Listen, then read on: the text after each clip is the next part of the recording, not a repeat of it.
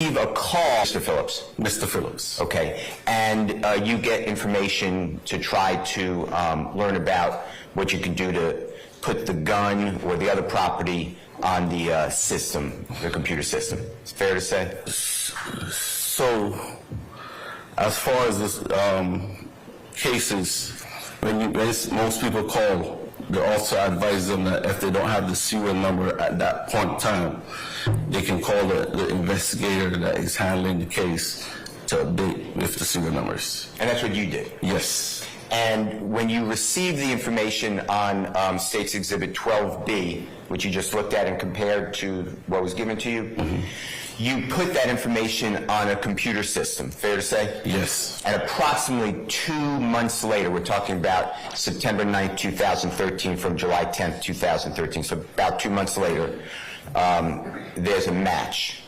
Yes. On the serial number that is now the gun in 12B. Fair to say? Yes. Okay. And you had no involvement in that traffic stop either. Is that fair to say? Yes, I had no involvement in the traffic stop. And the traffic stop, again, I'm talking about the September 9th, 2013 traffic stop. Mm-hmm. True? Well, as far as the traffic stop, the only thing I got from that was information. Right. But you were not involved in that traffic stop?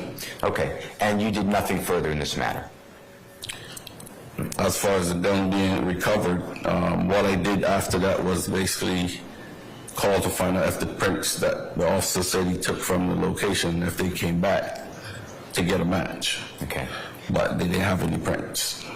Okay, and that's it? And that's it. That's why you're here? That's why I'm here. Okay, thank you. Your Honor, thank you, nothing else. Any further examination, counsels? All right, any reason, permanent or temporary excusal, Ms. Hilton? That means it can be permanent. Permanently excused. All right.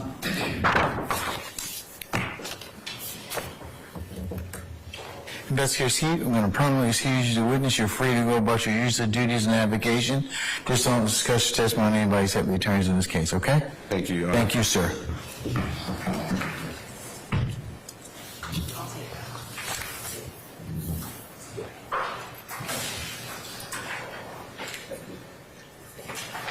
All right, madam, call your next witness, please. Yes, Your Honor. The state calls Wellington Clark. All right, son Wellington Clark, please. In a few moments. Be prepared.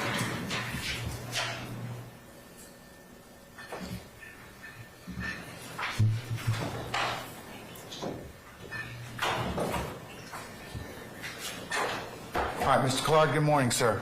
Good morning. Sir, if you would please approach the witness stand. Right. Once you get there, if you'd be so kind to turn and face Deputy Ham, be sworn as a witness before you sit down. Do you swear if I'm telling you about the report, the truth, I won't shoot nothing but the truth over there? I do. May I see if you say your first and last name, but start off, please.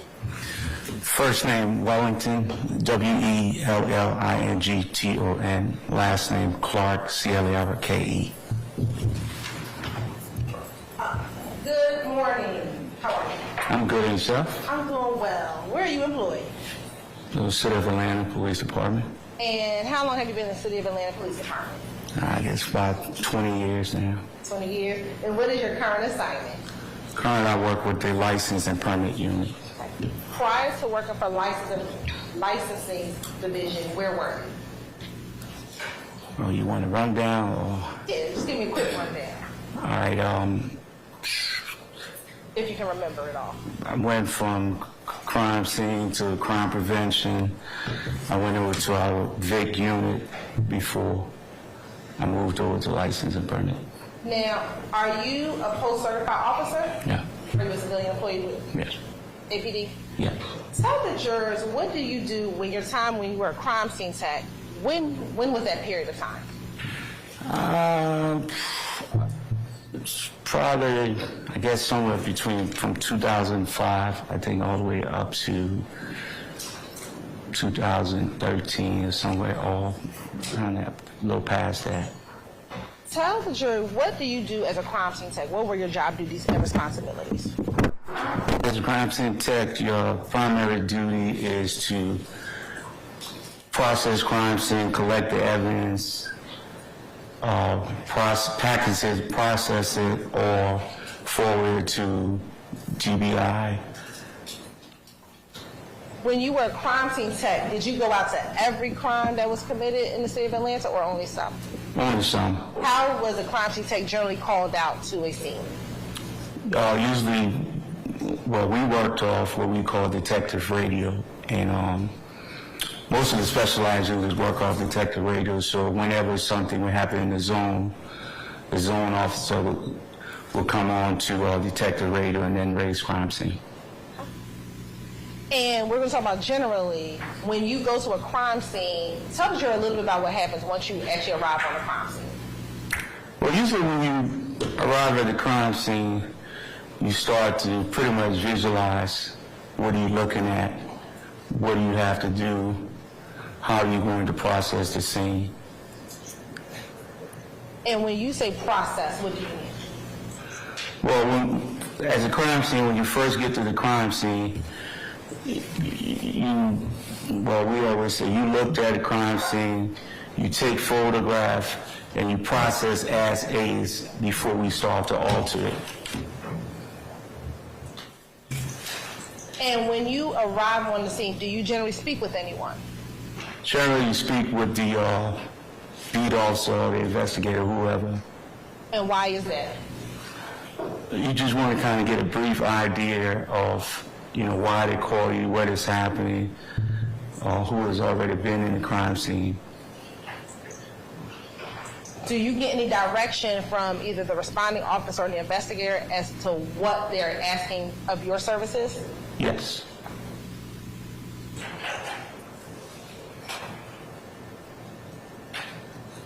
Now, I want to direct your attention to January 25th, 2013. Were you working as a crime scene tech on that day? Yes, ma'am. And I want to direct your attention to an incident at 2612 Old Hateville Road.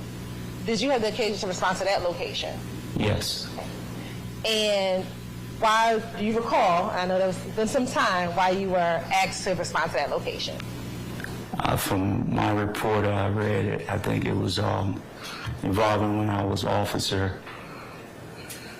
It was involving one of your officers? Yes. Okay. And what were you asked to do? Well, I want to believe when I got to the scene, as usually we process it, whatever evidence was there, whatever subject was at the location, photograph them. Now, you said when the subject at the scene, when you get on scene, do you know specifically what subjects there are, if their names or date of birth, or are you just told to photograph the subject? Or just the subject, whoever may be, whoever the officer encountered at that moment or whatever that happened, we just consider them subject. Outside of taking pictures of any individuals, did you take any pictures of anything else, do you recall? Yes, I did. Okay. What do you recall taking pictures of? It was a black firearm that was in, I believe, a yellow bucket. And anything else? Not right off memory. Okay. I want to show you what's already been admitted as State's Exhibit 2, 3, 4, and 5. We'll first start with State's Exhibit number 2, and it's going to publish on the screen next to you.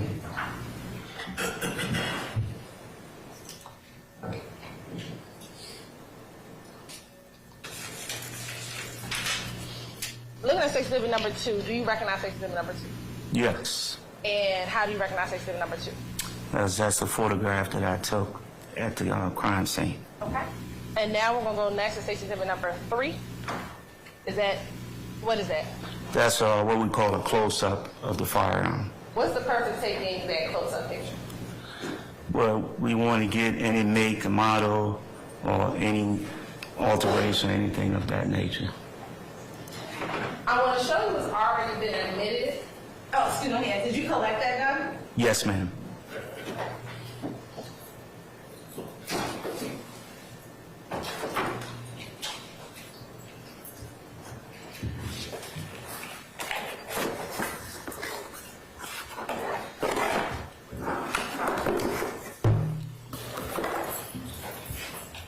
I'm going to show you what's already been amended, State's Exhibit 10A.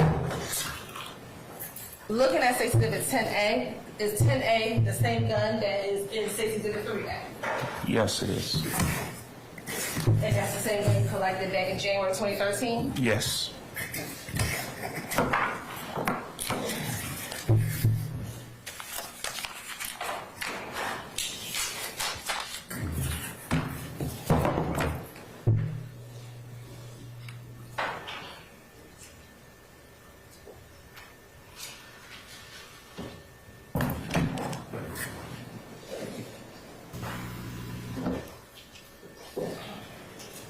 Now looking at State's Exhibit number 4. You probably take pictures of that vehicle. Yes, I did. Okay. And were you directed to take pictures of that particular vehicle? I want to believe so, yes. And now looking at what's been amended at State's Exhibit number 5A. Yes. Okay. Now I'm going to show you what I've already shown the defense counsel previously, but we'll show it again.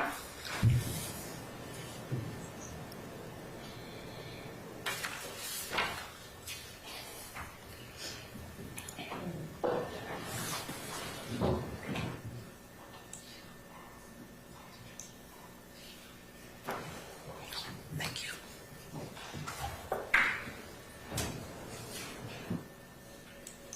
I'm going to show you what's been marked as State's Exhibit 6A as an alpha, 7A, 8A, and 9A. Take a moment and look at those pictures.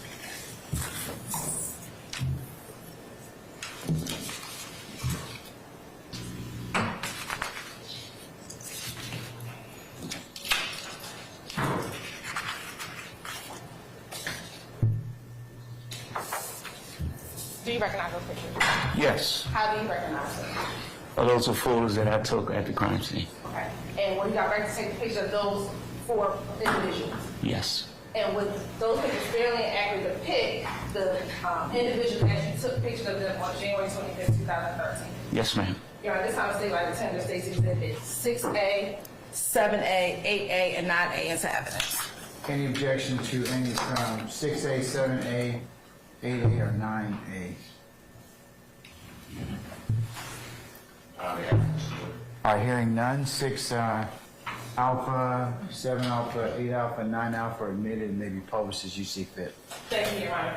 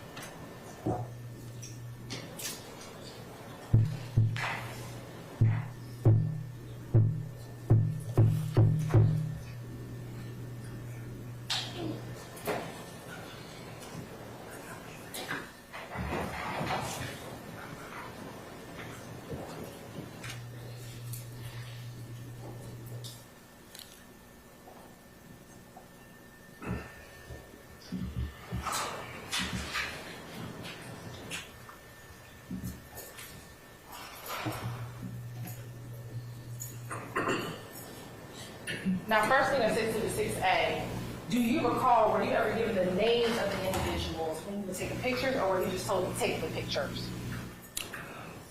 I just took the photograph. Okay, thank you. And was this one of the photographs you took? Yes. All right. Now looking at 7A? Was also, or excuse me, 8A? Was this one of the pictures you took? Yes. All right.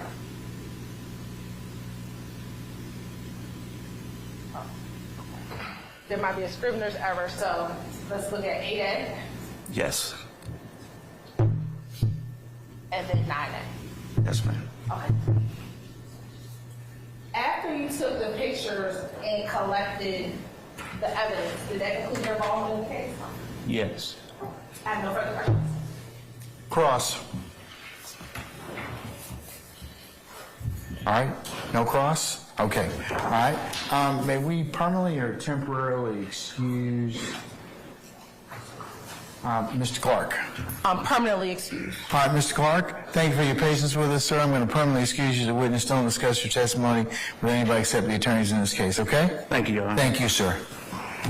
All right, call your next witness, please. Yes, Your Honor, the state calls Deputy Kandakai, Kandakai.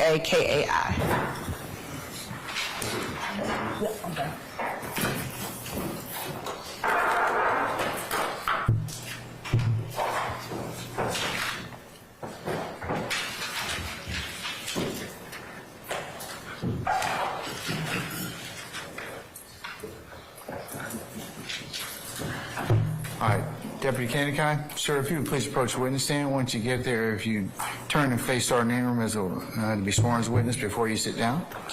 Right, and you swear affirm testimony you give the truth, whole truth, nothing but the truth? Yes. Have a seat.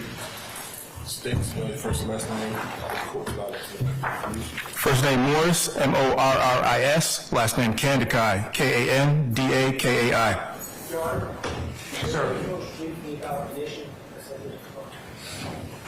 Okay, all right.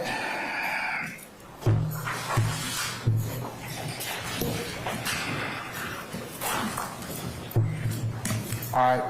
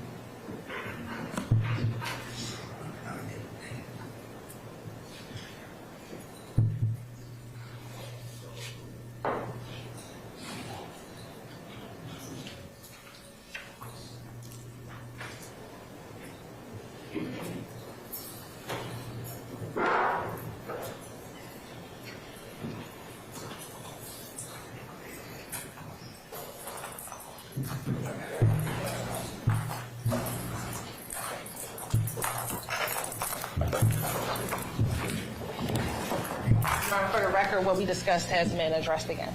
Okay, all right. You may continue at this point. Thank you. Deputy Kandakai, where do you work? Fulton County Sheriff's Office, ma'am. And how long have you been with the Fulton County Sheriff's Department? A little over 2 years. Prior to working with the Fulton County Sheriff's Department, where were you employed? Atlanta Police Department, Roswell Police Department, South Fulton Police Department. Okay. And we're going to specifically talk about your time with the Atlanta Police Department. When did you work for the Atlanta Police Department? I worked for Atlanta Police Department from May 2012 up until October 2015. And are you post-certified? Yes, ma'am. And were you post-certified when you worked for APD? Yes, ma'am. When you worked for APD, the Atlanta Police Department, what did you do? Well, once I came out of the training academy, I was assigned to Zone 3.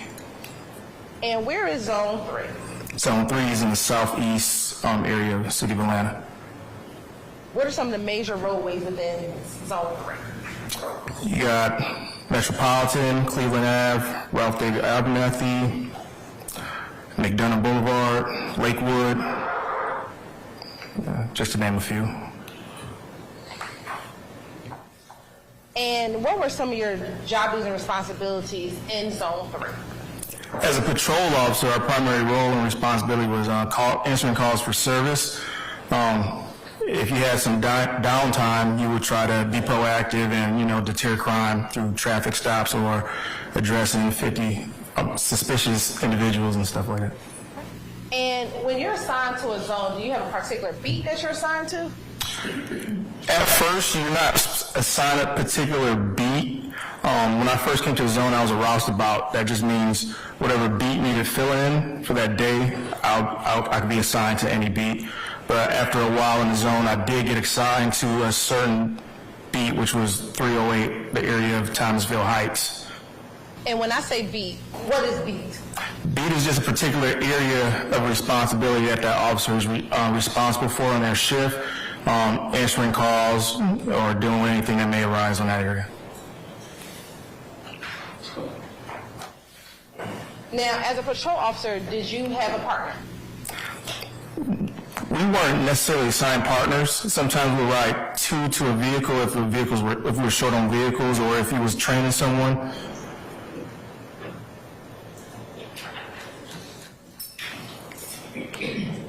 Now, if you had to make a stop or arrest anyone, were the officers, as an officer, are you responsible for making a report? Yes, ma'am. If there are two of you or multiple individuals involved in a stop, how do you determine who's going to write the police report? How do you determine who's going to write the police report? I mean, just usually one of us just take it. Someone usually writes a report, the other person's writing out tickets, or one person's swearing out the warrants. We share the responsibility. And if you're on the scene and you're not the person writing the report, do you give your input as to what else may have happened on the scene to include in the report? Yes. I want to direct your attention to July 15th, 2015. Were you a patrol officer within Zone 3 of the Atlanta Police Department? I was actually a crime suppression officer at that time. Okay. Tell me what's the distinction? Well, crime suppression unit, we're not assigned, our responsibility isn't necessarily answering 911 calls. We mainly focus on addressing street level crime, deterrent through traffic stops, undercover work, and things of that nature. While serving in that capacity in July 15, 2015, did you have the occasion to encounter a Honda Civic? Yes, ma'am. Okay. If you can recall, approximately what time of the day was it? I would say it's roughly in the evening, probably around 7 p.m.-ish. Okay. And where did you encounter this vehicle? The traffic stop was conducted at Springside Drive and Macon Drive.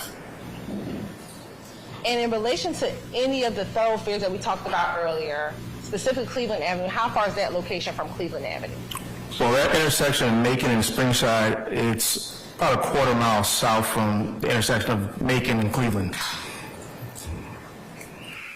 And is that location in Fulton County? Yes, ma'am. How did you first encounter that vehicle?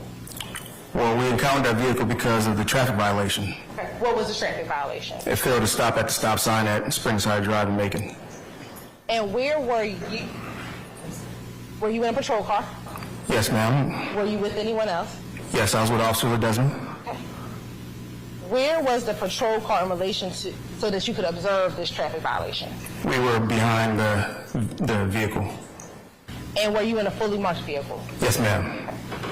And when I say fully marked, what does fully marked mean? I mean, it's visibly displays the agency. It has light bars. It has working sirens. If you can recall, who was driving that day? The marked patrol vehicle, Officer Ledesma was driving. What happened once you saw the traffic infraction? We stopped the vehicle for the infraction. Okay. And what happened next? Once we got the vehicle stopped, myself and Officer Ledesma, we exited our patrol vehicle to address the traffic infraction with the driver. Okay. And did you make it to the vehicle? Yes, ma'am. What happened upon you making it to the vehicle? Well, upon making it to the vehicle, I noticed a strong odor of marijuana while walking to the vehicle. And how did you notice the smell of marijuana?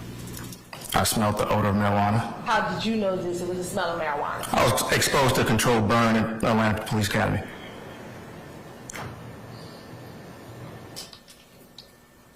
When you approached the car, do you recall if you were on the driver's side or the passenger I side? was on the passenger side.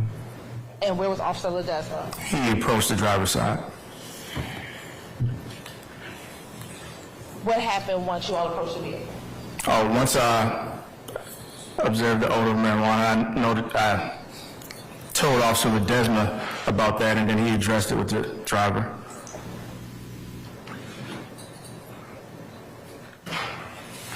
Who was the driver of the vehicle? The driver was Mr. Trontavious Stevens. Were there other individuals in the car? Yes, ma'am. Okay. Was there someone in the passenger seat? Yes, ma'am. Who was in the passenger seat? Female Miss Marquisha, please forgive me if I misspelled her or mispronounced her name. Okay. And do you know how to spell Marquisha? I'll have to look at the report if you have one.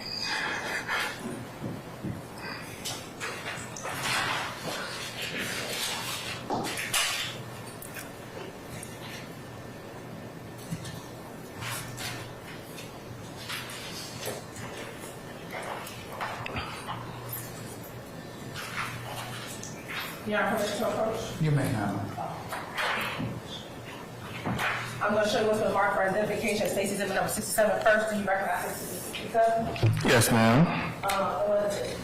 This is the Atlanta Police report. And we'll look at a copy of that police report, help refresh them as to the spelling of this police name. Yes, ma'am, if I could find it on here. I'm going to direct you to page 4. And the second paragraph, second line from the bottom. All right, located it. You can spell it for the record. That's going to be Marquisia, first name of Marquisia, last name is Please, Pleas. Thank you. Now, you said she was in the front passenger seat. Was there anyone else in the vehicle? Yes, ma'am. How many other people were in the vehicle? It was one other person besides the driver and passenger. And where was that person seated? That person was sitting directly behind the passenger. And what was that? Were you able to identify who that person was? Yes, ma'am. Who? That person was Mr. Shannon Stillwell Jackson.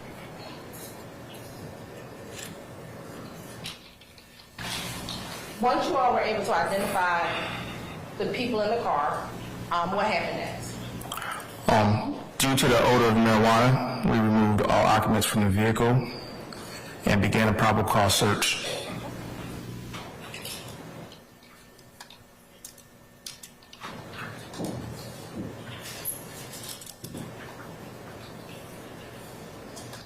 Did you find anything upon doing a probable cause search? Yes, ma'am. We recovered marijuana, a firearm, digital scale, and money. And we're going to first talk about the marijuana. Where was the marijuana located? Marijuana was located underneath the passenger seat. And what about the digital scale? It was underneath the passenger seat. And what about the firearm? It was underneath the passenger seat. And so there was some money. Yes, ma'am. Where was the money located? Underneath the passenger seat as well. Was there anything else found in the vehicle? Can I refer to the report? Cool.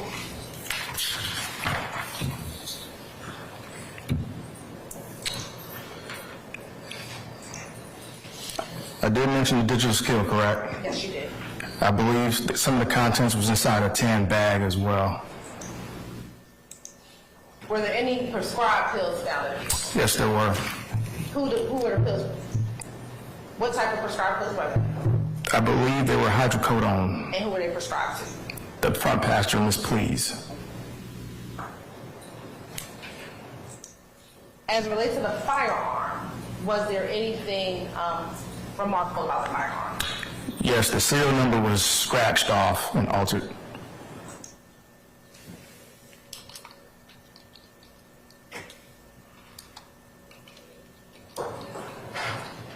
Once you found the marijuana, the scale, and the firearm, what happened next? We took the occupants into custody. Let me ask you this, did anyone claim any of the items found in the vehicle, any of the drugs or the marijuana or the firearm found in the vehicle? On the scene, no. And you said on the scene, no, tell me about that. While on the scene, no one claimed ownership of the items. Okay.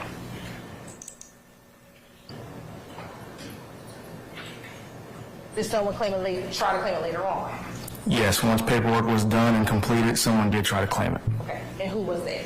The driver, Mr. Trontavious Stevens, attempted to claim it in hopes of releasing his girlfriend. Objection, Your Honor. Call for speculation. What is speculating? Did he say that or? Also stand as the form, rephrase if you like. Sure. Did you have any conversation with Mr. Stevens as to why he wants to claim it? Well, I don't want to say. Well, he stated, but not verbatim, "Officer, you can let my girl go. You know it's not hers. I'll take ownership of it." Not verbatim, though, but something similar.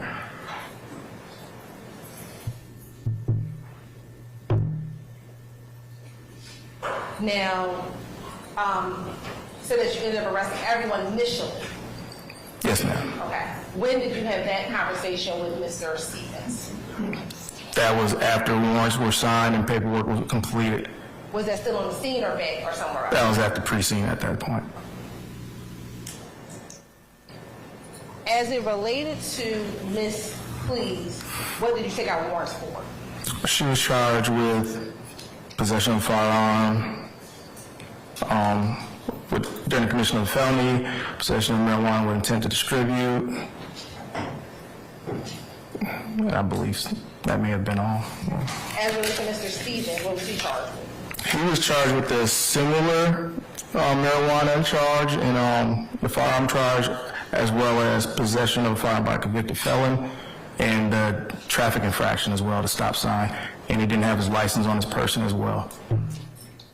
And as it relates to Mr. Jackson, what was Mr. Jackson charged with? He was charged with the possession of marijuana charge, the possession of a firearm, also with possession of a firearm by a convicted felon as well.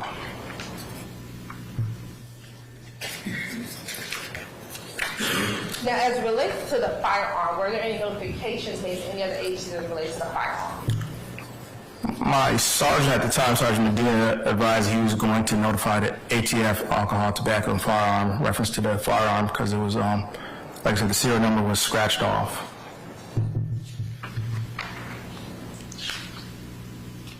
Did you collect those items? Yes, ma'am.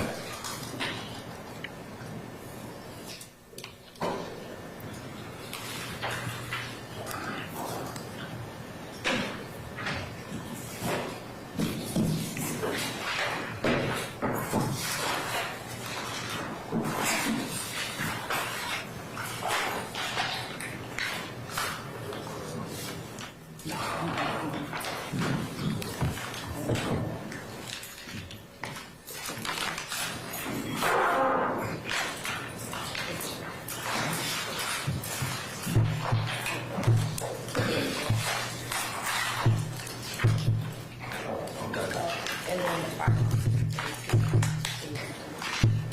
Thanks.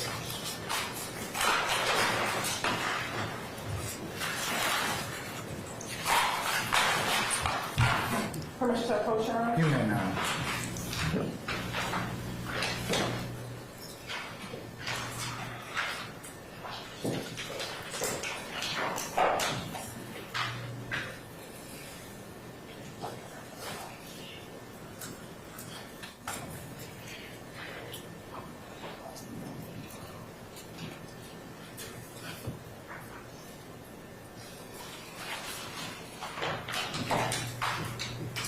I'm going to show you what's been marked as State Exhibit 56G, 57G, and 58G. Some of you recognize those items.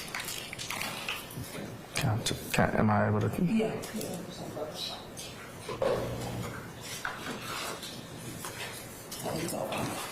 I can open them.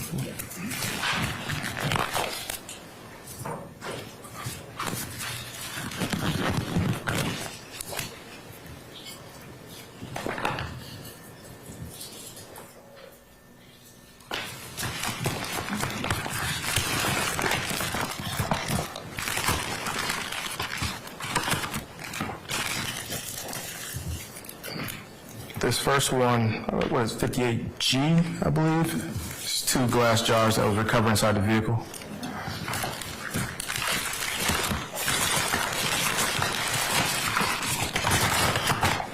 Do you recall where in the vehicle those 2 cars were? It should have been underneath the passenger seat. 56G is the marijuana recovered from within the vehicle.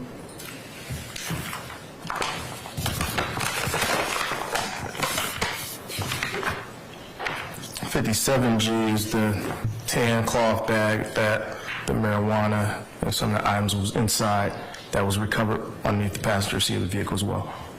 And those 3 exhibits appear to be the exhibits that you collected the event in July 2015. Yes, ma'am. Now, this one seems like the Tennessee State's Exhibit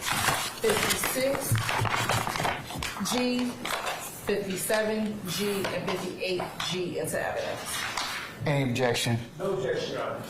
All right, anybody else? All right, hearing no objection, the 56G, 57G, and 58G are admitted. You may publish as you see fit. Thank you, Your Honor. And first, in looking at 56G, is this an individual package you saw? Yes, ma'am.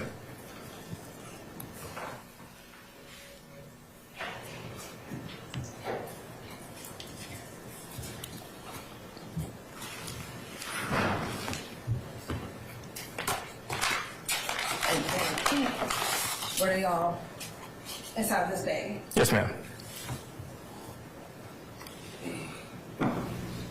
And the money that was found, about how much money was it?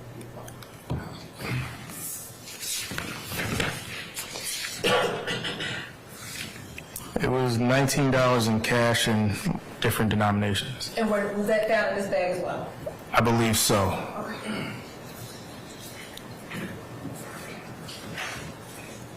And the firearm, did you collect the firearm as well? Yes, ma'am. And did you place that firearm in property? Yes, ma'am. By chance, do you know the day where that firearm is? No.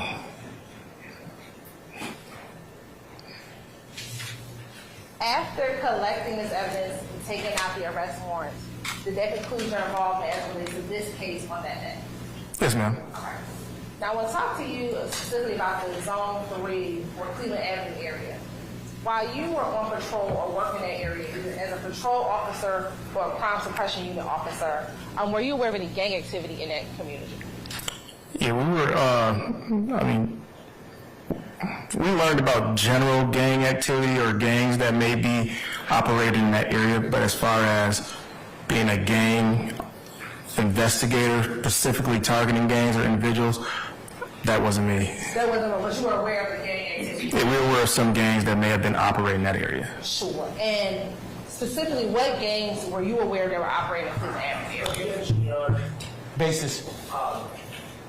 Can I talk about it? Help hearsay, if you don't mind, Your Honor. I'm overruled the objection on both grounds. Thank you. What gangs were you aware of? I mean, in roll call training, we were briefed that Cleveland Avenue area may be occupied by Bloods, YSL, Rock Crew, just to name a few. All right, court's indulgence. I have no further questions. Cross.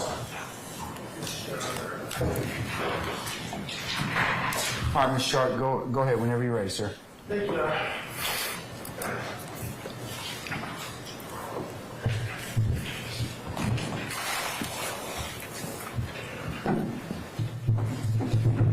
Deputy Kennicott. Hey, how you Good doing? morning. How you doing, sir? I'm great. How are you? I'm good. All right. As you know, I represent Shannon Stillwell. Okay? Yes, sir. All right. First of all, I just want to ask, during this encounter, during this police stop, was Shannon Stillwell cooperative? Was he a gentleman? I didn't have any issues with him. Thank you. Now, the marijuana, the items that were found in the car, I want to talk to you a little bit. I'm not going to say to borrow. Could I have a glove? Sir, there's an extra one up here if you want it. Thank you.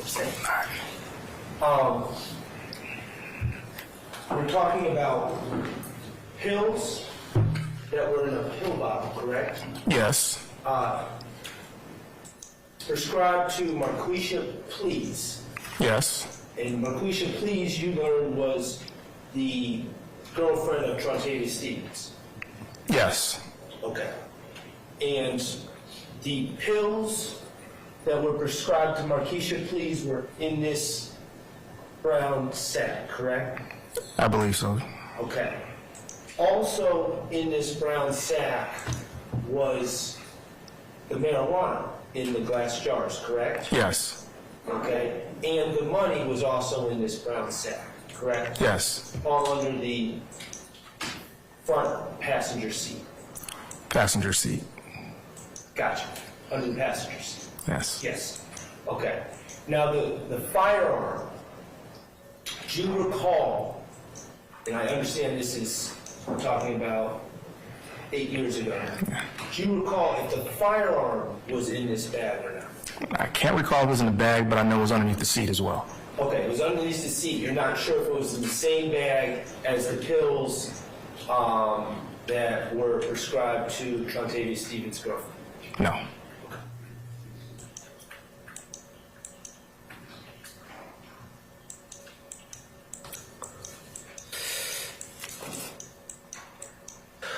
Was the firearm, were the glass jars or the firearm, were they ever processed for, to your knowledge, for fingerprints or DNA or anything like that?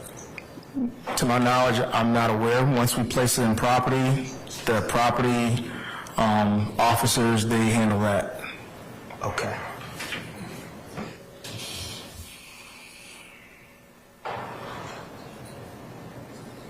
Okay, and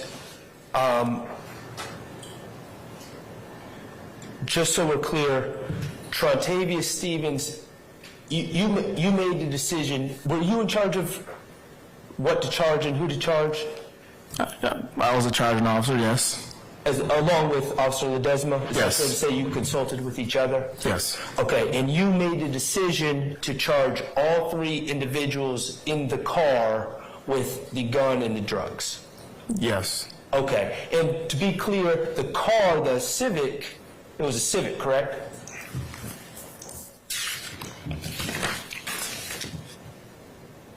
Yes, it was. Okay, the Civic belonged to Miss Marquisha Please. Yes, she was a registered owner. Okay, and her boyfriend, Trontavia Stevens, was driving. Yes. And my client, Shannon Still, was in the back seat. Yes. Okay.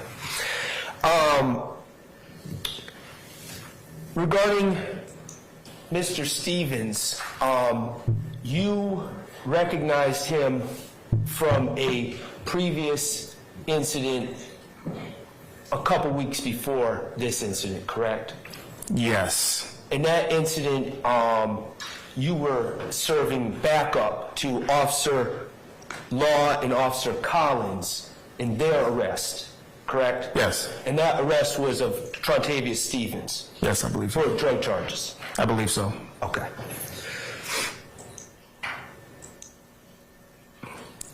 And Trontavia Stevens, in this case, after you made those charging decisions to charge all three individuals with both the gun and the drugs, he claimed the items, or he attempted to claim the items. Yes. Okay.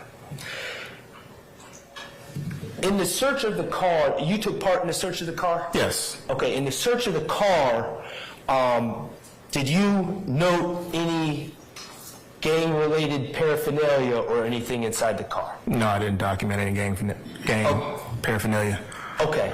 And in your charging decisions that you and Officer Desmond made, did you charge any of the individuals in the car with violation of the Gang Act, the Georgia Gang Act? No. Okay. I have no further questions. Thank you. Any further cross counsels? Anyone? Any redirect? Yes, Your Honor. Okay. First, do you see Mr. Shannon Stillwell in courtroom today? Yes, ma'am. If you can identify him by article of clothing, can you identify him by article of clothing he's wearing? He's going to be the gentleman wearing the brown blazer with the black turtleneck in the far back left corner of the courtroom. Your Honor, please let the record reflect that Deputy Henniger has identified Mr. Stillwell.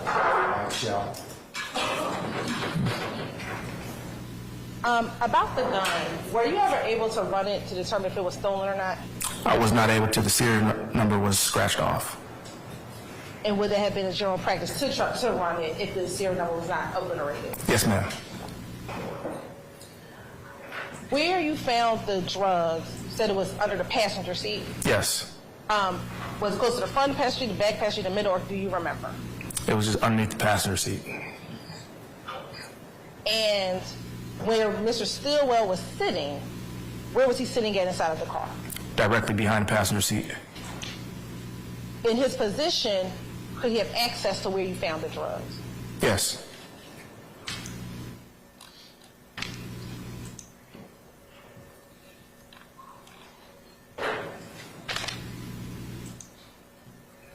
And when you spoke to Mr. Stevens about the claiming, this was after the fact? Yes.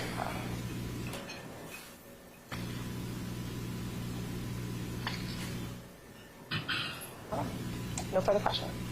Anything further? Briefly, Your Honor, just so we're clear, 3 people were charged with 1 gun, correct?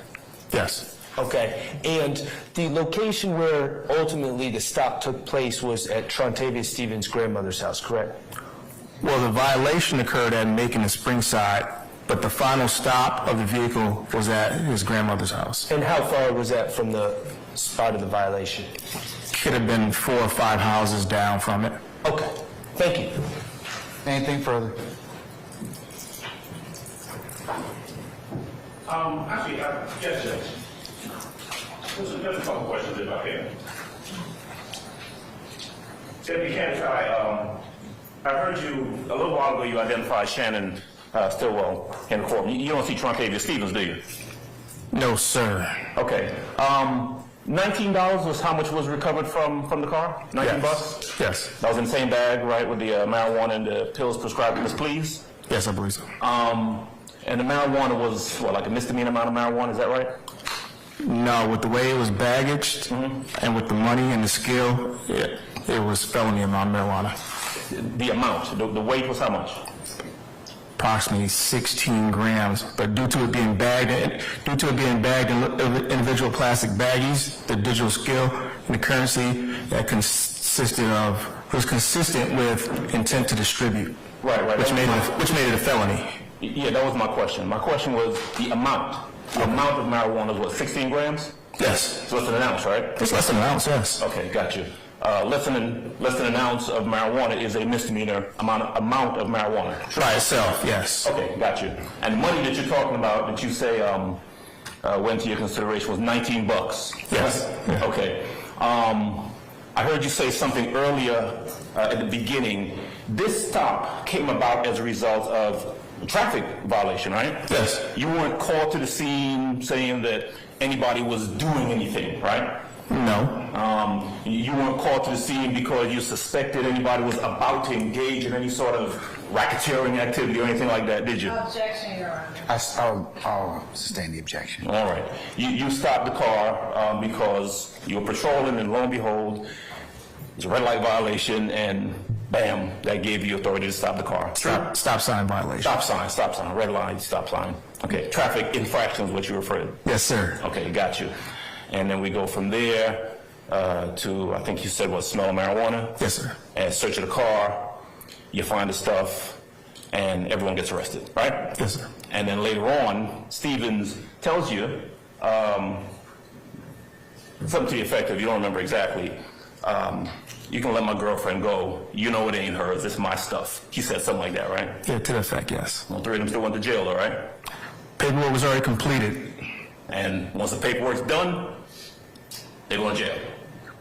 Well, he had the opportunity to tell me that at the beginning. Yeah, they did at some point, right?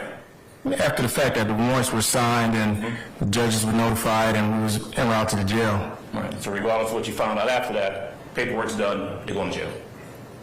At that point, yeah, the decision was made, yes, sir. All right. That's all I got. Thank you. Anybody else? All right, anything further from the state? That $19, it was not found in a wallet or anything, it was found in a bag next to the marijuana? Yes, ma'am. And underneath the seat of the car in the marijuana? Yes, ma'am. No further questions. Anything further? All right, may we permanently or temporarily excuse Officer Kanikai? He can be permanently. All right, Officer Kanikai, thank you for your patience with us. I'm going to permanently excuse you as a witness. Don't discuss your testimony with anybody except the attorneys in this case, okay? Yes, sir. All right, thank you, sir.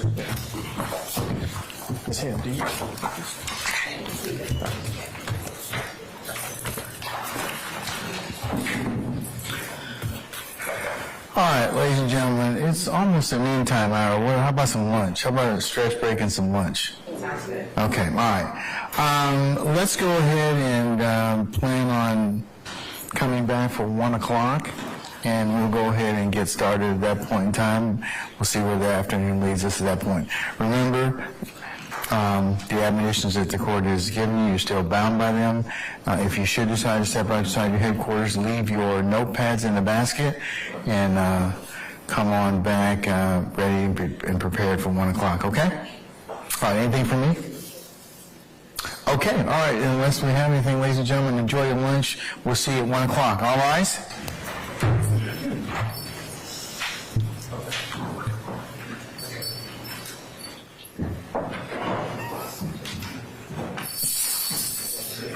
He's already at the door.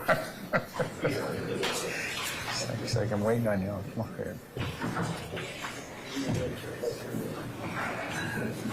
You got it once already.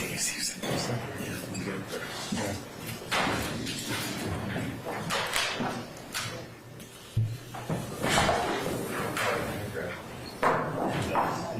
Okay, ladies and gentlemen, please be seated. Our jury has left us.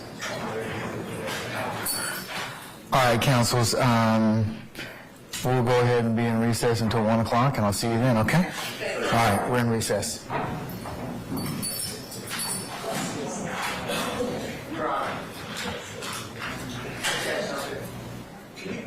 Figure maybe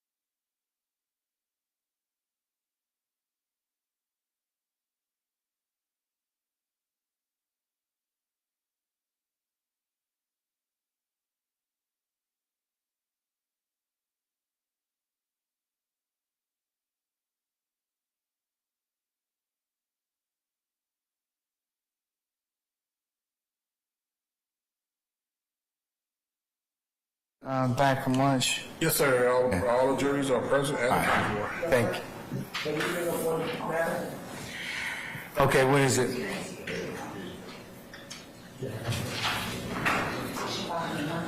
Your Honor, this applies to Mr. Stillwell, and I believe it's going to apply to Mr. Nichols as well. I believe that at some point this afternoon, the state is going to attempt to introduce certified convictions of my client.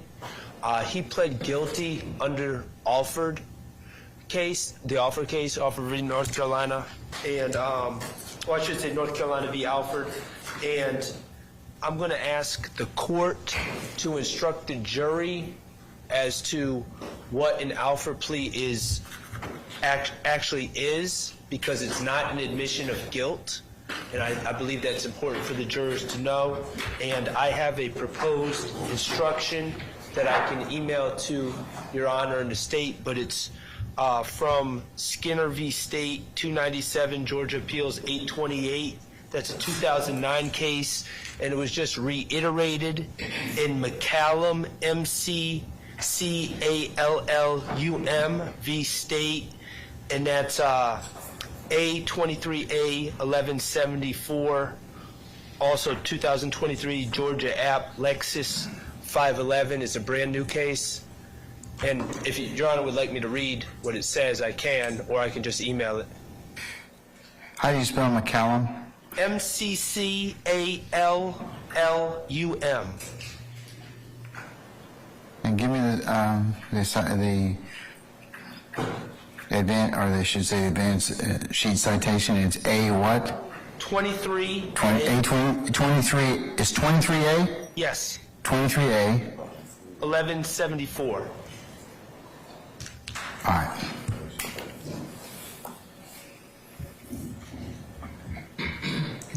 Can you email everybody the proposed instruction, please?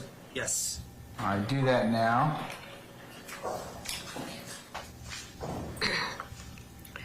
Your Honor, Westmoreland, on behalf of Nichols, we are asking for the same instruction for 2017 and 2018 conviction that I anticipate that the state will try to introduce today. Both of those cases were Alford pleas.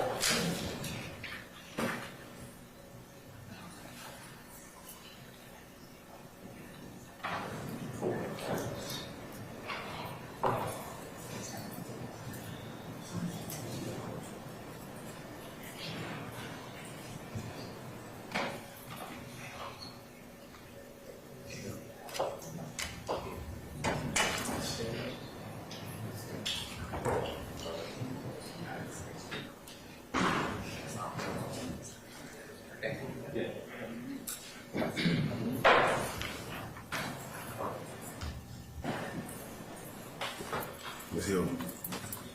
Chairman.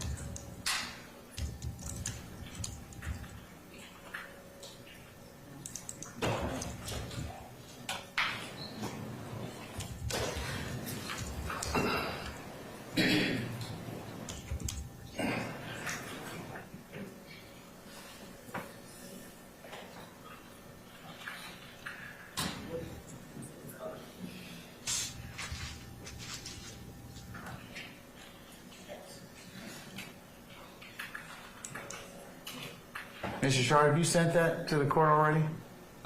Yes, Your Honor. It's been received. I got it. I haven't received it.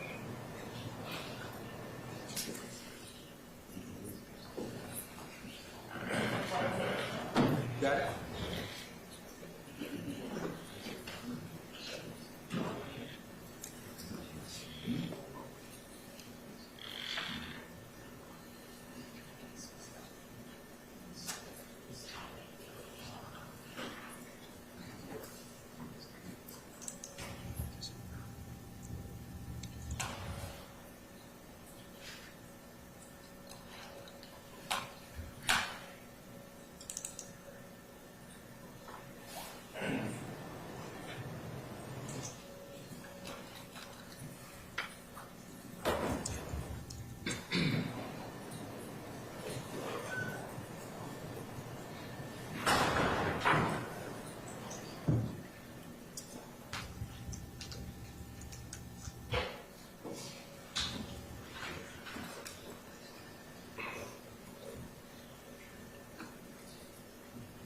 What's the state's position on the, I omit the, of course, the case and the citation, so.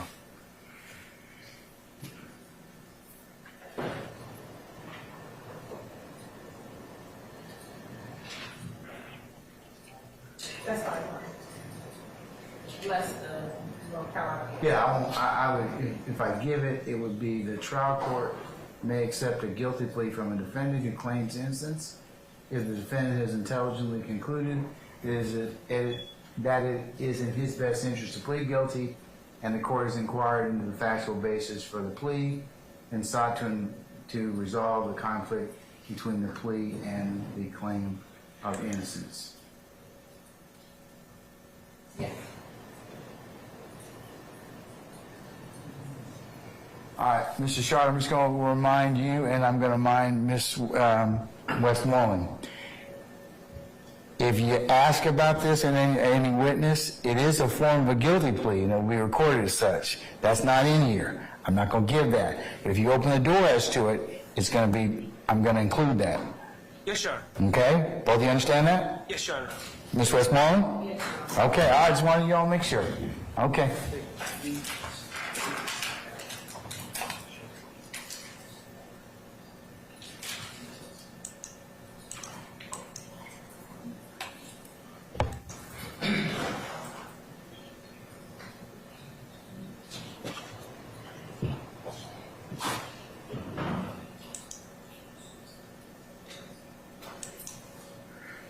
Can Ms. Hilton, if you'll just let me know before that, if that is, Your Honor, actually, the state intends to start with the introduction of certified copy of conviction for. I'm sorry, so the microphone, please. Oh, sorry. Your Honor, the state intends to start with the introduction of the certified copy of conviction for Trontavious Stevens, 2 for Mr. Stevens and 1 for Mr. Jackson, Stillwell Jackson. okay, so who, ma'am? Yes, so for Trontavious Stevens, in indictment 13 SC 116787. I need to know their names. Trontavious Stevens. Mr. Stevens? Yes, Your Honor. Okay, who else? And then there'll be a second certified copy for Trontavious Stevens as well, under indictment 15 SC 140132, as well as for Mr. Shannon Jackson under that same indictment number. And I would just ask that when we introduce the conviction for Mr. Stillwell, we introduce it as a guilty plea under offer instead of just guilty. So it gives context to the judge's instruction, Your Honor's instruction. That's fine, Your Honor.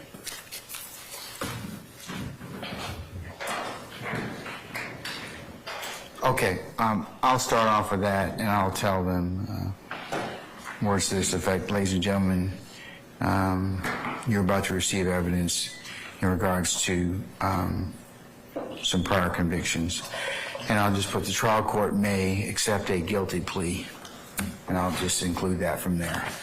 Okay? Your Honor, for the record, Carson Matthews and Mr. Huey, for the record, we would object to the introduction of these certified convictions coming in to this trial. We would argue that they are hearsay, that we don't have an opportunity to cross-examine these particular certified copies or these certified convictions. Have you seen them? I have seen them. Okay, all right. And with respect to that, Your Honor, I would argue that under Stafford versus the state,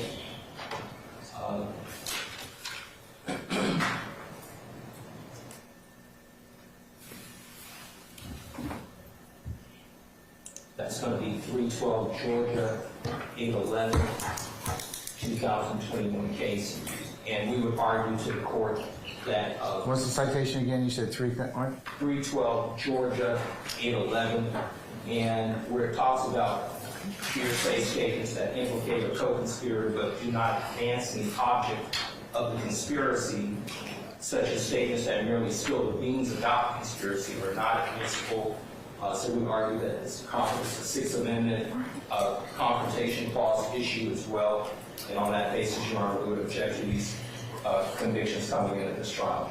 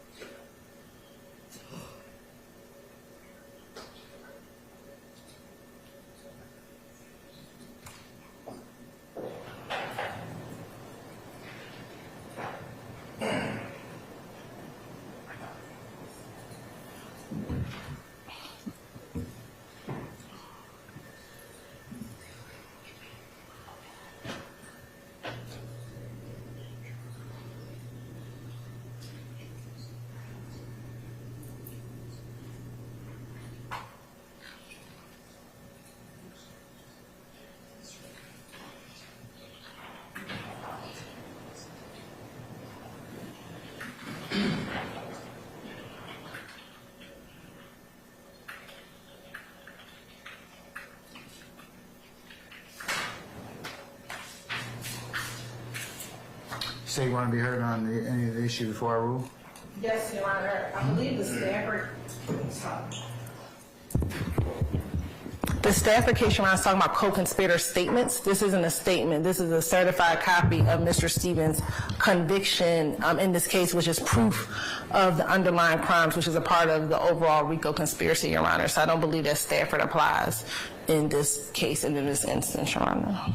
Judge, we would just argue to the court that the convictions were prepared or done in a courtroom setting. So we would argue that we don't have the opportunity to cross-examine any of that conviction, any of the policy, any of what went into that particular plea. All right. Thank you, Mr. Matthews. I'm going to deny your motion. And I'm surprised you didn't let Mr. Seal argue that since it's his case. Your Honor. But anyways, sir. And I heard you ruling last week, Your Honor, in the State versus Jefferson. Yes, sir. Again, we have a continuing objection. You may, sir. Thank you very much, Your Honor. You may, sir. Likewise. All right. Okay. Anything else? Summon our jurors, please. All rise for the jury.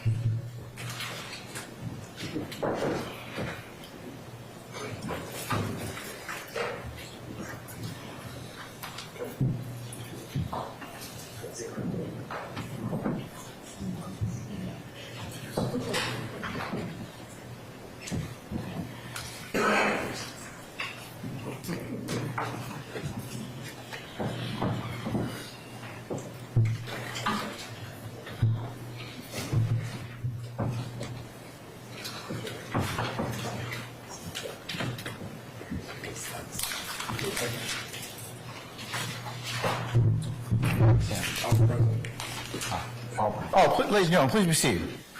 Do me a favor. Remove one of those chairs and leave everybody over one. Back to the. Yeah. Like that, right? Yes, sir. Okay. All right, you want this chair? I'm fine. If y'all slide this way.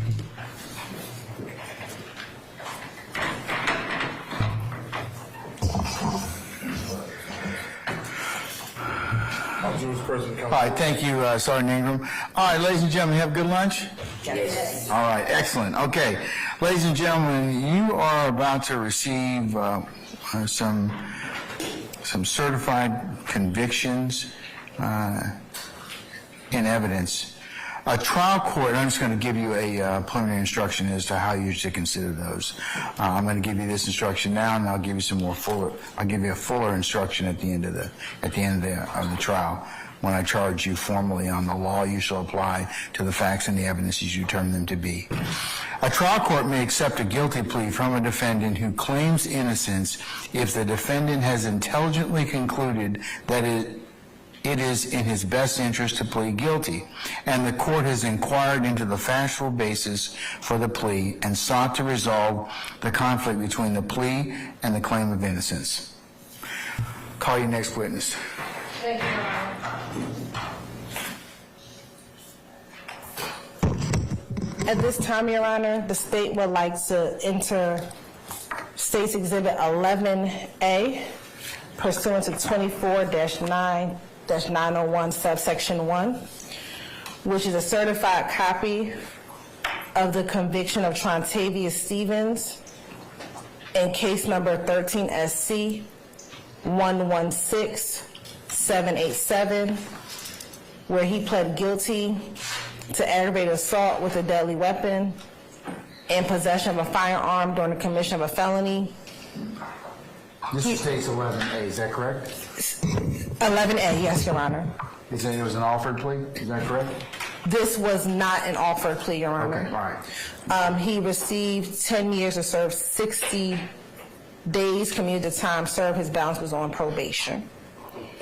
And this is for the January 25th, 2013 aggravated assault with Captain Reginald Pettis.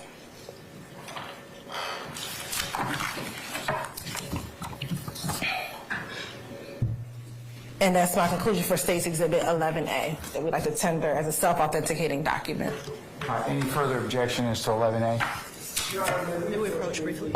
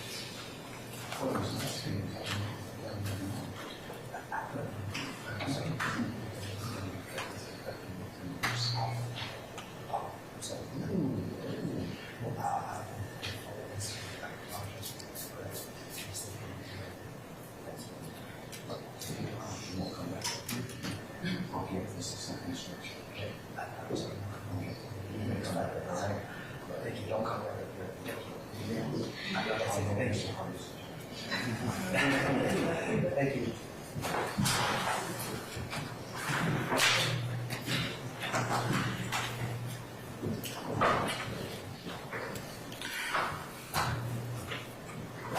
Okay. Ladies and gentlemen, you remember what I just instructed you as in terms of what a trial court may accept a guilty plea from a defendant who claims innocence if the defendant has intelligently concluded that it is in his best interest to plead guilty, and the court has inquired into the factual basis for the plea and sought to resolve the conflict between the plea and the claim of innocence. This is called an Alford plea. Okay? ALFORD.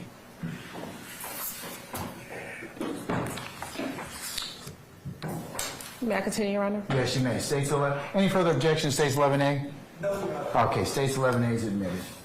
Next, Your Honor, the state would like to tender into evidence States Exhibit 59G as in Golf.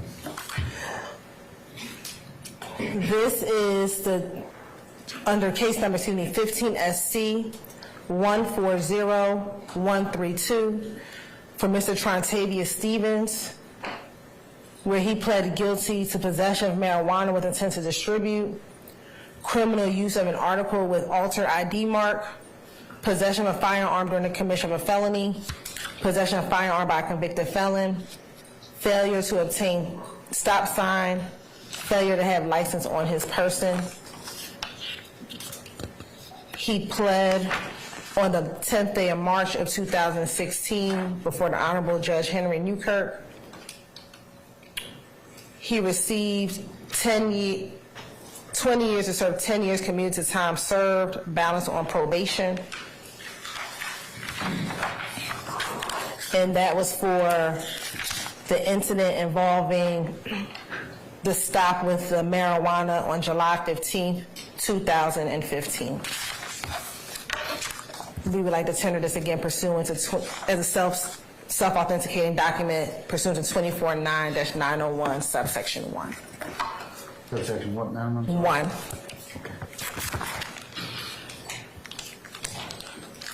And then last, Your Honor, under... Any objection to 59G, sir? Or madam?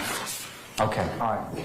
I'll note your continuing objection, and it's admitted over objection.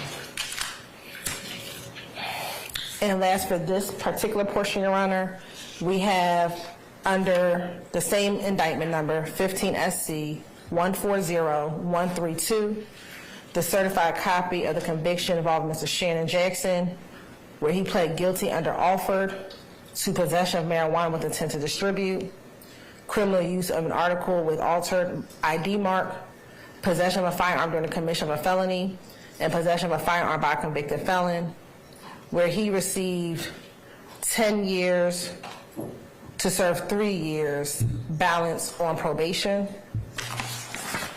And that is also for the incident involving the stop on July 15, 2015. And this is States what number? 60G.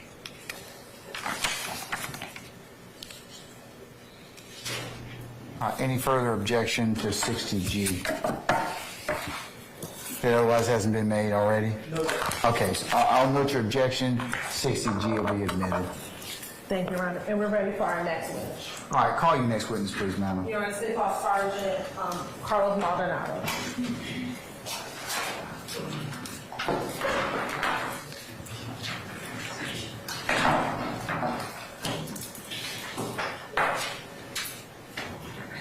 Sir Maldonado, good afternoon, sir. Sir, if you would please approach the witness stand. Once you get there, if you would turn and face Sergeant Ingram, be sworn as a witness before you sit down. Yes, sir. You swear affirm testimony to give the truth, the whole truth, nothing but the truth? I do. I have seen.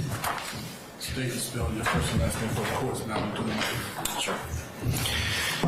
My name is Sergeant Carlos Maldonado. Carlos is C-A-R-L-O-S, and Maldonado is M-A-L-D-O-N-A-D-O.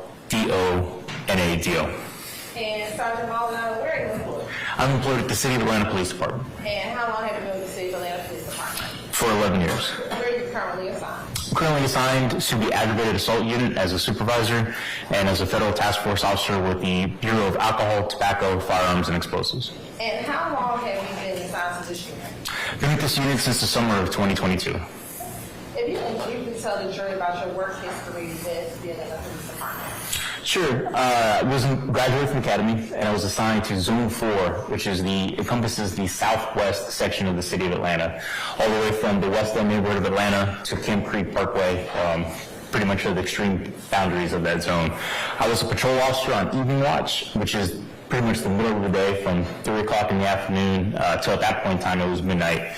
And then following my time on patrol, I went to the Zone 4 Field Investigations Team, and I was assigned to target patrol and do target enforcement for areas following certain crime trends. For example, if there was a string of robberies in the area or burglaries, we were assigned to go and tackle that problem in that area. Following that, I was promoted to detective. I was assigned to the robbery unit for the city of Atlanta, investigating all armed robberies and bank robberies in the city of Atlanta. Following that, I was transferred to the homicide unit and worked homicides. And then I was promoted to sergeant in the fall of 2020. And I was assigned back as a supervisor for that same FIT team, the Zone 4 Field Investigations Team. I was on the Zone 4 FIT team until the summer of 2022 when I was moved to my current assignment as a supervisor for the aggravated assault unit. So it takes you to July 3rd of 2017. What year were you assigned in 2017? I was assigned to the Zone 4 Field Investigations Team as an officer. Now, as a FIT officer, you kind of talked about some of your roles and responsibilities. As a FIT officer, did you talk with the community about some of the concerns or crime concerns? I did. More times than not, it was business owners. They would have complaints that they would make. Faces. Pearson, you're about to repeat. I'll sustain objections to form. You can go ahead and rephrase.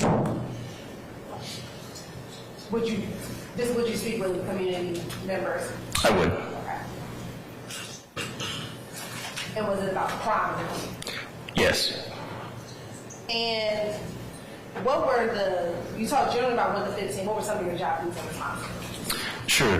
Like I said, we were basically anytime that there was an issue going on within our zone, we were assigned to tackle that problem. Unlike a regular patrol officer who's just handling 911 calls or just doing their own self-initiated patrol, we didn't answer any sort of 911 calls. So if there was, say, as I stated previously, a rash of burglaries ongoing in a certain part of the zone, we were tasked with coming up for like a plan to help suppress those burglaries or whatever crime trend that it was. Typically, Zone 4 FIT, we would do traffic stops as well as suspicious person stops, actually stop vehicles or stop people. We also operate in undercover capacity as well, so where we could just go out there, not readily identifiable as police, and be able to put eyes on the community in a sense when they weren't expecting to see police. And you just talked a little bit about some members were undercover, were there some people operating plainclothes as well as uniform? Yeah, so those are the three facets that we operated. One is an undercover capacity, which, as I stated, is when you're not readily identifiable as police, driving regular vehicles and wearing regular clothes.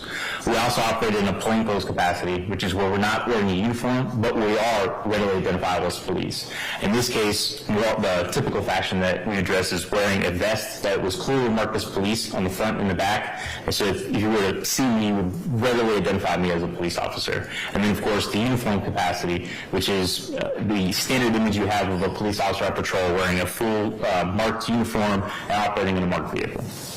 Now, as a part of FIT team, when you went out to go into the community, were you by yourself or did you work with teams? So on the Zone 4 FIT team, it's like I said, it's a team environment. Typically, I'd be paired up with one officer. My partner at the time in 2017 was Officer Owen, and then we would have another vehicle which would be occupied multiple times. So whenever we went and encountered a person, it wasn't just a single officer that was dealing with that person. We always had a team approach, so that way we definitely would have like a backup if we wound up in a situation where we needed it. More times than not, because we were operating in undercover capacity, we already saw people that were committing violations, so we knew that we were about to enter a situation that wasn't just a typical, stop on the street and just trying to talk with somebody. I want to take to July 3rd, 2017. Did you have the occasion to encounter a 2016 Volkswagen Jetta? I did. And how did you first encounter or see that Jetta? Sure. My partner, Officer Owen, and I were patrolling the area of the 700 block of Cascade Avenue when we observed the vehicle exit an apartment complex, which was the Volkswagen Jetta, which had a very heavy tint on all of the windows. And when we say very heavy, to describe it. It was to the point where, as you know, this was in the afternoon, about 4 o'clock in the afternoon, and we could not see inside of the vehicle to see who was operating inside of this vehicle. Once you saw the vehicle with the heavy tint, what happened next? Sure, we got behind the vehicle and initiated a traffic stop at the next major intersection the vehicle came to, which is the intersection of Cascade Avenue and Donnelly Avenue. And where did you actually get stopped? The vehicle pulled into the drive-thru of a Checkers restaurant, which is right at that intersection, and we initiated the stop when the vehicle was in the drive-thru. Once you initiated the stop, what happened? At that point in time, there were other members of my unit who came to join us on the stop. Myself and Owen approached the driver's side of the vehicle, and the other officers approached the passenger side of the vehicle. Why was the car pushing that? Typically, at this point in time, with this vehicle, we couldn't see inside the vehicle, so for just added safety, we had multiple people approach the vehicle. Once you approached the vehicle, what happened? We asked the driver to lower the windows because we couldn't see inside of the vehicle, and the door cracked open a little bit, and we were given a response they couldn't roll the windows down because the windows were freshly tinted. At that point, when you were given a response that because they were freshly tinted, they couldn't roll down the windows, did you notice that there was anyone else inside the vehicle? At that point in time, no. Did not know. At that point in time, no. Okay. After you were advised from the driver that they couldn't roll down the windows, what happened next? We asked the driver for his driver's license, and he stated that he did not have one, and at that point in time, he was detained in handcuffs. Once he was detained, was he removed from the vehicle? He was. Where was he placed? He was placed in the rear seat of the patrol vehicle, which I was assigned to that day. What happened next? I changed his name and date of birth to run him on the in-car computer, and at that point in time, discovered he did not have a driver's license. And what was his name? His name was, I'm sorry? What was the name he gave? Kamarius Nichols.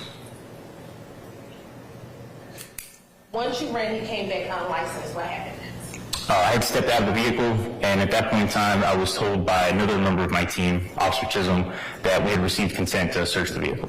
And at this point, did you have other occupants in the vehicle? Yes, at that point in time, we knew that the vehicle was occupied more than just the driver. How many other people were in the vehicle? In addition to the driver, there were 3 adults and a minor child. Okay. So let's talk about the 3 adults. Was there someone seated in the passenger seat? Yes, there was. Excuse me, the front passenger seat. Yes, there was. Who was that person? It was a female by the name of Fabian Pierre. And then was there anyone in the back seat? There was. Okay. Who was in the back driver's side? Directly behind the driver was an individual by the name of Brandon Warren. And then what about behind the back passenger?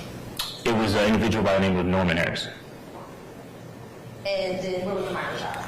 I can't recall. I can't recall. They were, I think, in the back, but I don't remember.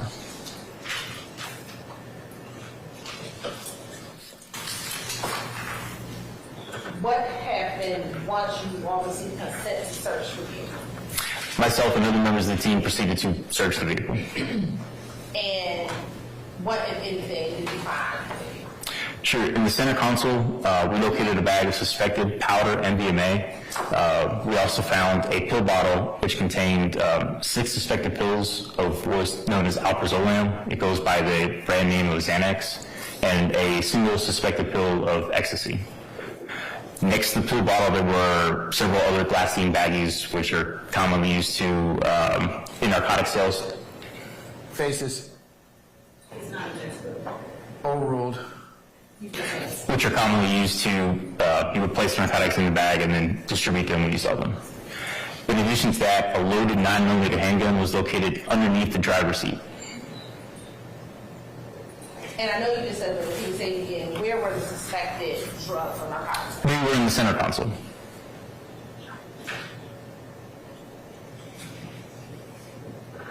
And within the center console, did it appear that anyone in the car would have to get access to? Yes, it was within arm's reach of all the occupants.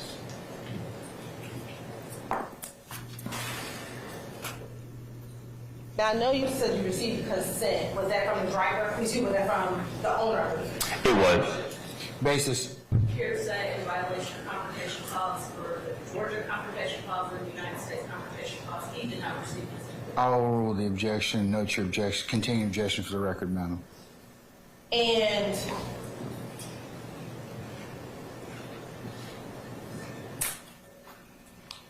once you found the suspected drugs and the firearm, what happened next? At that point in time, we weighed the suspected drugs to see what the amount was. It ended up being, it was visibly it was quite a large amount, so we wanted to see what the appropriate charge would be for the narcotics. And then I Mirandized everyone in the vehicle to see if they would speak to me, and only one person elected to speak with me. Okay. Did anyone claim, Your Honor, You had an objection? may be approached.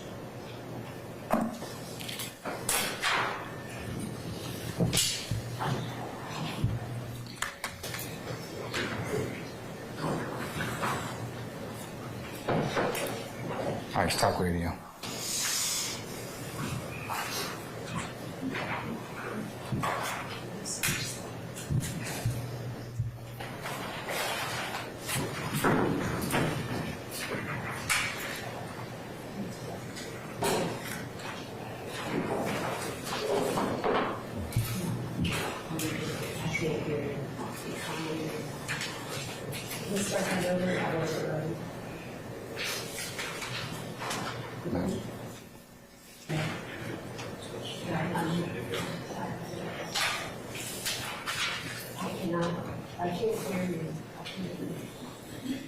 You holding the button?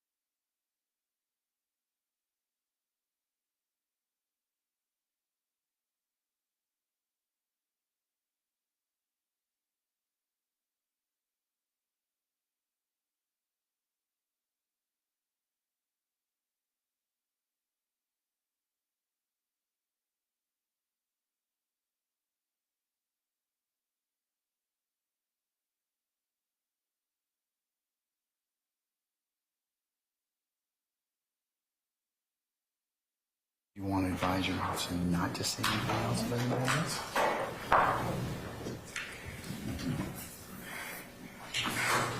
All right, I'm going to deny the motion. Permission for Yes, please.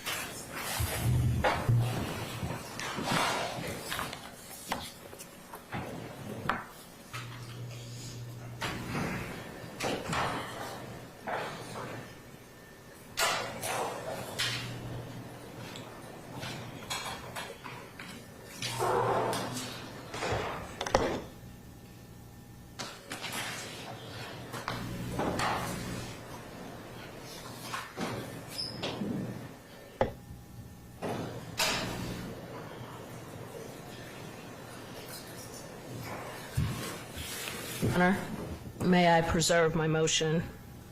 Yes, For the I've record. already noted for that for the record, madam. Thank you, Your Honor. Okay. as it related, I know you said you tested the drugs, the weight of the drugs. Did you do any field tests for the drug yourself? No, the drugs are submitted and it's conducted by another person, not us on scene. Did you ever test the window tint? I did. Okay. And did you determine if it was other legal tint limit? It was below. It was measured at 21%.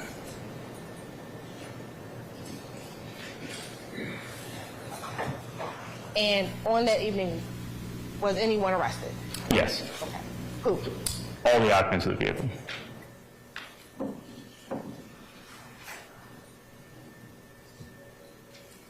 And did you collect the items that were found in the car? I did. And what did you do once you collected them? A member of our team at the end of the shift submitted it to Atlanta Police Property to be submitted as evidence. And what happened with the vehicle? The vehicle, as well as the child, we stayed on scene and released it to the child's aunt at the request of Ms. Pierre.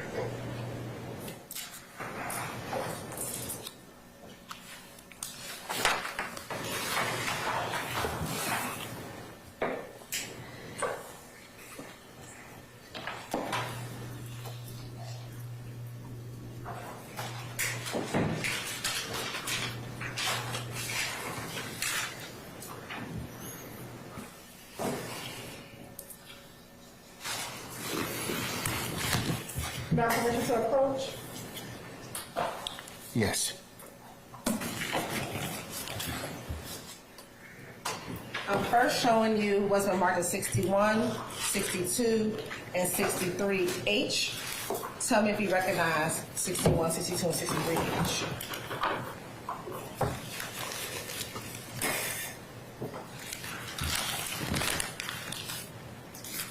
I do. And how do you recognize 61, 62, and 63H? All these items are marked with the City of Atlanta evidence label with our case number and then a description of what they are, which reflects what I've notated in the report. And that's what you thought it was when you... Objection to the leading question. I sustain the questions to form. You can rephrase though. Is that what you thought it was? Those drugs that you named earlier? Yes, it's labeled as on here what the items are. And also looking at 64H. Tell me if you recognize 64H.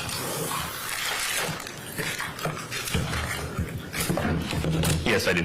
And how do you recognize 64H? This is the firearm which we retrieved from the vehicle, and it's accurately labeled like the previous items with an Atlanta Police evidence label that has our case number. And does this appear to be all the items that you found back in July 3rd, 2017? Yes. Your Honor, this time the state would like to admit Exhibit 61, 62, and 63H, as well as 64H. Any objection? Yes, Your Honor, I renew my objection from earlier this morning. And it's continuing. Thank I'll you. note that. I'll admit 61, 62, 63H, and 64H over objection. Permission. Any publishes you see fit. Thank you, Your Honor. First, looking at 61H, if we could tell the jurors what you thought this was. Sure. It's going to be 6 pills of suspected alprazolam, which, as I stated before, Approach.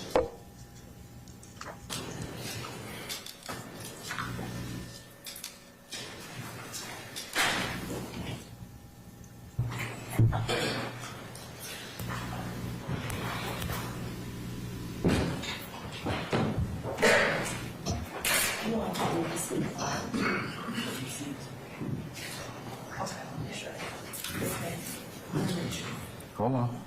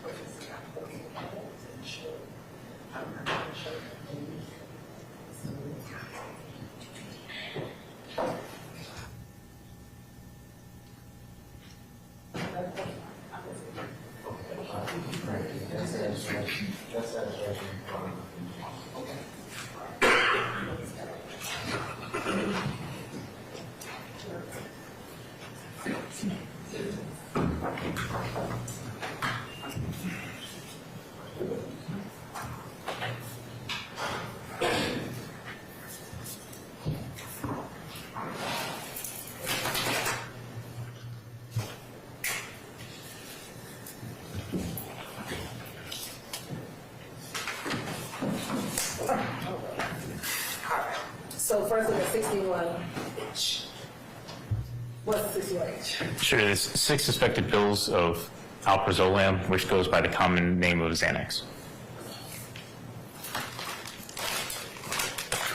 And looking at 62H? And that is a single suspected pill of ecstasy.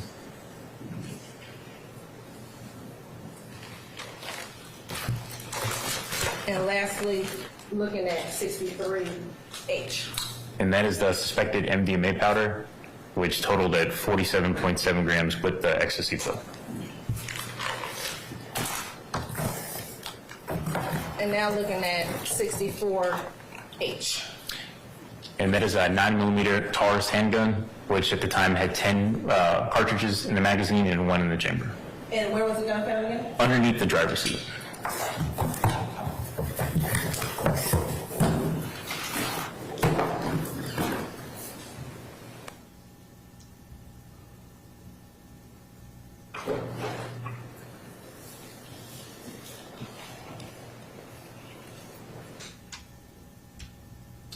Now, after collecting the evidence,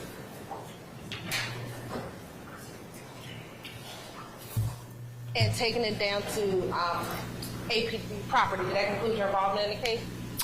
After transport and obtaining the warrants and the report, yes. Okay. And you just mentioned something. You said it was 10 cartridges. One was in the chamber. What does that mean? Sure, it means that in the magazine, which is inserted into the well of the weapon, there were 10 cartridges or otherwise known as rounds, and then there was an additional round that was in the chamber of the weapon, meaning that if the trigger was pulled, it would fire. Thank you. I have no further questions. Cross.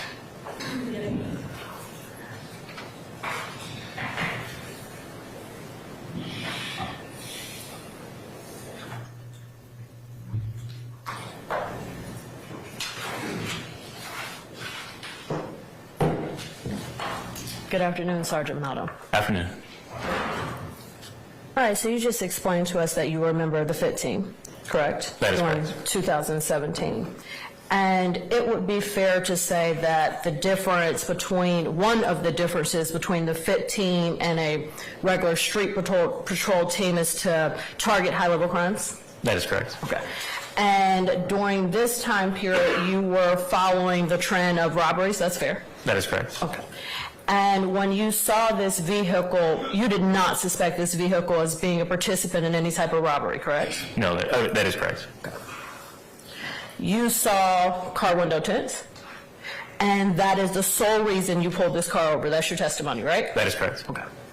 And you explained that you had several FIT members with you, correct? Correct. You plus 4 more. I think it was myself, Owen, and yes, myself and 4 more. All right. And the FIT team, you were in 2 separate vehicles that day, correct? That is correct. And you saw this vehicle, you pulled this vehicle over, and all of the FIT team approached the vehicle, correct? That is correct. Now, it is general practice for the FIT team to all get out of the vehicles and approach a vehicle at the same time, right? It is. All right, so it wasn't just the window tint. That wasn't the reason that that all of the FIT team approached the vehicle. You always all approach the vehicle, generally speaking, correct? Correct. All right. So you had the vehicle surrounded, 3 officers on one side, 2 officers on the other, correct? Correct. And Officer Owens actually went to the driver's side where Mr. Nichols was sitting, right? Correct. I was next to him. Okay. All right. So Officer Owens, from your understanding, asked Mr. Nichols to roll down his windows. Correct. All right. And Mr. Nichols said, hey, I can't roll down the windows, and opened the door to comply. Correct. Right. And then Mr. Nichols was asked for identification. Correct. He explained that he didn't have any. Correct. Up until this point, Mr. Nichols is being cooperative with you, fair? He was. Now, inside of the vehicle, you listed some passengers, 3 black males, Including the driver. including the driver, 1 black female, Correct. and a child. Correct.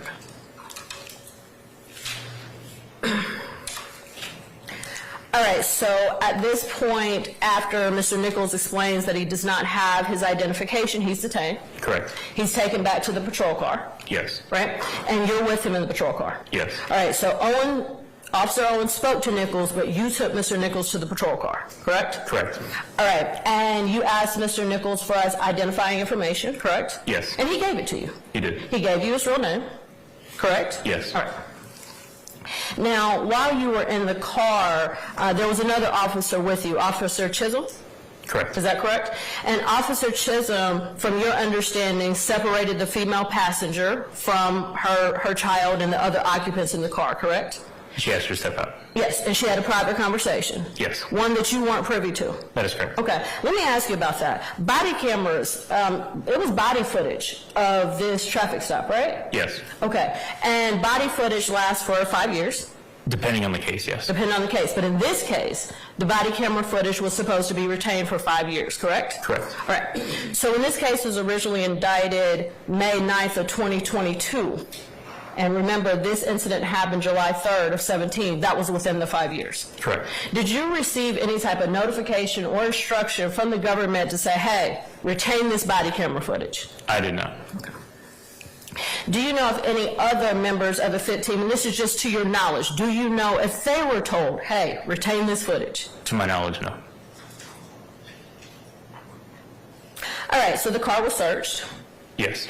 And you have testified that you found some pills, correct? Yes. 2 pills, and that you found 2 baggies of some type of solid substance. Correct. And you have testified suspected substance because you don't know, right? You're not the GBI. Correct. You didn't test these things.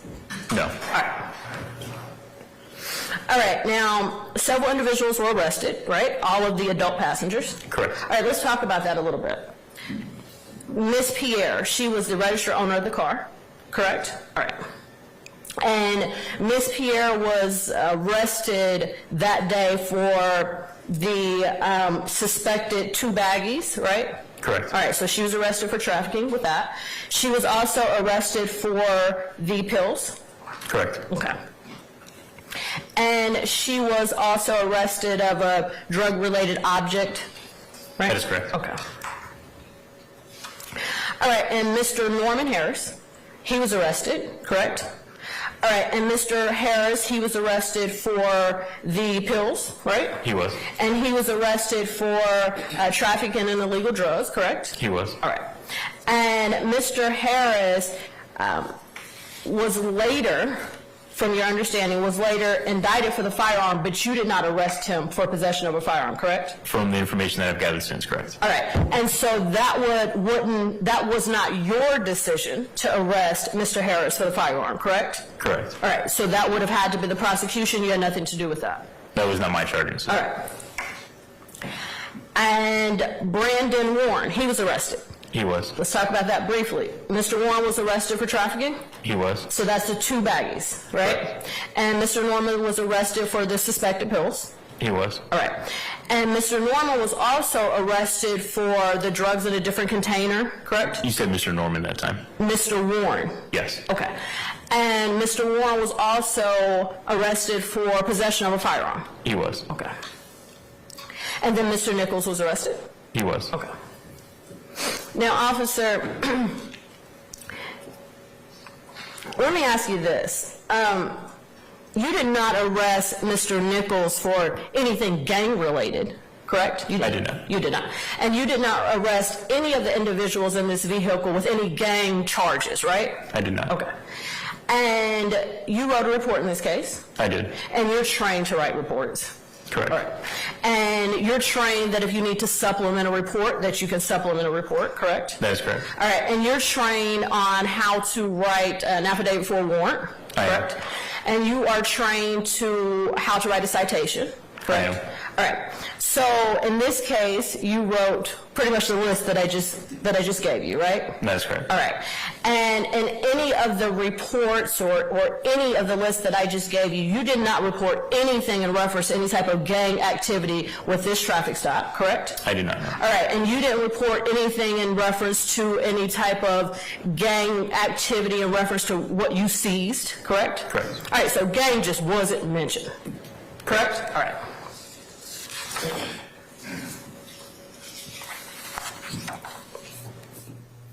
All right, just a few more questions. you're aware that Norman Harris pled guilty to possession of a firearm and the drugs, correct? I was not aware, no. You were not aware of that? Okay.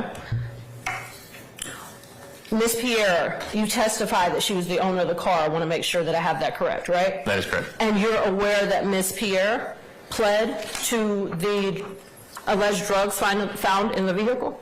I was not aware. Okay. All right, I have no further questions. Thank you. Anybody else? Say that and read, right? Yes, briefly. The location of Donnelly and Cameron, is that in Fulton County? It is. And as it relates to the body cam, were you ever asked to look for the body? I was. Okay. And did it come a point in time years ago, was that body cam produced? Well, I myself was not asked until recently. Okay. And so you weren't asked to go locate the body cam? Correct. And what is the policy as it relates to body cam footage for a traffic stop such as this with the Atlanta Police Department? Sure, a traffic stop or any of the rest, the body camera footage has a retention period of 5 years. And let me ask this, as a FIT officer, do you generally take out gang wars or that's assigned to another unit? That's assigned to another unit. Okay. And why is that? Because typically officers and investigators assigned to the gang unit have a better understanding of gangs. Myself in that position in my career, like any other patrol officers, we don't generally have that much knowledge when it comes to the gang. Well, you have, she opened the doors to me, so So officers have the option to take outside training. They can go and get more information about gangs. At that stage of my career, that's not where I was. Since then, I've gained that, but at that time of the stop, I did not have that knowledge. And that responsibility would go to a different unit if they were going to take out gangs? That is correct. All right. I have no further questions. anything further, Ms. Westmoreland? Yes, Your Honor.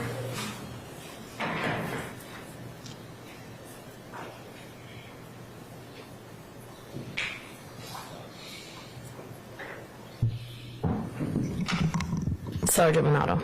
Yes, ma'am.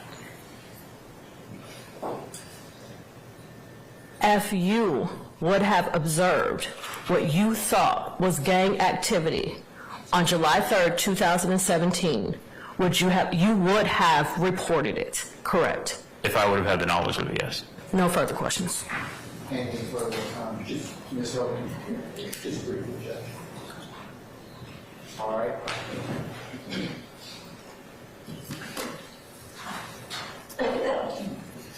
Sergeant Maldonado, good afternoon, sir. Afternoon. Sergeant Maldonado, you are familiar with APD SOP 3067 gang data reporting? Not off the top of my head, no. Okay. So if I showed you the document, do you think it would refresh your recollection? I'm not sure if I've read that particular SOP.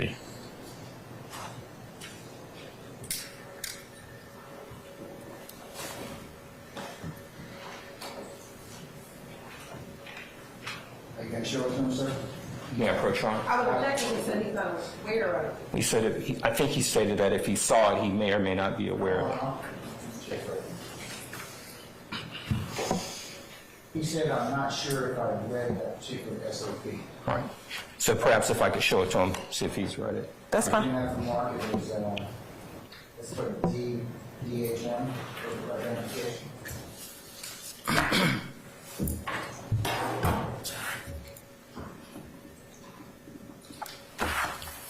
May I approach this witness, Your Honor? May, sir?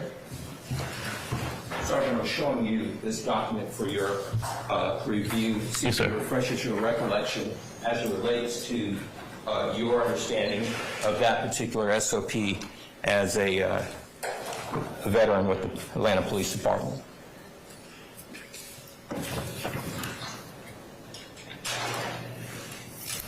Sure. This particular SOP, it does not ring a bell to me, no, sir.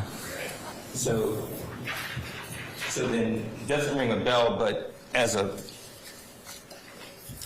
Atlanta Police Department officer, you then don't know or have not been familiar with the fact that responding officers have a responsibility to collect and record any evidence that tends to indicate gang involvement?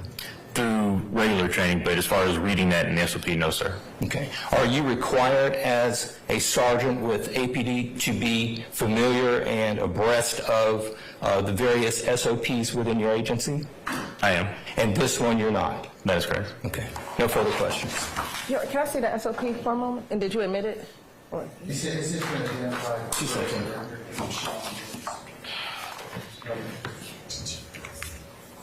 Oh. Oh, wow. I didn't know if anybody, I didn't look.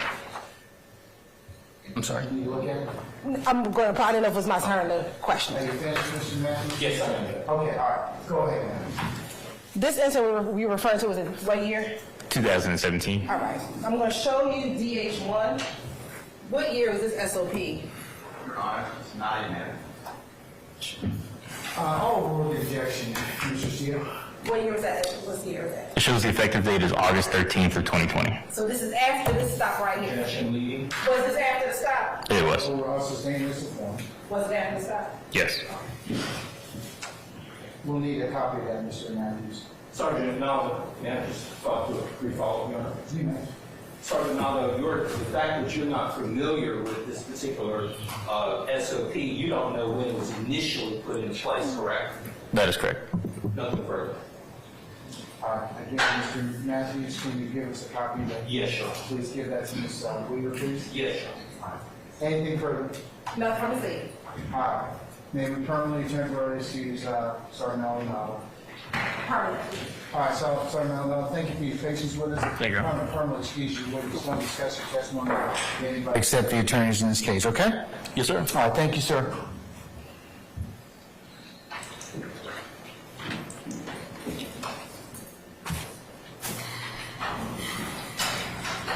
Call your next witness, madam. Your Honor, prior to that, can we take a brief break? I just want to show Ms. Westmore. Would you like me to recess in place? Sure. Okay, all right. Ms. Westmore.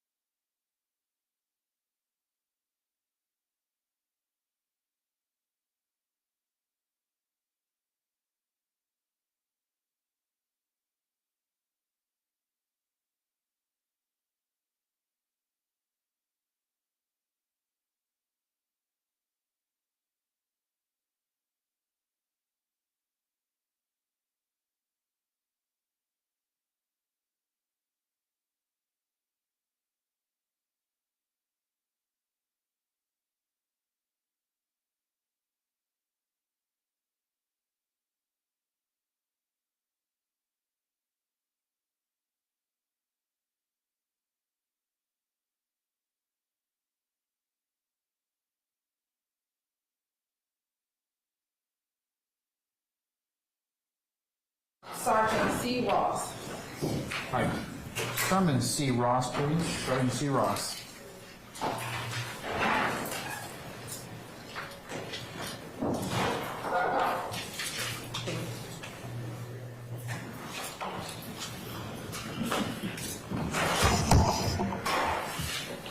All right, Sergeant Ross, good afternoon, sir. Sir, if you would please approach the witness stand. Once you get there, if you would turn and face Sergeant Ingram, be sworn as a witness before you sit down. Raise your right hand. You swear affirm the testimony you give the truth, the whole truth, nothing but the truth. I do. Have a seat. State your first and last name for the course case. First name Charles, C-H-A-R-L-E-S. Last name Ross, R-O-S-S. And Sergeant Ross, where are you employed? I'm sorry. Where are you employed? I'm currently employed with the City of Atlanta Police Department And how long have you been with the City of Atlanta Police Department? for about 11 years now. And what do you do with the City of Atlanta Police Department? Currently, I'm a sergeant in the Zone 2 area, And how long have you served as a sergeant? approximately 4 months. If you can tell the jury briefly about your career with the Atlanta Police Department.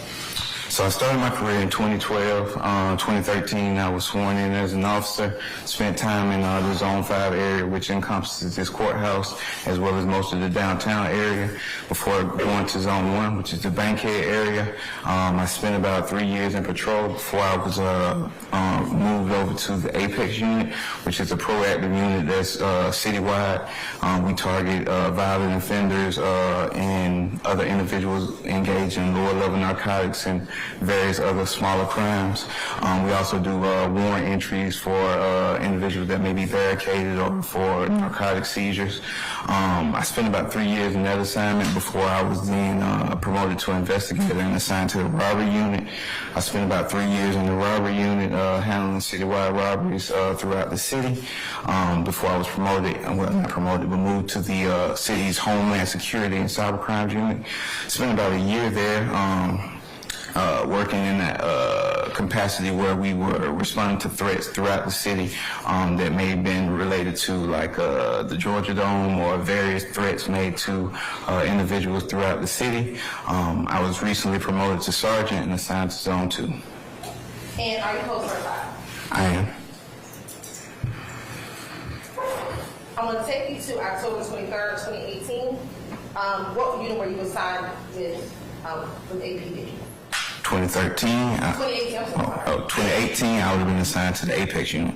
And you spoke briefly about what the Apex unit did. Tell the jury about your job and responsibilities as part of the Apex unit. Okay, so under the current command over there, we were assigned to a specific zone. Each day we would go out to that zone and try to locate violent offenders that had outstanding warrants or make proactive stops and arrests based on probable cause as far as violent crimes, narcotics, and various other incidents.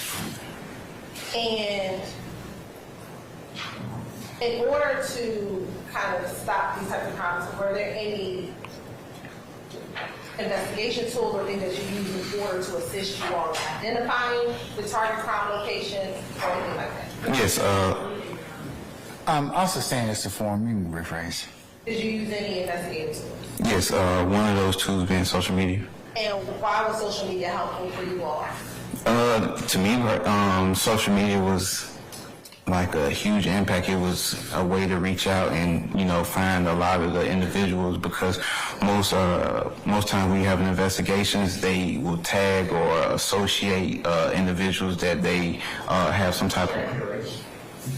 I'll sustain this to form. You can rephrase. I think that was Mr. Steele. Yeah, it was Mr. Steele. And Ms. Westmoreland. In your experience in using that social media tool, what did you find in your experience? I found that individuals tag other individuals that they partake in criminal activity with. I say with? Yes. With what? Like that they participate in criminal activity with. Oh, who they? Yes. Sir.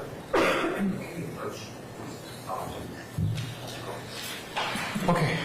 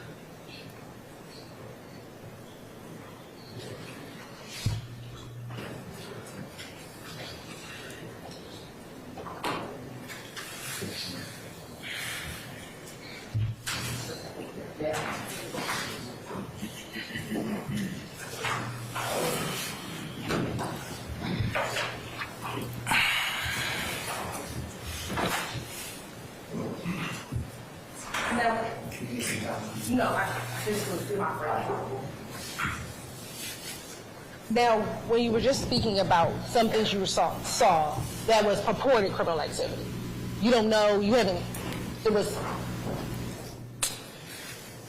purported criminal activity. Yes. Okay. Taking you to October 23rd, 2018, did you have the occasion to encounter and interact with Parmenius Nichols? I did. All right. Prior to interacting with him, had you seen him previously? Yes, via social media. And where on social media did you see him? On an Instagram page that I believe to be associated with Mr. Nichols. Okay. And why did you believe that social media page to be associated with Mr. Nichols? After reviewing the page, he had various photos of himself on the page, as well as he posted video stories that encompass, you know. Well, I'm sorry. Faces? He doesn't know lack of foundation, speculation, relevance. He doesn't know who's supposed to be. The foundation is I'm gonna sustain the objection. You can refer to that. Was an individual who appeared to be a Parmenius Nichols in those videos? Yes. Not knowing who posted it, but was he in the video? Not knowing who posted it, Mr. Nichols was in the videos. And was it on the page believed to be Mr. Nichols? Yes. Okay. And did that page have a name? Yes. Okay. And I guess, was that like an Instagram handle? It was. Okay. What was that Instagram handle? The Instagram handle was Bitch It's Quay. Okay. Or Qua, I don't know how you pronounce it. And is that BITCHITSQUA? Yes. All right. And did that person who you interacted with on October 23rd, 2018, did that appear to be him Yes. on those videos? Your Honor, from this statement of the witness, it said he interacted with it. I'm over with objection now. I think my first question was, did you interact with him on that day? Yes. All right. And did that appear to be the same individual in the video? Yes. All right. Tell me, how did you see Mr. Nichols on social media on October 23rd, 2018, or a video of Mr. Nichols on that day? Yes. All right. Tell me, how did you come to see that social media video? Well, I looked on Instagram and I noticed that there was a story attached to Mr. Nichols' page. After pressing the story, it began to display the video. Okay. And I know what the story is. Oh. Maybe our jurors all know what the story is, but when you say story, what are you referring to? I got you. So Instagram has like a mini video feature where in the around the icon of a person's profile photo, they can attach videos throughout the day of various things. It could be sports, it can be, actual videos that they took of themselves. All kinds of things can be posted to this story, and I think it's retained for like 24 hours, or unless they delete it. And what time generally did you get to work back in 2018? What time was your shift? Depending on the call, it would have been between 2 o'clock and 4 o'clock, and I would have got off around 10 o'clock or midnight. And what, if anything, did you see on this Instagram story? So once the Instagram story began to play, I saw the male that I believed to be Mr. Nichols at the time before actually meeting him. He was inside of a vehicle. It appeared to be a Chevy, gray in color. He was sitting inside the passenger seat of that vehicle. Next to him was a red bag.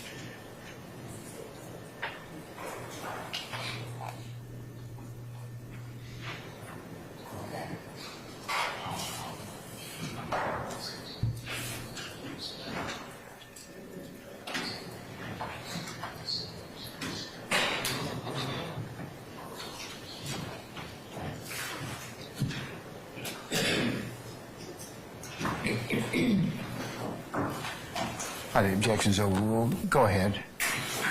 You remember my question? No. What did you see on the video? Oh, okay. As the video began to play, there was a male I suspected to be Mr. Nichols sitting inside the driver's seat of the Chevy. It was a gray in color Chevy. The door was open. He had a red bag that I could see like in the background, and what appeared to be in his hand was suspected marijuana. He was twirling it up in the bag while talking to some individuals outside the vehicle, one being an older lady, making statements as like that the older lady wanted a young nigga, and Quay Hello? Can you hear me?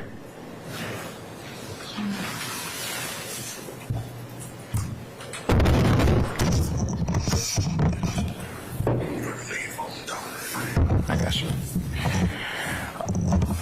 Starting back over, I observed the male that I believe to be Mr. Nichols sitting in the driver's seat of the Chevy. He had what appeared to be a red bag in the background. He had a small bag of marijuana that was being twirled in his fingers while engaging in conversation with individuals outside the vehicle. One individual being an older female, which the conversation went to the effect of Auntie want her a young nigga, and Quay trying to be a victim. You can see Mr. Nichols say, "I'm trying to be a victim," before the video cut off. Oh, I'm sorry. And also in the background behind the older lady was the lady was a two-door white vehicle in color. And about how long was this video? No longer than 30 seconds. And once you saw that video, what, if anything, did you do? I immediately called a team together to further investigate. That would require me, reaching out over radio or calling people or something, and letting them know a staging location to meet me at in regards to what I had just witnessed. Those individuals would have met me at that staging location. I would advise them or maybe even show them the video of what I saw, and gave them all the information on what we were going in to do, and who we were looking for and what we were looking for, and then we would proceed to the location. I would also make my sergeant aware, and K9. And 2612 Steel, can you tell us where is that location? 2612 Steel is in the Cleveland Avenue corridor. It runs right off of Cleveland Avenue. The driveway may be from where I'm sitting just out into the hallway, from the actual street of Cleveland Avenue to the entrance of the apartment complex.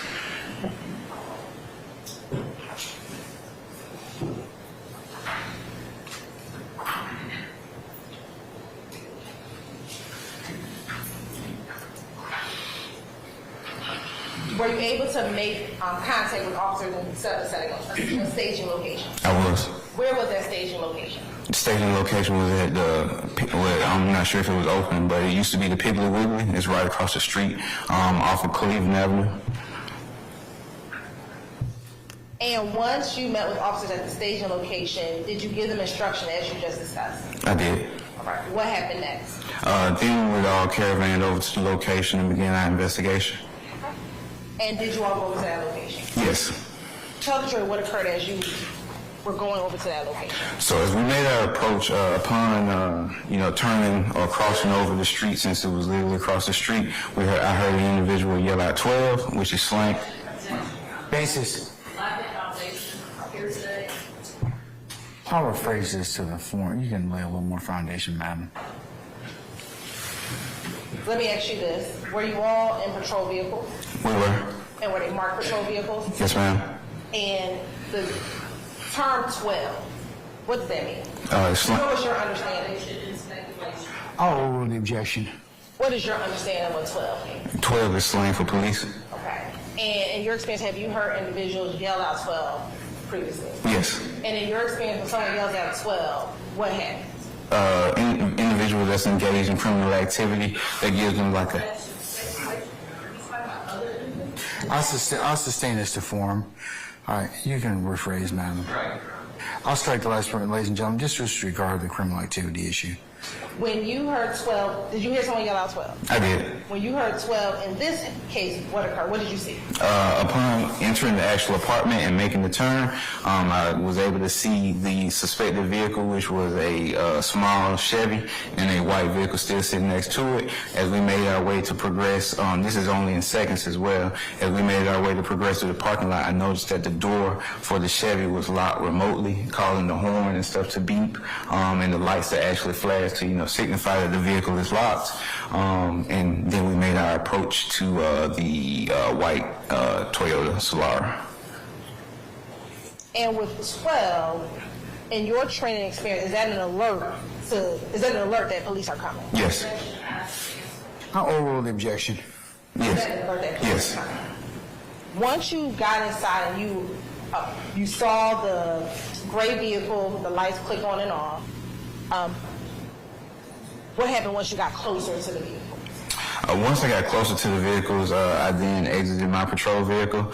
As soon as I began to exit my patrol vehicle, I smelled the smell of burning marijuana. I then began asking individuals outside, like, hey, who has the weed? Where's the marijuana at? I then made my way over in between the two vehicles that I saw, or I believed to see in the Instagram photo, where I encountered Mr. Nichols. I asked them, did they have any marijuana, because it seemed like the smell was coming from within the vehicle. I then detained Mr. Nichols and the passengers in the vehicle, as well as the individuals standing around the gray Chevy. So let's slow that down a little bit. When you approached the gray vehicle that you saw in the video with Mr. Nichols, was there anyone in that vehicle? No, that vehicle was empty. All right. And you said that he was in another vehicle. Where was that vehicle? He was in a Toyota Solara that was parked maybe like 4 feet away. He was in like the door frame, sitting on like the where you step out of the vehicle. He was sitting right there, leaning over towards a female passenger or driver. Now, in the door frame, was he on the driver's side or the passenger side? He was on the driver's side. Okay, and was the driver's side of the Solara, what color was the Solara? The Solara was white, two-door. White, two-door. Was the driver's side closer to the driver's side of the gray vehicle? Yes. Okay. And describe, was the gray vehicle pointed back in? So the gray vehicle was back then facing, if somebody was about to leave the parking lot, facing to leave out, and the white Solara was parked facing the actual apartment. So they were facing opposite directions. And Mr. Nichols was crouched in between the door frames? Yes. All right. Where, you said there were two females in the vehicle? Yes. Okay, where were they seated? Both in the front passenger seats. Well, front seats. One was in the driver's seat. The second female was in the passenger seat. When you first approached, did you see any type of keys or anything that goes to the gray vehicle? No, not upon my immediate approach. Okay. So once you approached, you said you smelled burning marijuana. What happened next? I detained everybody and then began my search of the vehicle for the actual marijuana. Which vehicle did you The white Toyota Solara. I began to notice small crumbs, or what is referred to as shake, of marijuana throughout the vehicle on the floorboard. Upon walking around to the passenger side of the vehicle where the other young lady was sitting, I noticed a blunt of marijuana sitting on the ground outside, just outside of the door of that vehicle. Now, once you noticed the marijuana on the passenger side door, what happened next? I didn't collect that marijuana. I believe I got IDs from everyone and checked those IDs on our system. Okay. Once you checked the IDs, what happened next? I then walked back and I took my flashlight, peered inside of the gray vehicle, and got an update from K9, who was already en route, as to how long it would take them to get out there to continue my investigation, on which I initially came for the gray Chevy vehicle. And why did you call K9? Because that's a normal practice. Whenever I have like a suspicion of some type of drug investigation, I have them come out to assist, as well as another resource in identifying and locating where possible drugs may be in that crime scene. As you waited for the K9 to come, did you ever locate a key for the gray vehicle? I did. So upon that initial search, where I noticed the shake, there was the center console. I lifted up the center console and located blunt spray and what appeared to be a Chevy key. The blunt spray is, I think, significant because I began. Basis. Lack of foundation and irrelevant. I sustain the crime. In your knowledge and experience, why is blunt spray significant? Objection as to relevance. I'll overrule the objection. Lay some more foundation. Blunt spray. Oh, I'm sorry. My bad. That's good, Mr. Coleman. In your investigation, have you heard of blunt spray? Yes. Okay. And in your experience as an officer, what does blunt spray do? It's a fragrance used to mask the odor of marijuana, hence, or any other type of scent that may be overpowering your vehicle. Okay. And as you're investigating, you found some blunt spray? Yes. All right. What else? I located the key for the Chevy, and that was all. Where was that key located? It was inside the center console of that Toyota Solara. And was that center console, was the door open or closed? I believe it was closed and I opened it. Once you saw the key, what did you do? I stepped away from the vehicle. I believe I asked the individuals if the key belonged to them. I believe so. All this happened around the same time. And did anyone take ownership of that key? No. Basis. No hearsay. I'll sustain the question. Just rephrase. See if you rephrase it now. Did Mr. Nichols take ownership of the key? No. Did you speak with any of the individuals out there that day? I did. I Mirandized the owner of the vehicle. Basis. This is about to be hearsay in violation of Mr. Nichols' competition clause of the United States Constitution and the Georgia Constitution. He's about All right, to okay. Your Honor, this is not testimony nor the I'll overrule the confrontation. objection, Ms. Westmoreland. Go ahead. I Mirandized Ms. Jessica Lindley, who's the owner of the white Toyota Solara. She then waived her right to counsel, meaning she didn't want a lawyer. She spoke with me and she agreed to speak to me at that time. I then asked her, where the keys came from. She stated that she did not know where the keys came from. She doesn't know how the keys got into her vehicle. She advised that she was looking at her cell phone when I guess when we arrived and did not notice when anybody would have placed that key in her vehicle, as well as she did not notice when anybody. I'm going to overrule the objection. And I know the continuing objection, we've already dealt with this issue. She also mentioned that she doesn't know who would have used that key fob to possibly lock the Chevy next to their vehicle. So at this point, no one claimed ownership to that key at that point in time? No, ma'am. All right. Did K-9 ever arrive? K-9 did arrive. Okay. What happened once the K-9 came? I believe Officer Cornelius, I gave him a rundown of what happened, or I asked him did he have the general gist of while we were out here what was going on. He then deployed his K-9 and allowed his K-9 to conduct an investigation around the general area before being led to the gray the gray Chevrolet, and the dog began to nibble at the door handle and then jump up and scratch the door, which at that point he notified me that the dog had alerted on the. And hearsay and competition clause, Your Honor, about somebody else didn't call. I'll sustain it, sir, currently. What happened after the K-9 came out? Officer Cornelius conducted an investigation and advised me that the dog alerted. Did you get a search warrant? I did. Okay. When I sustain the objection. when did you get the search warrant? Immediately, within a few minutes after, finding out that there's possibly narcotics in the vehicle. Once you got the search warrant, did you come back? I did. Did you search the vehicle? I did. What, if anything, did you find?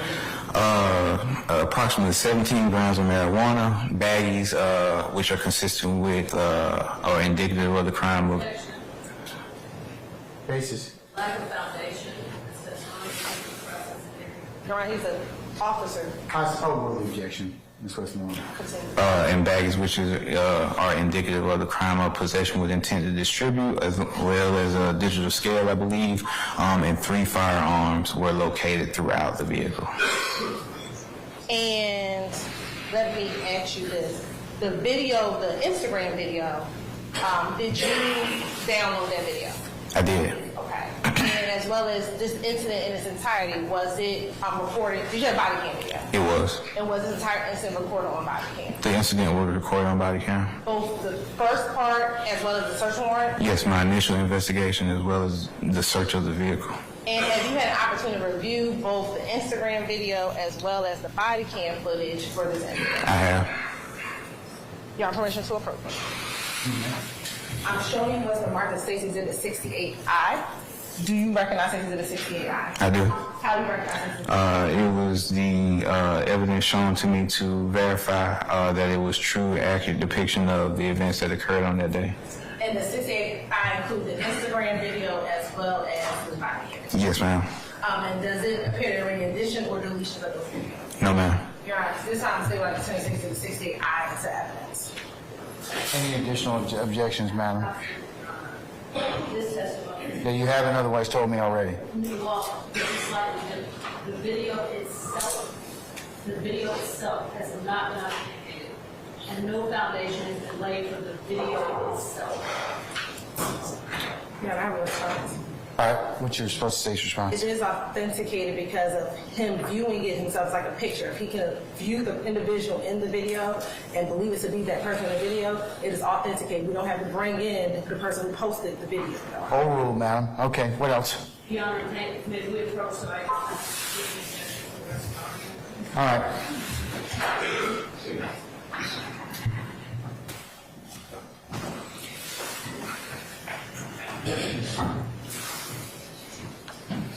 All right, stop reading. It's your angry eyes? Okay.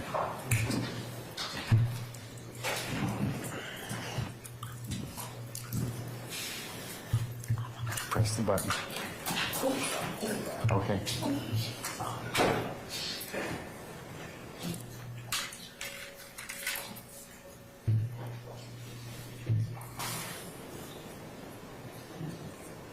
Hold on.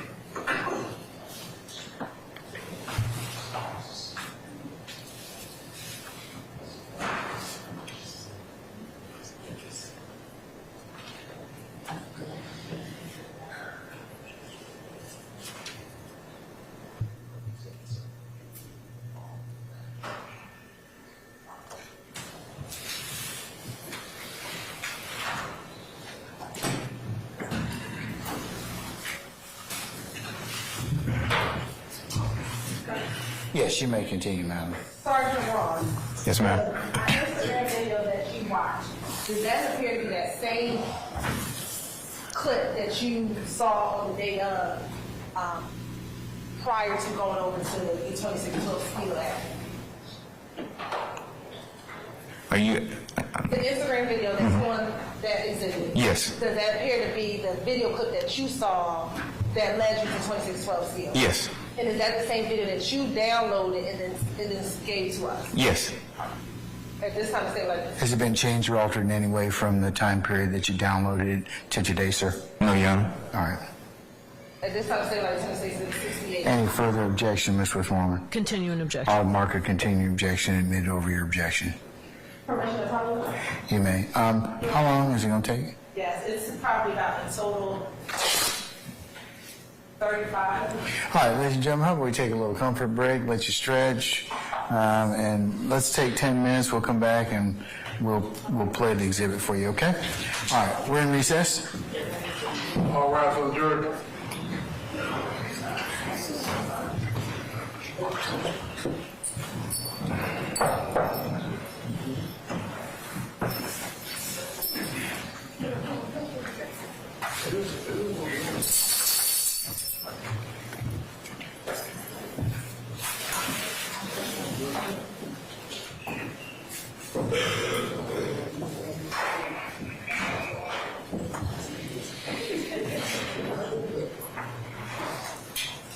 All right, ladies and gentlemen, you may be excused.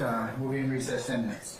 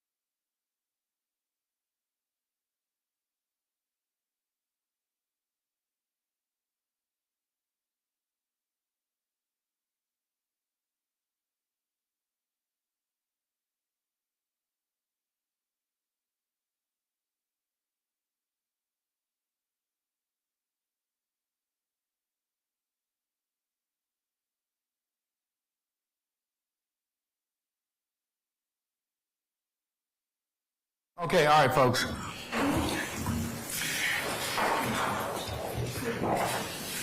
Ms. Hilton, have you got the next exhibit queued up? Okay. All right, jurors ready, sir? Yes, sir. All rise for the jury. Okay.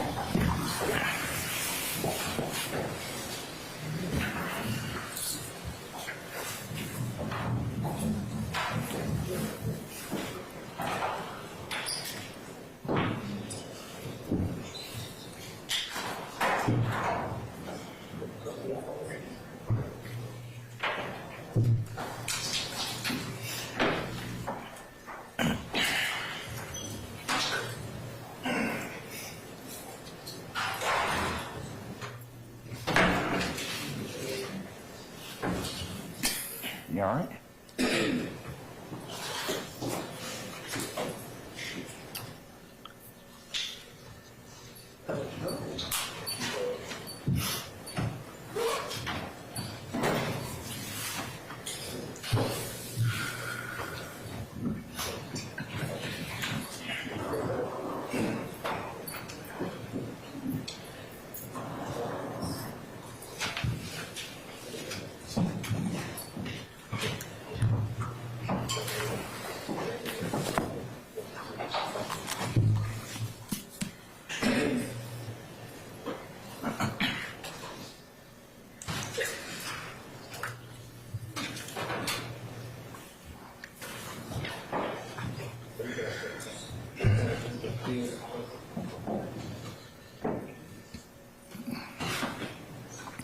All right, ladies and gentlemen, please be seated.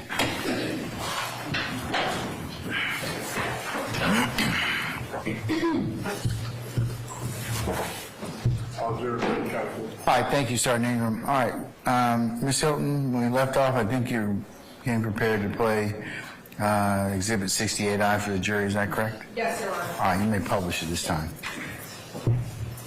Auntie right here, talking about she want her a young nigga, and Quay right here trying, he trying, Quay right here trying to get in. Auntie saying she want her a young nigga. Man, Shorty, man, my boy, man, I got a partner.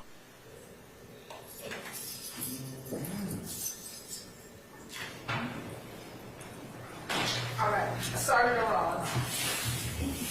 Now, Auntie right here, talking about she want her a young nigga, and Quay right here. is that the individual that you saw us play when you were watching this video? Yes, ma'am. And that stopped at 68I at 3 seconds? He trying, Quay right here trying to get in. Auntie saying she want her a young nigga. Man, Shorty, man, my boy, man, I got a partner. And looking here, is that inside the vehicle? Yes, ma'am. And is that what vehicle is that? That's ended up being the Chevy Sonic. And when you look at the side of the vehicle, do you see a red object? Yes, ma'am. Okay. I believe you may be able to, on your screen, circle where you see the red object.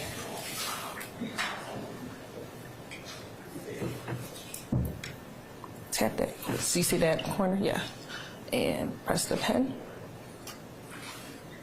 All right. And circle where you see the red object.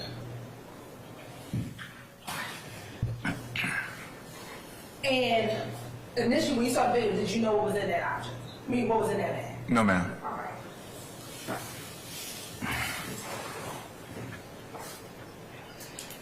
And I'm just going to go back, and that stopped at 15 seconds and 68I.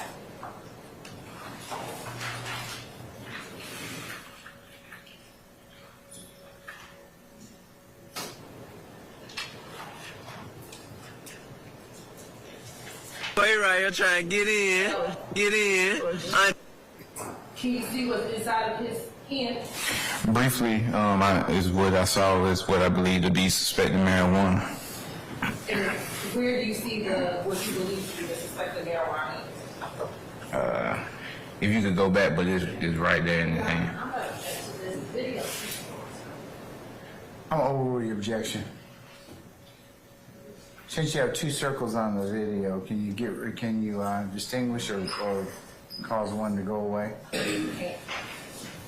So we go to the eraser, which is the second. Okay.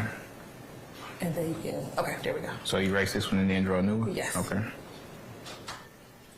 then go back to the pen.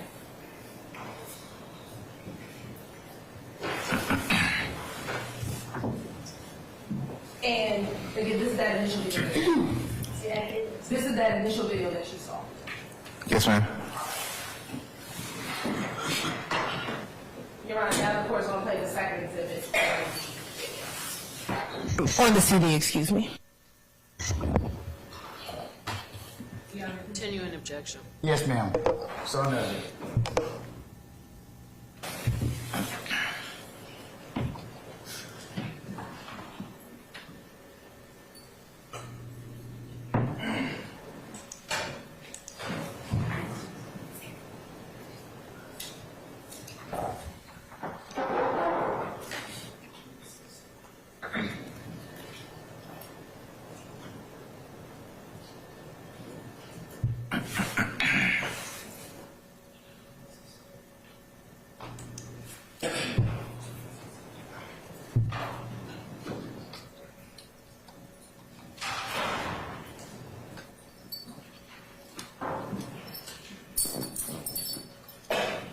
And Your Honor, we're gonna fast forward.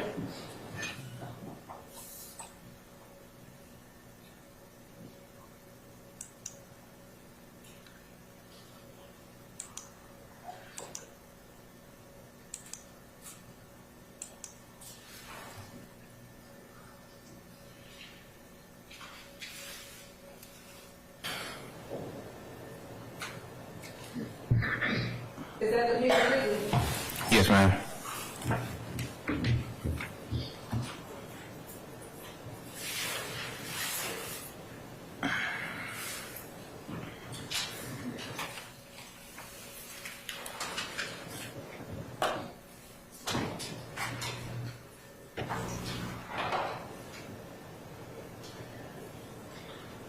And right now, where are you driving? What street are we looking at? We're facing, Cleveland Avenue is running to the left and to the right. Directly across the street is Steele Avenue.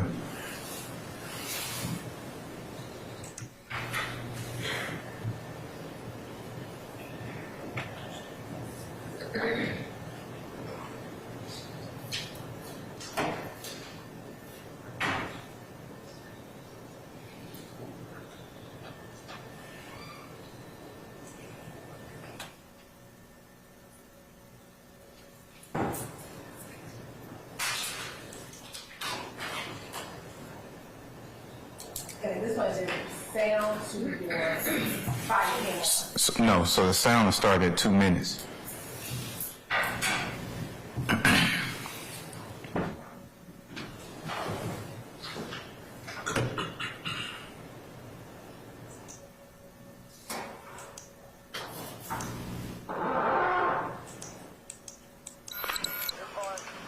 Fellas, what's going on? Who got the weed over here?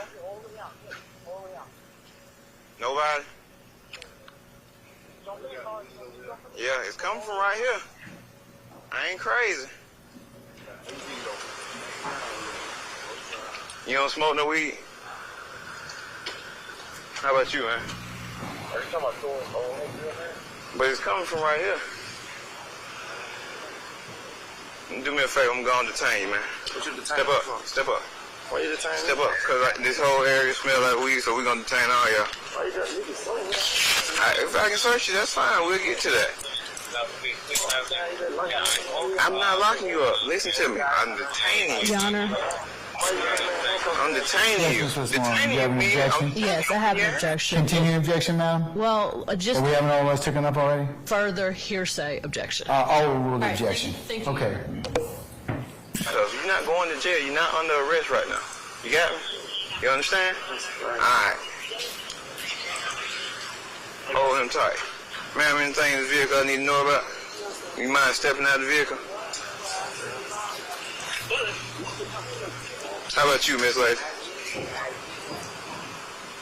Why are you going?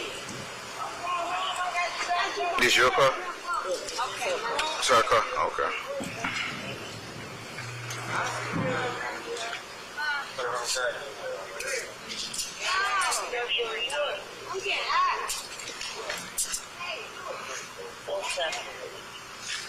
William Robert Baker.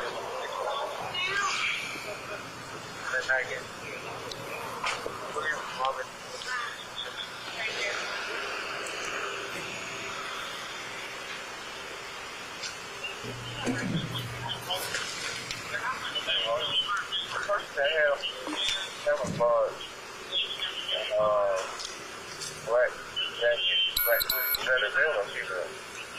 Hell, I got him detained. It's a blunt right here on the ground, and some shake all in this car, in one of the cars over here. Real quick, Whitney Robert Baker, 2017 Chevy Collins Train, 28 Baker, to a female born in 63. I was like,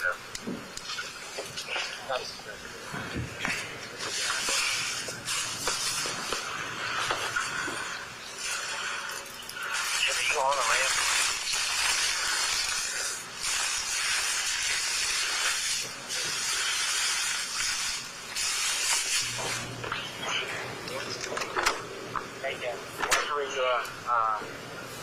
Hold out.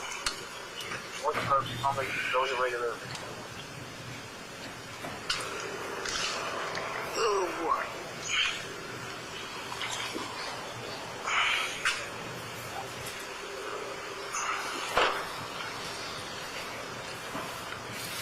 Oh boy.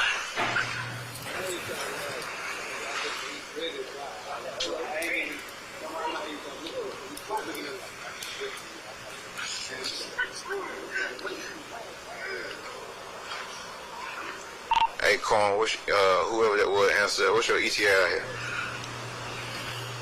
You talking about Canaan? Yeah. Now, we should be out there in about 10 minutes. I copy.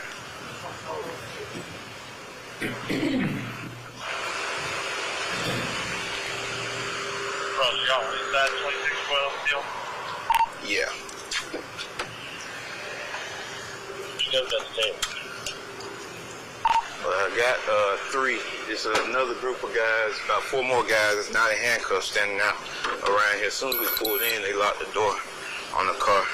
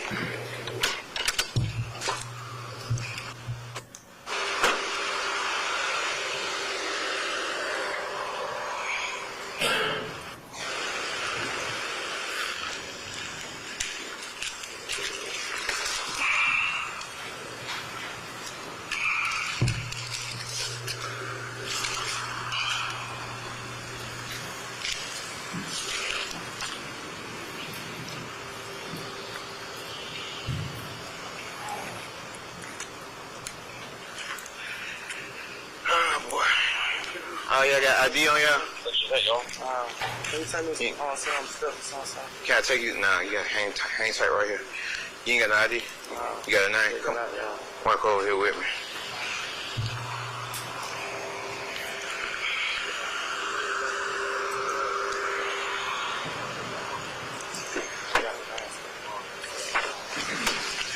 You got a license? Never had one? From what? From prison? Yeah. Okay. Spell it for me. Last name. Nichholls. First name.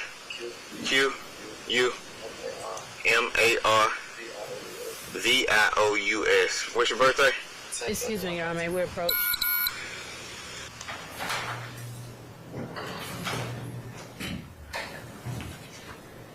Is it about a new issue, madam, or anything?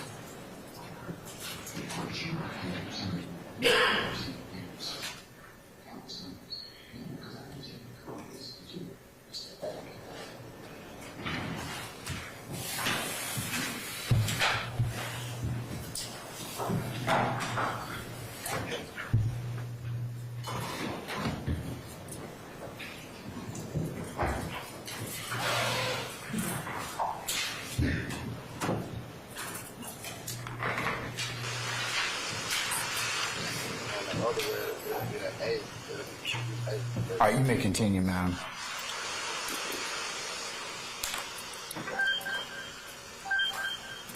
What you said? My address is 7768 Kingsbury Avenue, apartment 1. Okay. 7987. That's what you said now?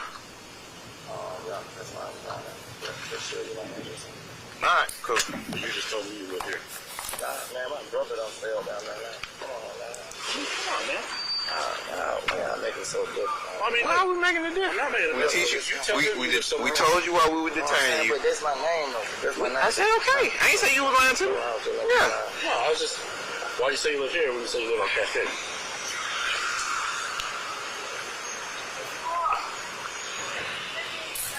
Looks like you got ID. Appreciate it.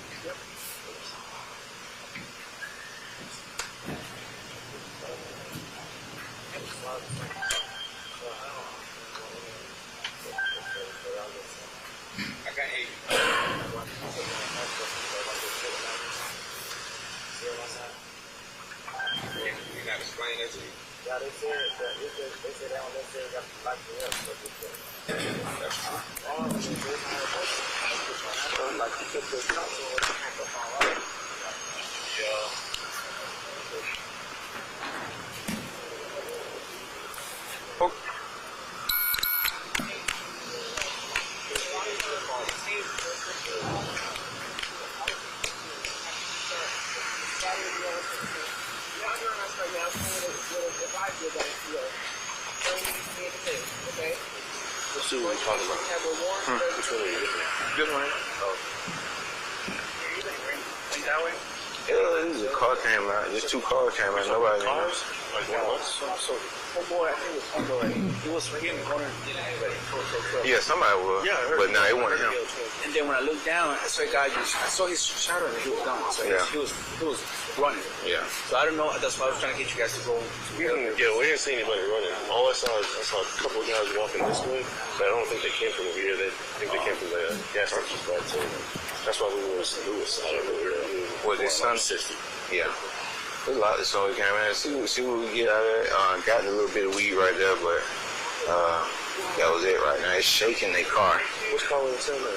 That's what was that Charger or whatever it was? So he was just saying because it like didn't want to come in. Chevy, they locked it as soon as you pulled in. Oh, that one? Yes. Yeah. It's going in. Yeah, he said he'd be here in 10 minutes, so.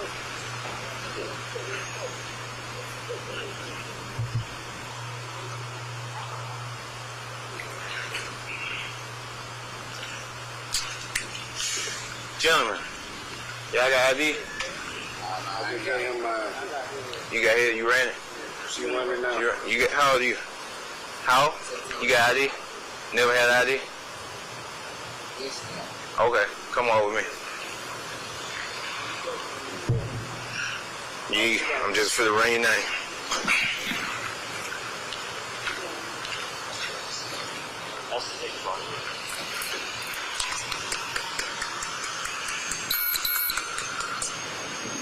Got an extra pound for you.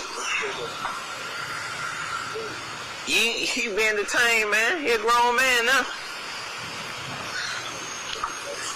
Boy. Yeah. They stuck.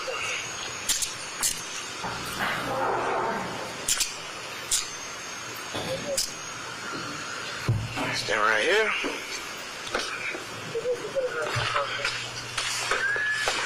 What's your name, sir? Q-U-A-Y. Last name. Spell it. A-R-N-O-L-D. First name. Quaytez. Spell it. Q-U-A-Y. Y. T-E-Z. Date of birth. January 29, 2001. Okay. January what? 29. Where you stay at? 40 Mile Zion Road.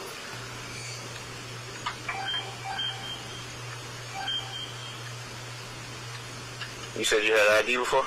Yes. You sure that's your name? Yes. Arnold. A-R-N-O-L-D. First name? Quaytez. Spell it. Q-U-A-Y-T-E-Z. Date of birth is? January 29, 2001.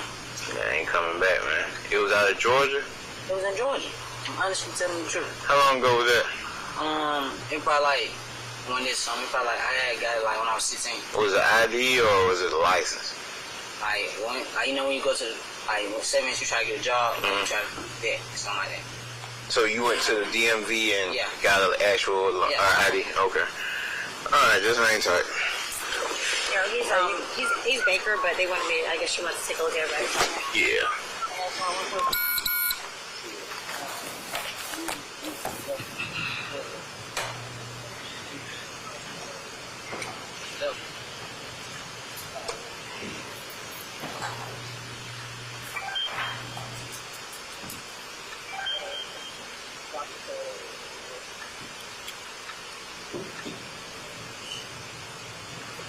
Okay, appreciate it. All right, now that they're here, I'll talk to them.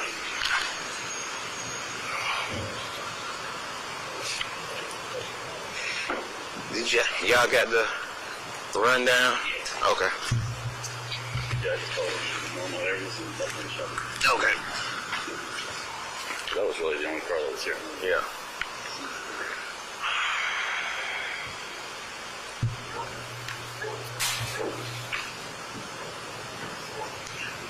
The blunt and all the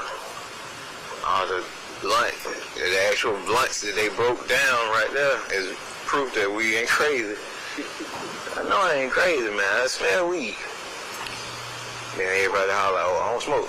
Okay. Somebody do. Yeah.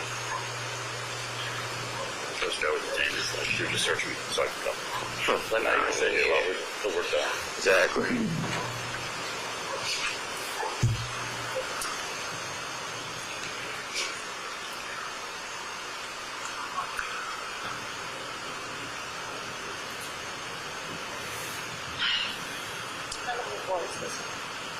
See this winter? You don't like winter? I like Christmas. That's all it is. Because you get gifts. No, I just like Christmas time. Oh, okay. I'm a in the spirit kind of person. So you decorate? Mm-hmm. Okay. Full of stockings up and everything. I like Florida's Christmas because we don't get real ones. Gotcha.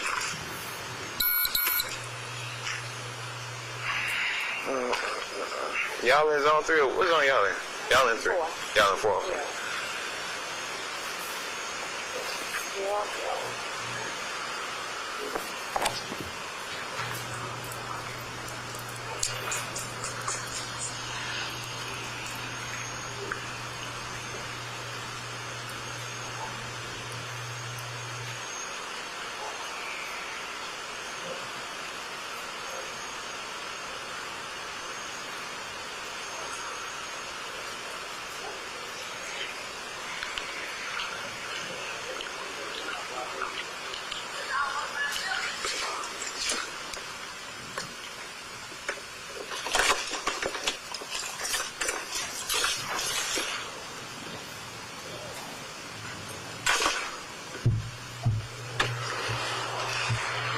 Yep.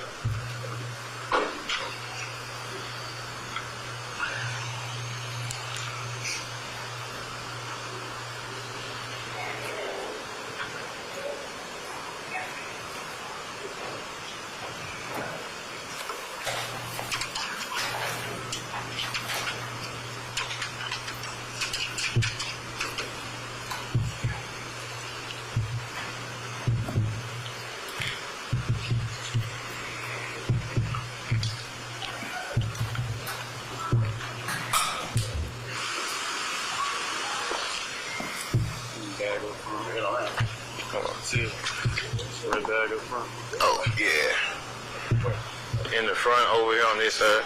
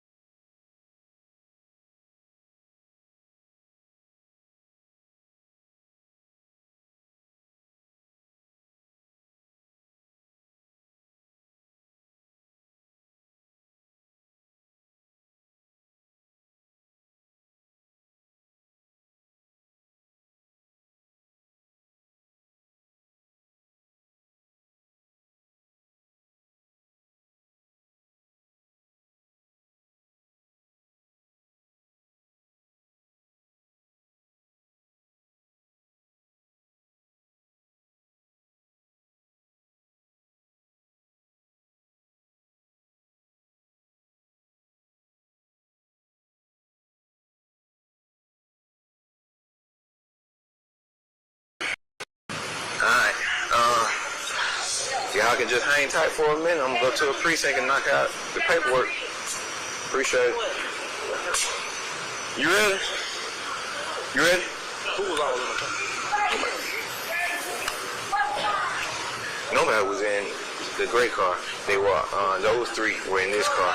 When we pulled up, they locked the gray car. The dog done hit on the gray car. The keys for the gray car are in this car in the center console. This car right here belongs to the chick in the red hat. She said she was all in her phone. Yeah, she said she was all in her phone. She didn't pay attention if anybody let the thing up and lock the car, or if anybody was even put the keys in. The car had the keys to their car. Car Baker.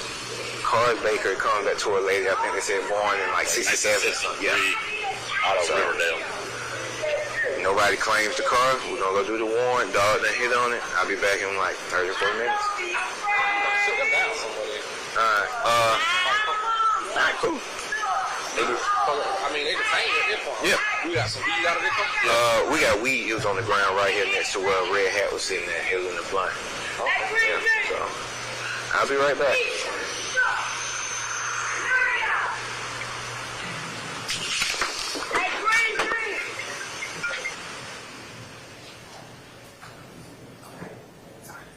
And just looking at a few portions of that video, it ended at 29:44 for the record.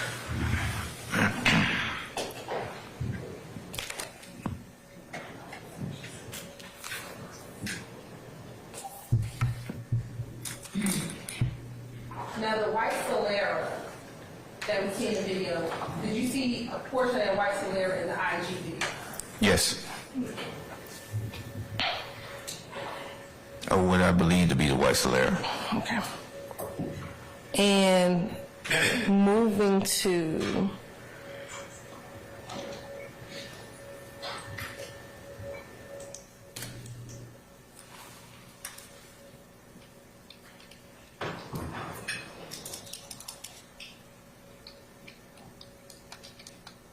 timestamp 1724 in the video. What are we observing at 1724 in the video? From what I was watching, we was observing the point where the dog started nibbling at the door handle and began, scratching on the door. Okay.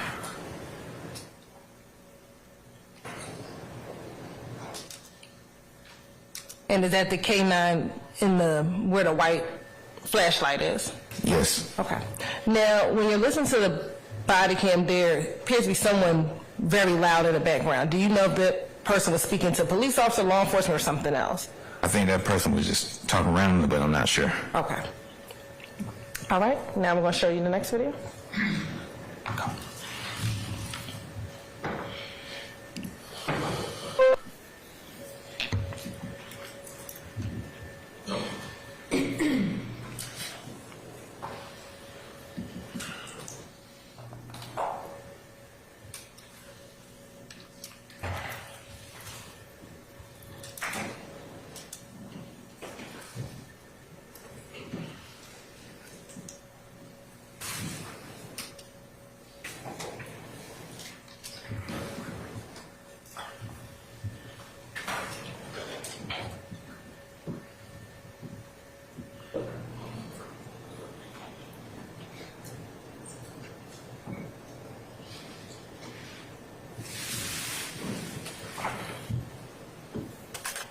And while this is playing, where did you have to go to do the paperwork? I can't remember where I swore the warrant at. The closest precincts would have been probably the Zone 3 precinct, which I was in, and where we come from, headquarters. And when you say I had to go fill out the paperwork, what was the paperwork you're referring to? The search warrant that's in my hand in the video. Okay.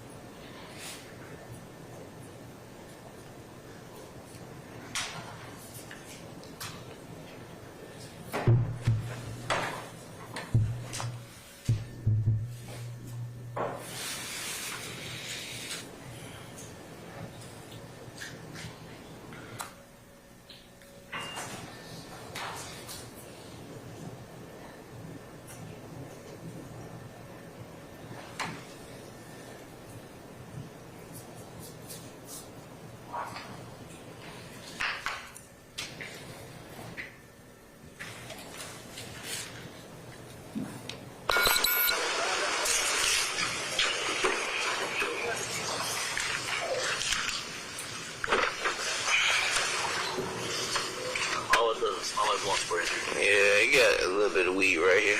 That's where it was.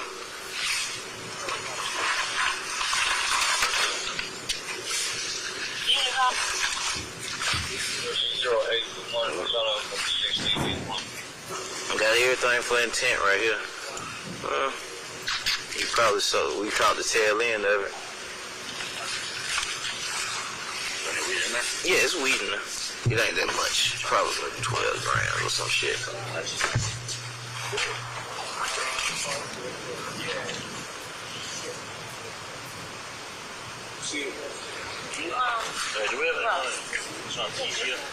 Yeah, I did. I gotta go. Yeah, we got, it's shake all in there. I gotta go back through it one more time. The gun right here under this seat. It's right here. It's under this seat. Yeah. You got some gloves on you, Horn? I have. Daniels come get this one.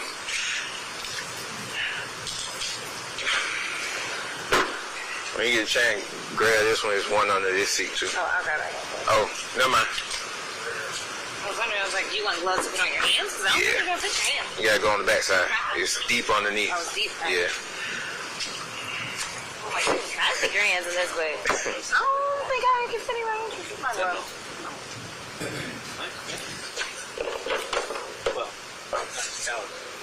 Strong in the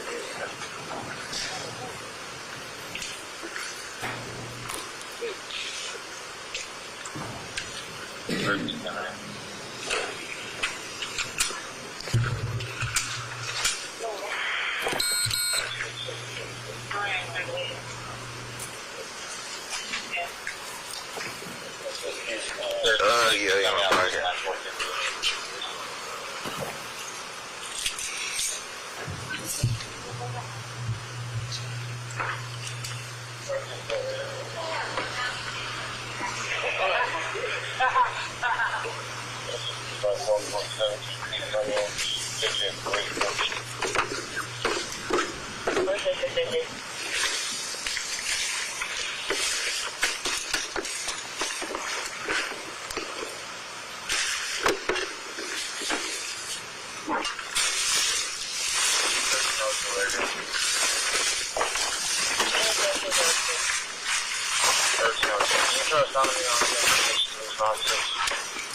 You can't read that damn pull right now.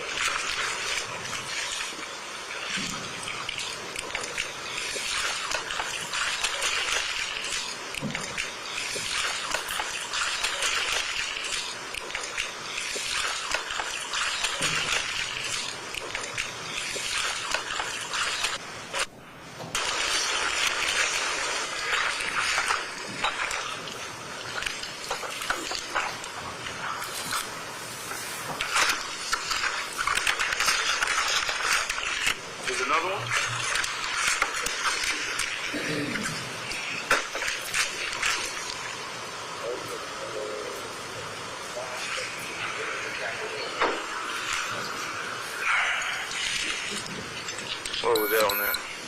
Under the rug. Okay.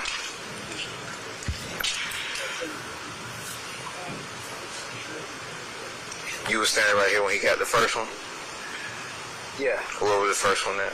It was right on the seat. That one was Point to where it was at for me. The first one's right here. It was right on Hey, the seat. okay, all right. It's like that sticking out. You can All see right. it. And this second one, show me where you. Okay. I can't get this shit. Hang on. Hang on. Make sure. See if there's a safety on there. Well, the safety's right here. Is it on? Nah, it's on red, so it'll shoot. No, but you mean? Yeah, you don't want. Nah, I got you. Just put it on just in case.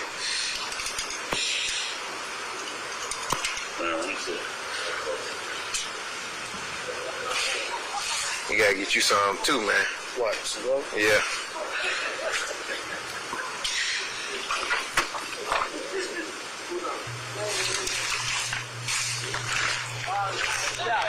Do me a favor and check that on Run the name? on Verizon. I got Onyx. Either you don't got a birthday though. I mean, either way, whichever one you want to do it on, give me that. Appreciate it.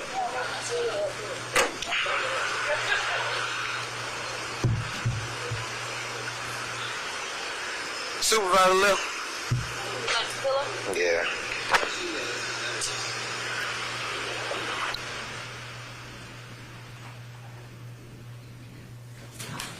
And did that conclude your 2 body cams as it relates to this particular incident? Yes. How much time passed between the time you saw the ID video and the time that you went over to see it? Excuse me, 226. Approximately 20 minutes. So after the search, what was found in the vehicle? After the search, we recovered 17 grams of marijuana, a scale, a plastic bag, some sandwich box bag with a sandwich box with smaller plastic bags inside of it, as well as 3 firearms located throughout the vehicle. And with the 3 firearms that you found located throughout the vehicle, did you run those firearms? Yes, ma'am. And what did it happen when you ran those firearms? I believe 2 came back stolen, and 1 we had no indications of stolen. And you said you believe you would look at a copy of the report health impression. Yes, ma'am.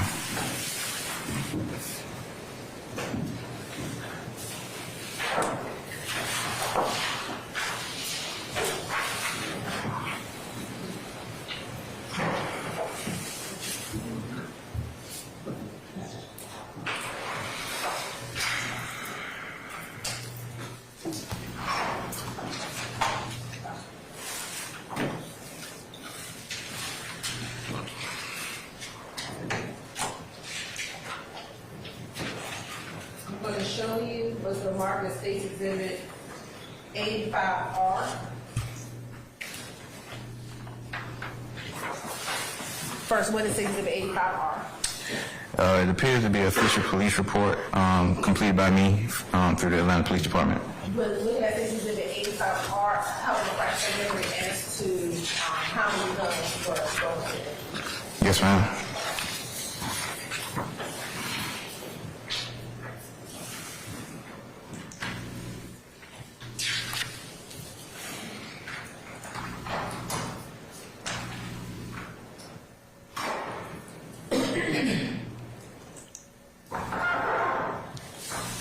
I'm ready.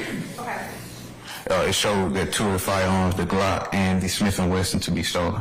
Okay. Where was the Glock stolen from? Stand by. I need to refresh my recollection.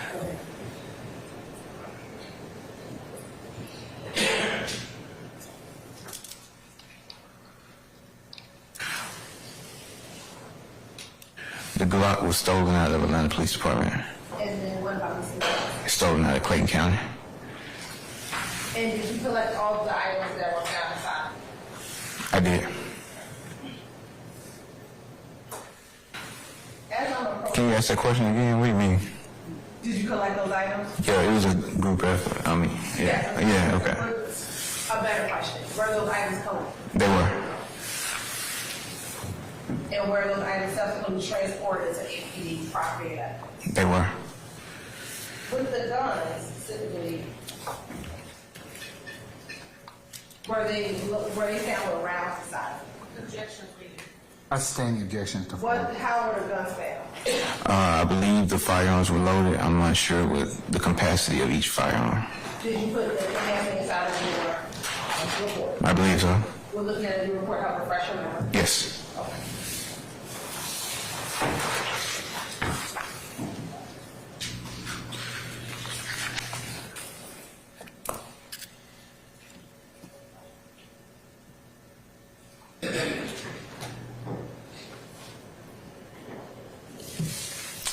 So for two of them, the Glock was loaded with 11 rounds, and the Smith & Wesson was loaded with 5 rounds. I'm not sure if the Phoenix was unloaded. I didn't see any round count for that one.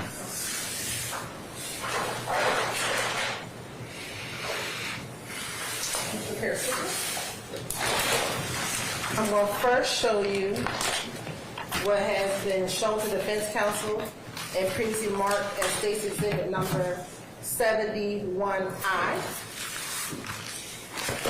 Do you recognize 71I?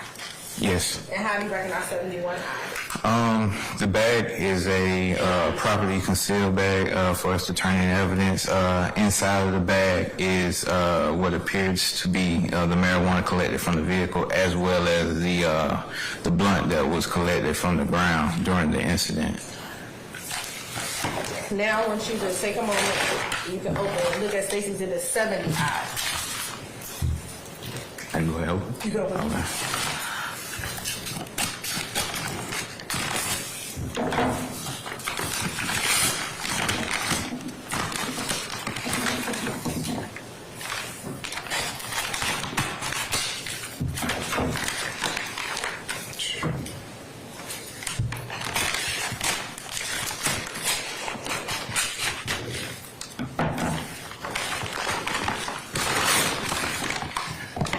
Inside is the red Xfinity bag that was collected from the vehicle.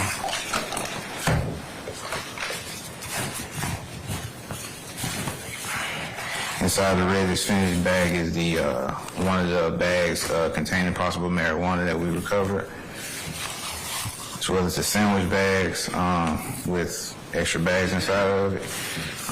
Another sandwich bag. Scale, digital scale, as well as a third box of sandwich bag. And do these items, the 3 boxes of sandwich bags, the digital scale, and this other baggie, appear to be what you collected back in October 2018? Yes, ma'am. Rhonda, this time say we'd like to tender State's Exhibit 71I, and then Some of those. 70I with all the content within 70I. Just 70I? And 71I.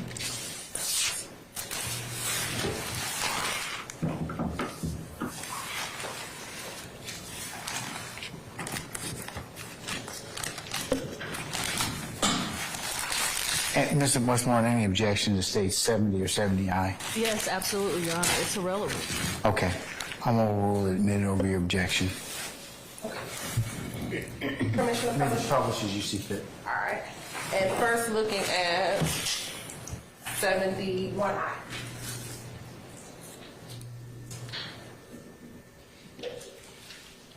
And now looking at the contents within 70I. In your experience or your knowledge and experience as an officer, what is this? A digital scale. And what is it used for? Weighing items, and as it relates to narcotics, weighing the... Oh, I'll sustain the objection. Lay a little more foundation. In your experiences also, have you seen one of these scales as it relates to narcotics? Objection, please. I'll sustain as the form. Have you ever seen this Yes. in your job as a police officer? Yes. When have you seen this as your job as a police officer? I've seen it as in situations as like this, where you have a possible intent to distribute case. There'll be scales, various sizes, depending on the quantity of weed that's seized or that's being moved through a location, that is used to weigh the amount of narcotics being distributed. And as a police officer, when you see the marijuana, the scale, and 3 boxes of baggies, what does that indicate to you? All that is indicative of the crime of possession with intent to distribute controlled substance narcotics.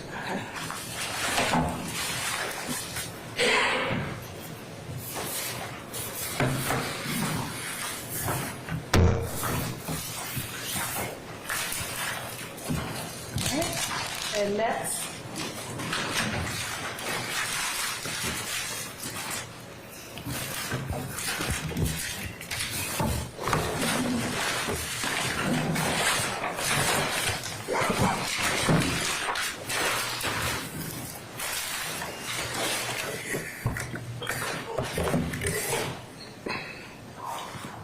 First, I'm going to show you what's been marked as 72I.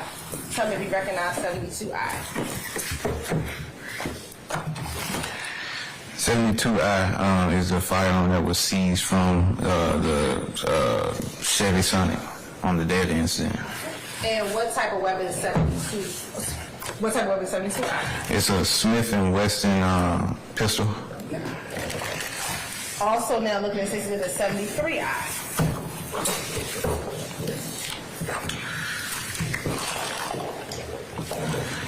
State's exhibit is a Glock 20 10 millimeter firearm with a magazine that was seized on the day of the incident from the vehicle. And now looking at 74I.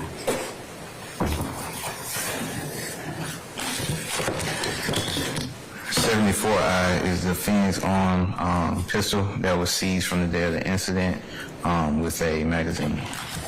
And 72I, 73I, and 74I all appear to be those guns recovered from the vehicle.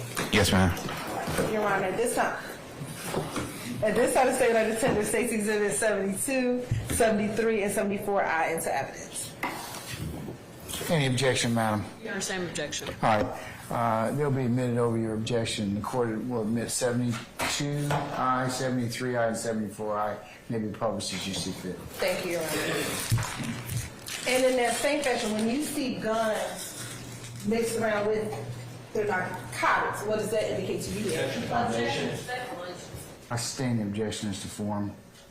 In your experience, officer, have you seen guns with drugs in your experience? Yes. And as a police officer, when you see guns with drugs, what does that indicate to you? Foundation, Judge. I sustain as the foundation and speculation as well at this point in time. How often You want to have you phrase it? Sure, Your Honor. How often have you seen drugs and guns? No. Objection relevance. Overruled. Quite frequently during my times in Apex. And as an Apex officer, when you see the drugs and the guns together, what does that indicate to you?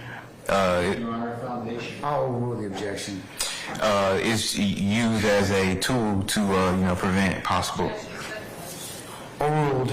As a tool to possibly prevent the actual stealing of the narcotics or the proceed earned from selling narcotics.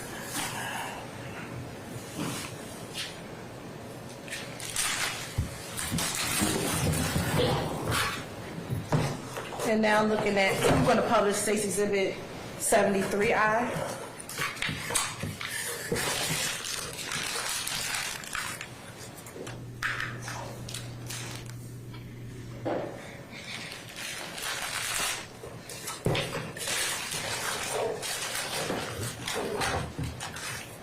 And then last one, publish State 74I.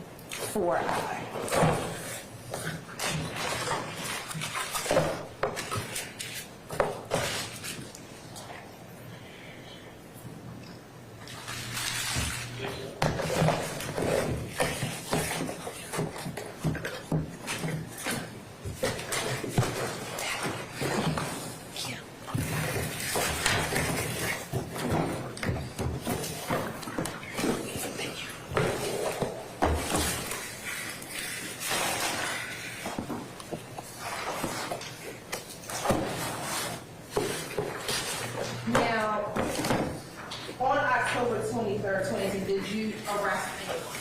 Yes, Who did you do that? Mr. Nichols. And what did you charge him? I believe possession of narcotics with intent to distribute, possession of a firearm during the commission of a felony, and possession of a firearm by a convicted felon. Permission to approach? Yes, you may. I'm going to show you two exhibits. First, Stacy did the 69I. Do you recognize this? Stacy exhibit 69I. Yes, ma'am. And how do you recognize this 69I? It's a social media handle that is suspected of being Mr. Nichols. And when did you pull or when did you observe this particular post? Observed it. I'm not sure. It would have been some point that day. I believe I understand this is the following question. Well, first I'm asking, when you say that day, what day? the day of the incident. Would that be October 23rd, 2018? That or into the 24th because my body camera jumps into the 24th. Okay, so at some point in time, on the day of this incident or in the early morning hours of the next day, you saw this post? Yes. Okay. And was that the same Instagram handle where you saw the video earlier that day? Yes. Earlier the day before? Yes. And does that appear to be a fair representation of the picture you saw on that post on October 23rd or October 24th, 2018? Yes, as well as what he would have been wearing that day. He says was what he was wearing that day? Yes. And is that in the same Instagram handle as you said earlier was the Instagram handle for Parmenas? Overruled. Yes. Your Honor, this time the state would like to admit Stacy Exhibit 69I into Any further objection, madam? It's not relevant. She still did like the foundation or the authentication for the photo itself. Not that he saw the photo, but the photo. Your Honor. Has a photo in 69I been changed or altered in any way? No, Your Honor. I'll overrule your objection. I'll note your objection, continuing objection for the record, okay? Yes, and I'm going to admit, say 69I, maybe publish as you see fit.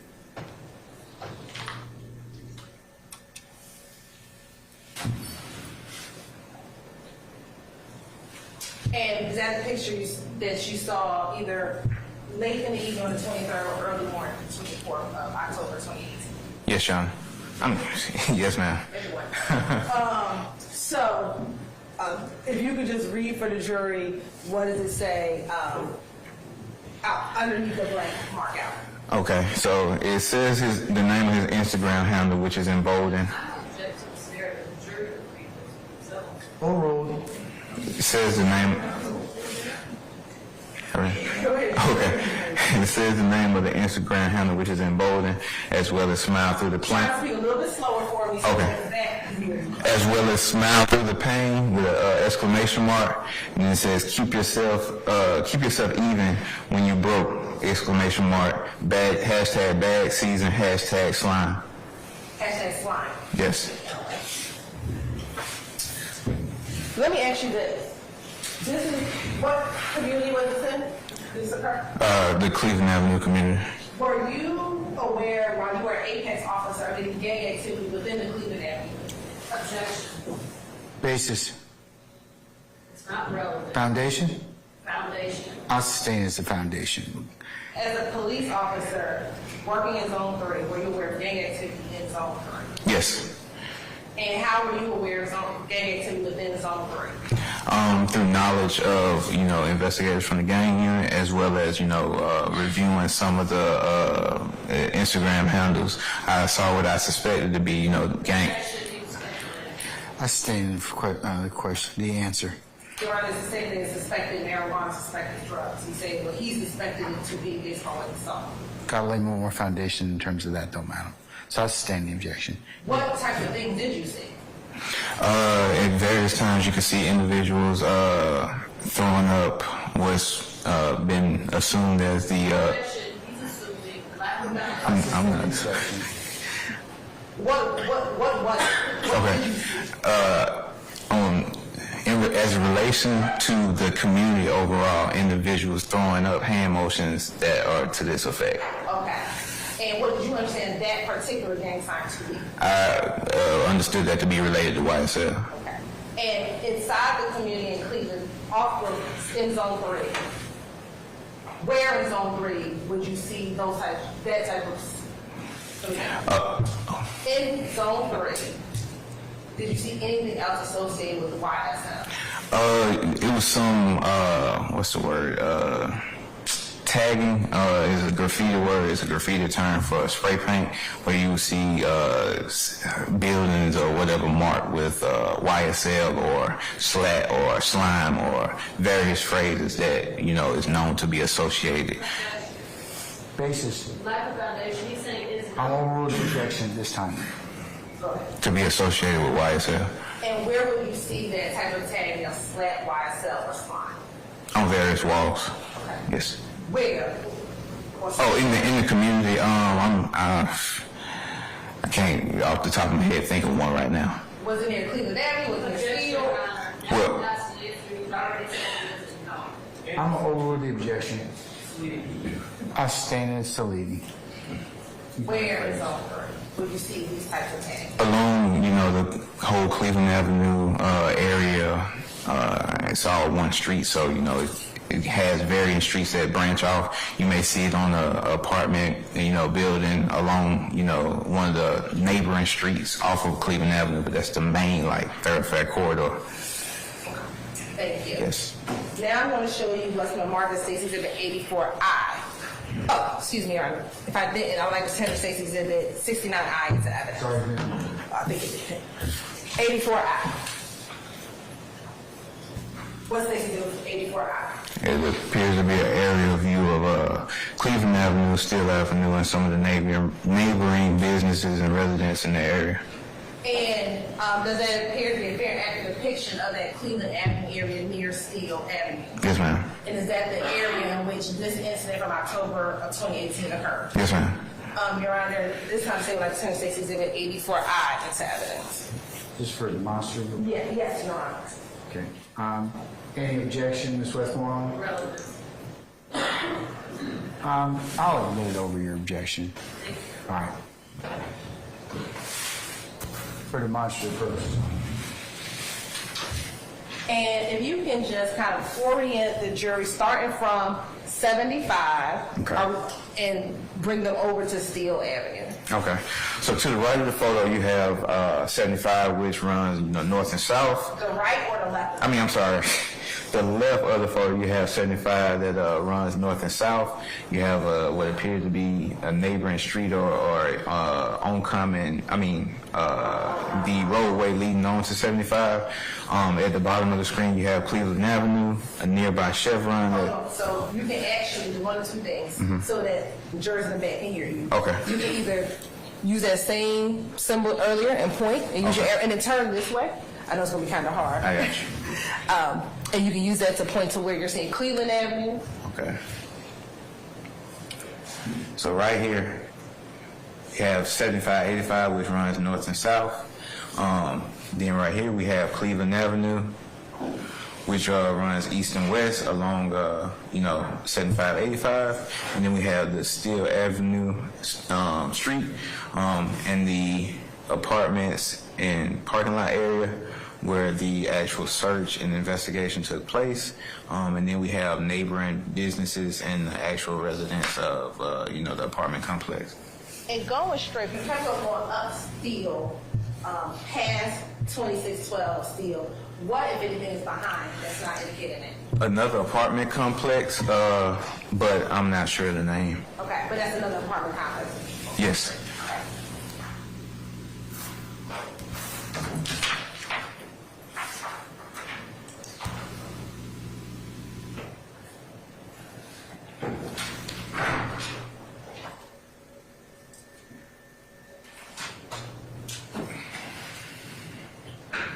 After securing your arrest warrant and taking the items to APD property and evidence, did that conclude your involvement as it relates to this particular case?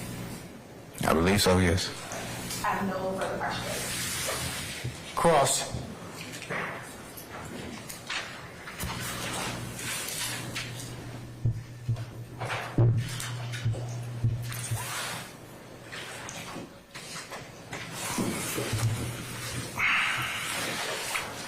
Good afternoon, Officer Ross. Good afternoon. How are you? I'm good. How about you? I'm doing pretty good. Good. Okay, so you do not know when this video, the social media post, you do not know when it was created, correct? I do not. All right. And you do not know who posted it, correct? You cannot say that for a fact? I cannot say who posted. Okay. And in fact, you do not know who filmed the video, correct? I do not. You do not. All right. And you do not know what approximate time that you saw the post, correct?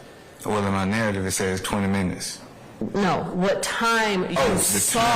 Yes, you do not know. No. Okay, and you do not know what device that you were using to see this post, correct? Nah, hang on, because you said, I don't know what time it happened. If we comparing the body camera video to when I'm saying 20 minutes of my report, it would have been roughly approximately that time. You don't know when the video was created. You don't know if it was created and posted on the same day. You do not know. We're not talking about that, though. We're talking about you saying how long after me seeing the video. That's what you just said. That is not what I said at all. Let's just go back a little bit. Let's slow down, okay? Okay. All right, right now I am just asking questions about the post itself. Gotcha. Okay, I'm not talking about your body camera. All right. Okay, so I asked you, you do not know when the video, meaning the Instagram video, when it was created. You do not know that, correct? No. Okay, because you didn't make it. You don't know. No. All right. And you do not know who filmed the video. You weren't there. You do not know. No. Okay. And you do not know when the approximate time that the video was posted, correct? No. Okay. And you do not know where you were when you were watching this video, correct? No. Okay. And in fact, you do not know the device that you even used to watch this video, right? My city cell phone. Huh? My city cell? You're saying your cell phone? Yeah, my city cell phone. Your city cell phone? Okay. Do you remember another occasion where I asked you that question? Yeah. Okay. All right. And you don't remember saying that you did not know? I'm pretty sure I said my city cell phone at the time as well. All right. Don't worry. We can move on. All right. So you're watching this post, right? And you see what you believe to be a small bag of marijuana, correct? Yes. All right. And you see this post and you call your supervisor? I notify him, yes. All right. And you get a caravan together? Yes. All right. And you find a staging location?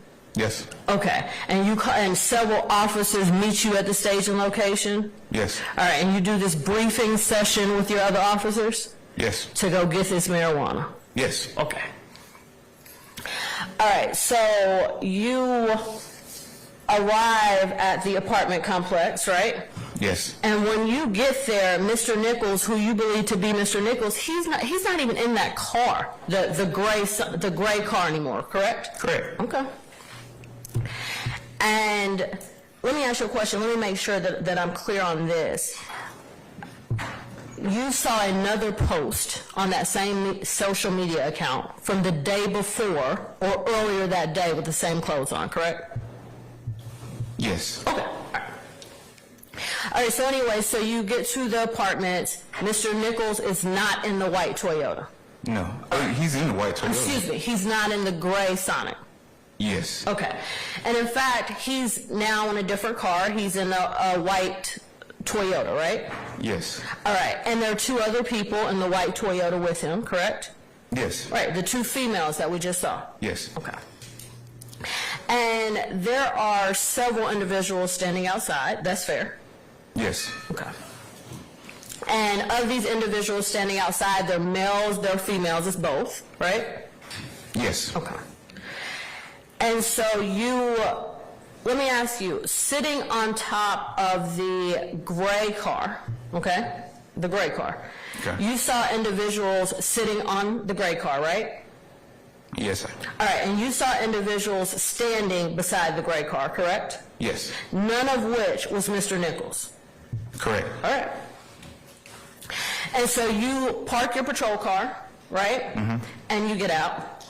And you testified that you smelled marijuana in the air, right? Yes. And specifically, you said you smelled burnt marijuana in the air, correct? Yes. Okay. Now, Mr. Nichols, you approached Mr. Nichols immediately, right? Yes. Okay, and he didn't have any marijuana in his hand, correct? Yes. And you didn't observe him smoking any marijuana, correct? Yes. Okay, and he didn't have a firearm in his hand or anything of that nature, right? He didn't. Okay. And as a matter of fact, when you approached Mr. Nichols, you and the other individuals, you asked them about marijuana, right? I did. And Mr. Nichols told you he didn't have any? He did. Okay. And as a matter of fact, Mr. Nichols said, "Officer, you can search me." He did. Okay. You asked Mr. Nichols for his name. I did. He provided it to you. He did. He gave you his real name. He did. It's fair to say he was cooperative. He was. Okay. Now, several other individuals was outside. You checked their IDs, correct? I did. Okay. And you put them in handcuffs? Yeah, somebody did. Okay. And you didn't see them committing any crimes? No. Okay. And it would be fair to say throughout your whole time in this apartment complex that all of these individuals, they didn't give you any trouble, did they? No. Pretty cooperative. They were. Okay. All right, so now you called for the K-9 unit, right? I checked on the ETA, yes. Okay. And you observed the K-9 unit patrol, walk around the area with the K-9 officer, right? I did. Okay. And out of all of these individuals outside and the cars outside, you didn't observe the K-9 alert anything beside that one car, right? To my knowledge. To your knowledge, okay. All right, so out of all of the individuals that was congregating that evening, no one else was arrested, right? Correct. All right, so they weren't arrested for drugs, right? Correct. Okay, and they weren't arrested for guns, right? Correct. All right, so you didn't find, crimes out there beside the one that you said that you arrested Mr. Nichols for, right? Correct. Okay. All right, and so you based your arrest for Mr. Nichols solely on what was in the gray car, right? Yes. Okay, and the gray car that he was not in when you arrived? Yes. Okay, the gray car that you couldn't pinpoint what time that he may have been in that car, correct? You don't know, I asked you that earlier.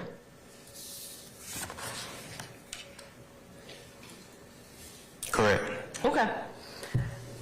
All right, and Officer Ross, let me just ask you this. You're aware that the marijuana charge against Mr. Nichols was dismissed? No. You're not? No further questions.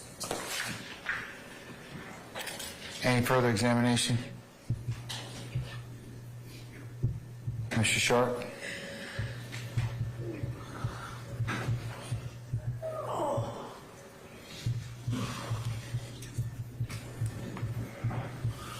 Officer Ross, good afternoon. Good afternoon. How many people approximately were out there that night? I'm not sure. Who are you referring to? Who are you referring to? Officers? No, not officers, civilians, citizens. More than 3. More than 3? Was it more than 10? I'm not sure. Okay. How many total people were detained? The people near the vehicle and the people inside the vehicle. And how many people was that? Without looking at the video, I'm not sure. Give me an estimate. I'm gonna guess, maybe 5 at least. 5? And how many people were put in handcuffs? I'm not sure. Okay. Was it multiple people that were put in handcuffs? Yes. Okay. And what was the total amount of marijuana seized? 17 grams. And that's a misdemeanor amount? Standalone, yes. Okay. You also testified to, as an officer, seeing firearms with drugs a lot. Yes. Okay, and your testimony was the reason for that is because the people with the drugs don't want the drugs taken. Or the proceeds. Or their money taken. Yes. So your testimony as an expert is He didn't say drug, that's or as an officer, excuse me, thank you, Your Honor, is that drug dealers have guns to avoid being robbed, correct? It's one of the reasons. All right, thank you. Anybody else? All right, Yes, Judge.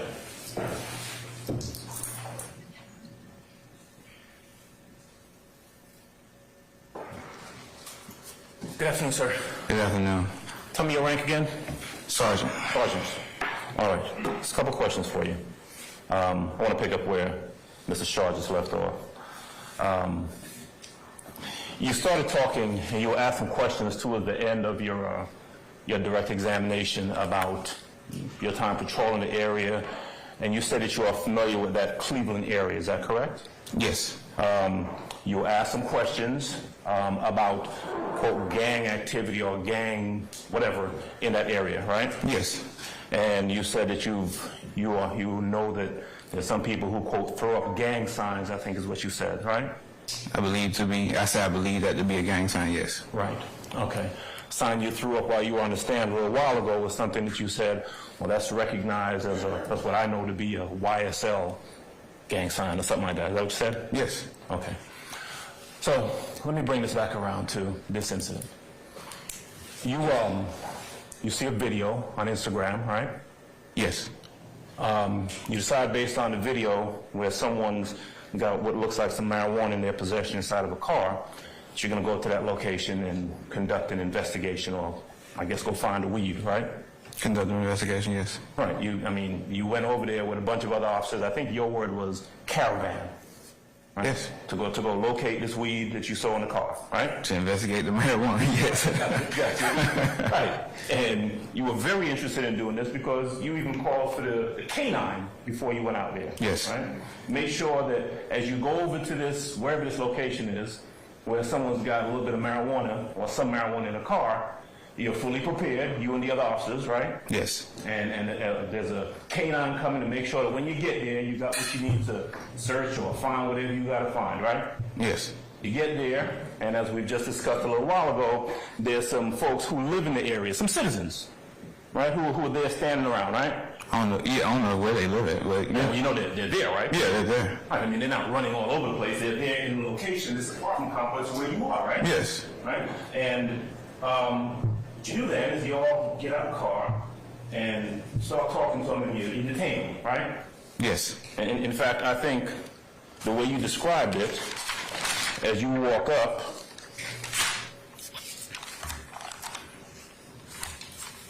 let's see, you say something to the effect of on the tape that we saw, do me a favor, I'm going to detain y'all. That's what you say, right, when you walk up to these folks who are just standing there. I believe so.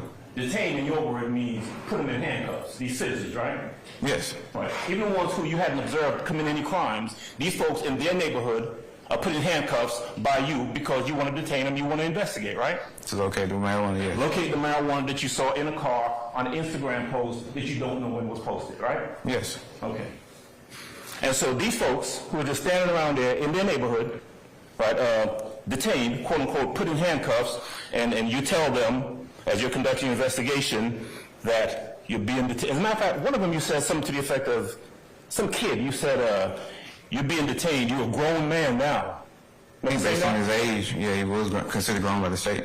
Yeah, I mean, but that's what you said to this kid who's standing around there, right? Yeah. Well, he was putting handcuffs. Well, somebody else was talking to me. I didn't say that to him. You didn't? Somebody was talking, somebody asked me something, and I said, he's a grown man now. So when you said, when the words are said on the tape, and we saw the video, you being detained, you a grown man now, that ain't you? I just said that was me. I said somebody was asking a question of him, I believe, and my response to them was, he's a grown man now. Right.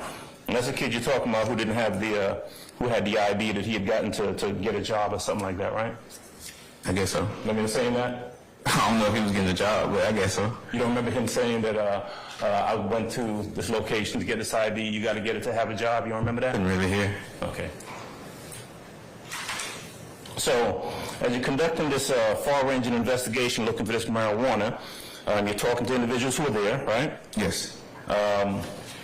somebody says something to you and you says, you can have a seat on the ground. Remember saying that? Yes. Okay. And then you conduct the search and you find 17 grams of marijuana is what you found, right? Yes. And you found 3 guns, right? Yes. Mr. Nichols gets arrested. Yes. And that is the extent of it, right? Yes. Except at no point while you're conducting this investigation, while you're on the scene, is there anyone out there throwing up gang signs, right? Correct. Right. Ain't nobody out there while you're conducting this investigation that you're here talking about, that you're here testifying about in this RICO racketeering gang case, throwing up gang signs saying, I'm selling some marijuana because I'm by itself. None of that, right? I sustain the objection. No gang signs. No gang signs. All right. That's all. All right, Mr. Matthews.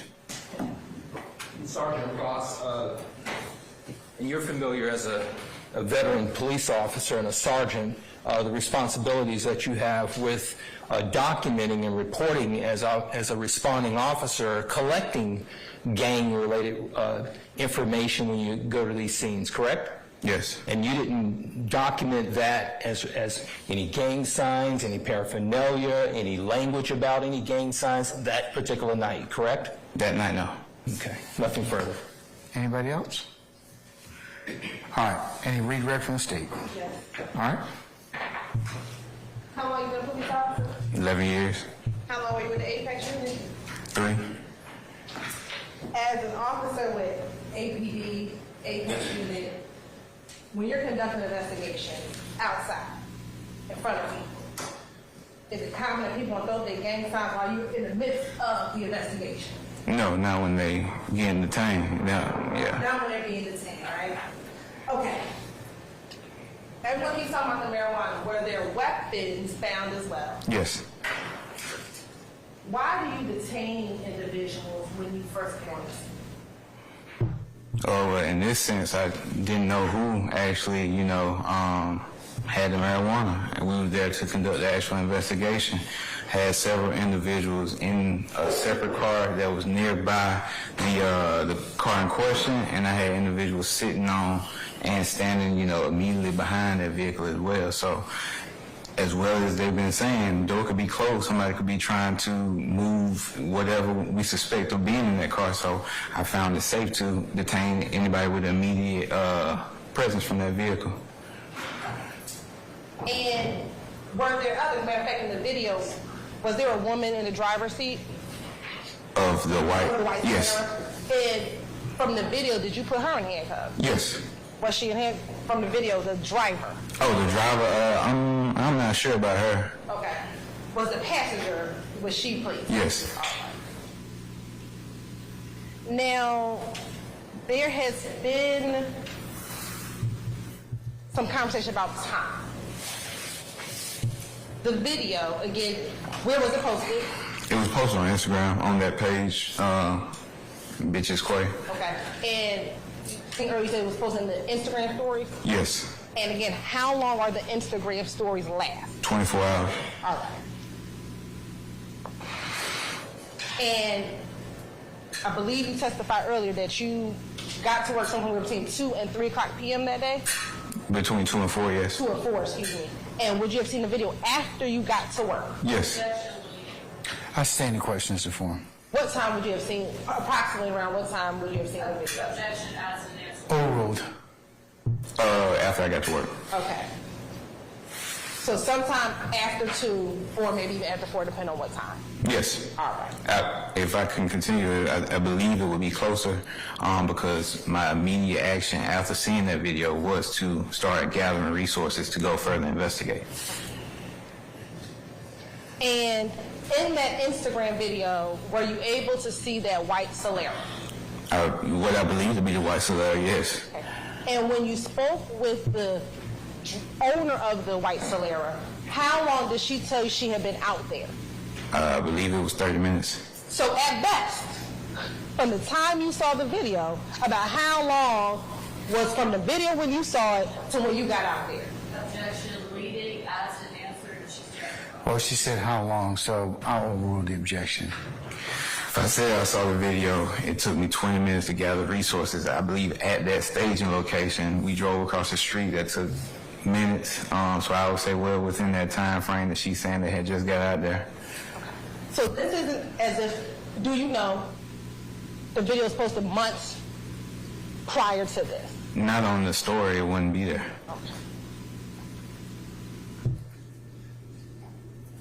And again, once you arrived and you saw Mr. Nichols, where was he? He was in.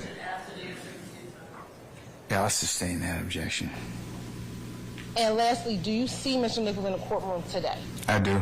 If you can identify him by article of clothing that he is. Individual back in the, towards the back wearing a gray suit. It looks like a black turtleneck with some type of jewelry around his neck.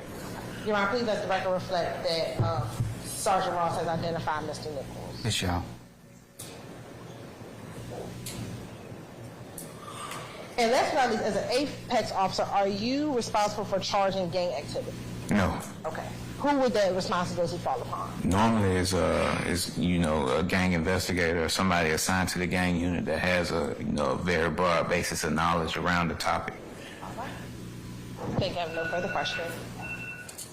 Any further recross?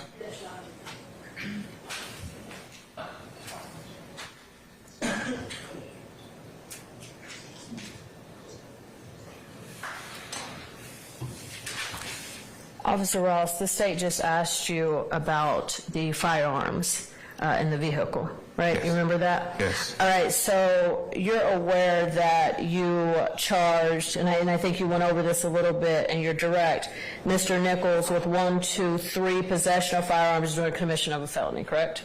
Yes. All right, and you're aware that they were null pros, dismissed? Yeah, I wasn't aware, but okay. Okay. All right, and you said that it was 3 guns, right? Yes. Okay, and you're aware that the possession of a firearm by a convicted felon, that 2 of those counts, you're aware they were dismissed? No. You're not? Okay. All right, now, you charged Mr. Nichols, right? You filled out the arrest warrants. And you did not arrest Mr. Nichols for any gang charge, correct? Correct. All right. I'm finished, Your Honor. Anybody else?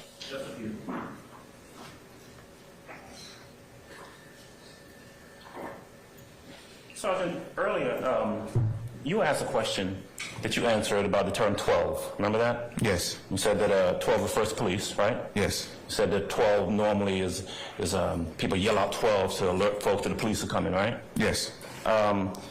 Would it surprise you? I mean, would you be surprised that people in a community might yell out 12 when the experience that they have is police coming in and folks who haven't done anything is just thrown in handcuffs and detained when they haven't been observed committing any crime? You think people might be concerned by the police and might want to warn about the police coming in the community when they see that kind of stuff over and over again?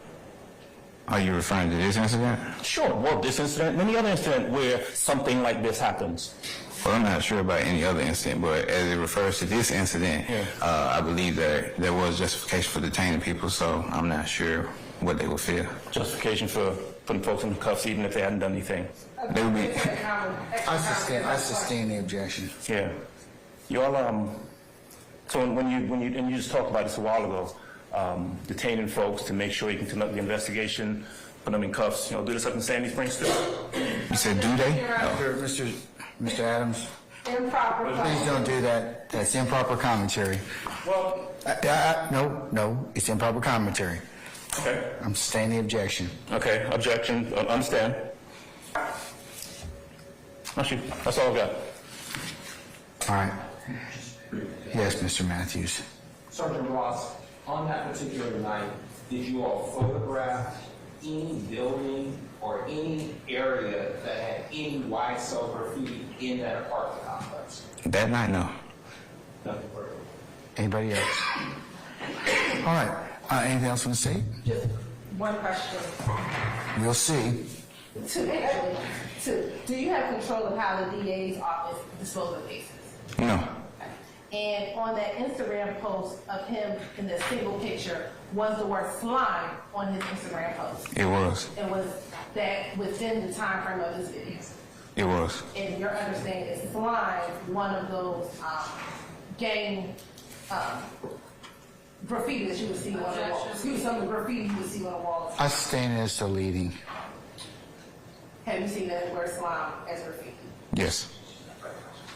Anything further? Did you forward Sergeant Ross as a requirement for SOP any of the information to any gang-related investigator? Forward it, I'm not sure, but I believe I made him aware of it. Is it documented in any narrative report that you completed as a requirement as an officer? In a narrative, no. I don't believe so. Anything further? Anybody? No. All right. May I excuse Officer Ross, permanent or temporary? Permanent. All right. Officer Ross, thank you for your patience with us. I'm going to permanently excuse you as a witness. Please don't discuss your testimony with anybody except the attorneys in this case, okay? Yes, sir. All right, thank you, sir. All right, thank you.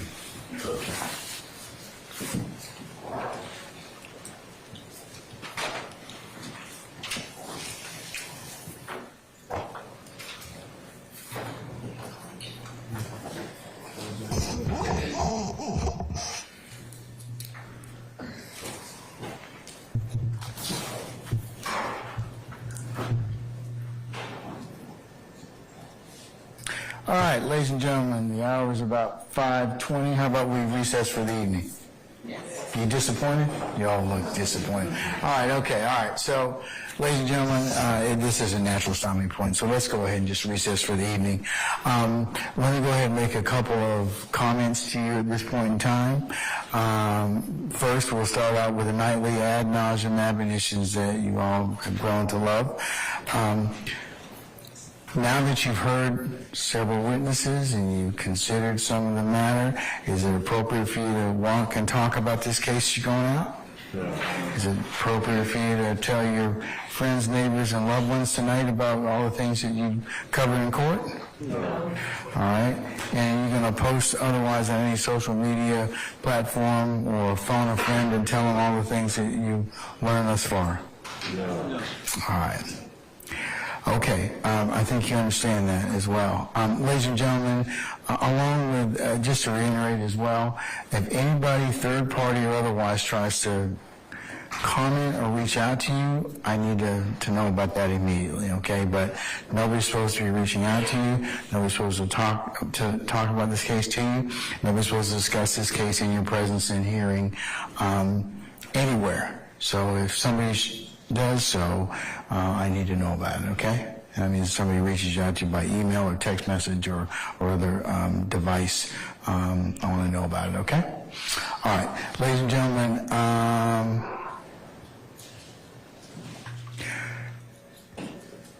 any other ministerial inquiry of me at this point in time before I tell you a little bit about the rest of the week? Anyone? All right, say again? What's the question again? I said, any other ministerial inquiry of me? Okay, I mean, that's a question, if you have a question or anything like that. Okay, while you're thinking, okay?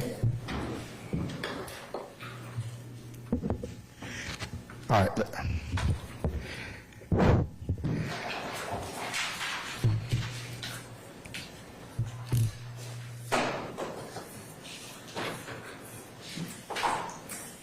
Okay, ladies and gentlemen, just to kind of go over with you a little bit about what's going to happen this week. All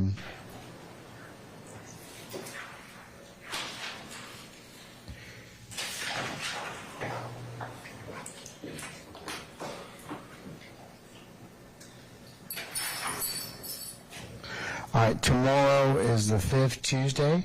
Ladies and gentlemen, we are going to start. I'd like you to be here by 10 o'clock, and then we'll start as soon as all of you get here, and I take up any other matters, but we should start between 10 and 10:30 tomorrow morning. That's the first thing. It'll be a regular work day. We'll probably work to, again, somewhere between 5 and 6 o'clock. So that is tomorrow, Tuesday, the 5th of December.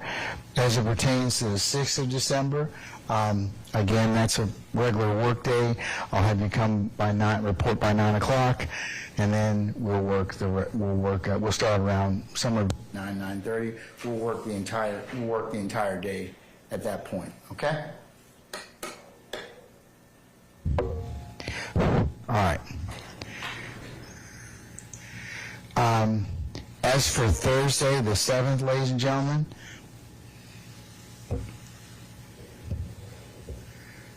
Thursday and Friday are going to be short days. So if you have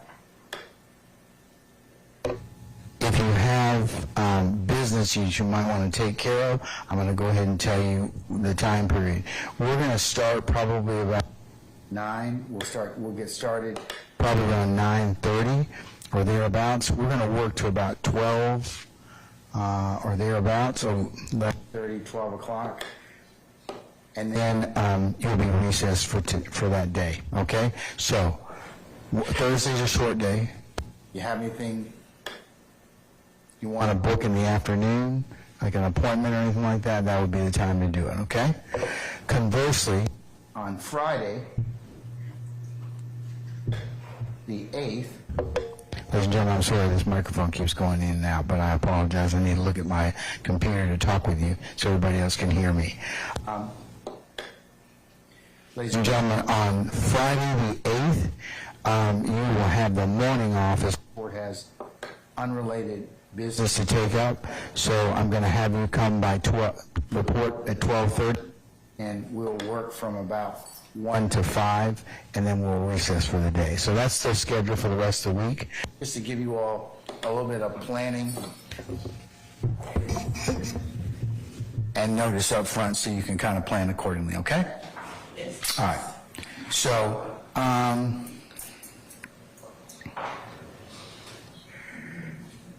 how are we doing with our facilities? We got plenty. We got coffee. You comfortable back there? Yes. All right. How about juror stickers? Plenty. Got plenty? Okay. Remember when you leave tonight, leave your notepads in your basket and take a juror sticker, and then we'll see you. You can take that so you can get back in the courthouse accordingly. Okay. All right. So what time are you supposed to report tomorrow? 10. And what time are we going to get started by? Hopefully. Okay, 10:30, that's right. Okay, ladies and gentlemen, any other questions of me at this point in time? Now that I've given you a little bit more information. Okay, ladies and gentlemen, again, as I've said to you, and I will continue to say to you daily, thank you for your patience that you've given us. You'll continue to give us in the resolution of this matter. And unless you have anything else for me, we'll go ahead and recess for you for the evening, and we will see you tomorrow at 10:00 hours, okay? All right, all rise.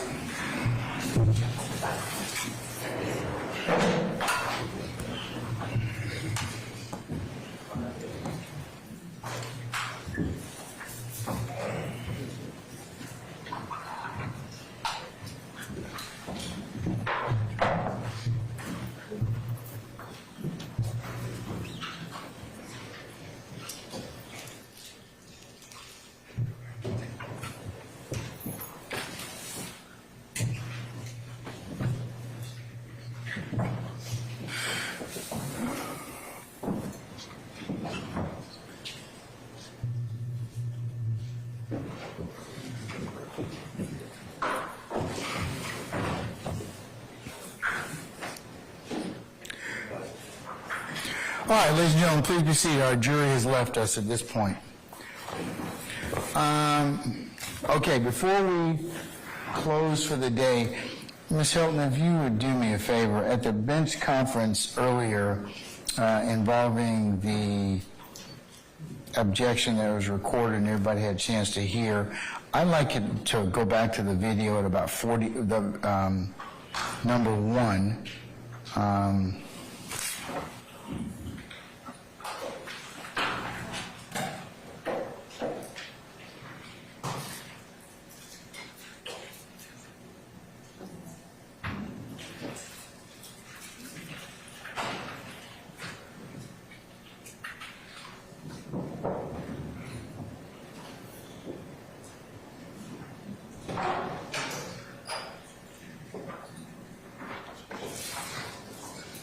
And that would be state 68I, number 1. That would have been not the Instagram video, but the first body cam video at approximately 48 minutes or thereabouts. I wanted to check for what Ms. Westmoreland purportedly said on the video. Your Honor, I assume you mean 48 minutes from the top. Of the screen. Yes, ma'am, at the top of the screen, yes. If we could forward that to that just a little bit before, I want to see it and hear what it says. To see if it comports with what was told to me at the bench.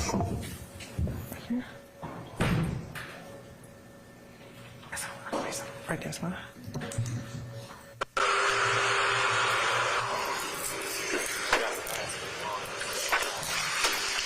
You got a license? Never had one? From what? From prison? Okay. Spell it for me. Last name. Okay, you can stop there. Stop there. I did hear the word prison. Ms. Westmoreland, as I mentioned earlier,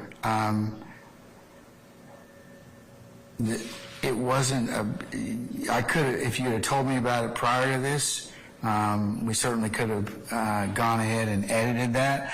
I'm going to order that it be edited at this point in time for any future showing of that particular video. But this was the first objection that we had as to that issue. You did not bring that up before. It was not objected to at the suppression hearing, and it was objected to after it was played. So I just want to make sure I got that for purposes of record, but I will go ahead and edit it at this point in time since you brought it up to me afterwards, okay? Your Honor, thank you for editing it now. Just for the record, I think that I preserved the objection by objecting to the video in its totality for all of the reasons I stated before. Oh, no, madam. You would have had to object specifically to that because that is a definite separate basis for objection. So I disagree with you humbly about that. While you objected to the video as a whole, that specifically should have been brought to the court, and I could have edited at that point in time. All right. Anything else? Your Honor, just for the record, we will go ahead and edit that out. I do want to state for the record, though, that the evidence will come in that he was convicted of a previous offense. Just not that we're not going to edit it out, but for the purposes of any potential mistrial, the fact that he was convicted previously is going to come out because of the certified copies of conviction, and so I just want to place that on the record as it relates to Mr. Nichols. All right. Okay. Now that we've resolved that particular bench conference issue, anything else at this point in time before we recess for the evening? Okay, if not,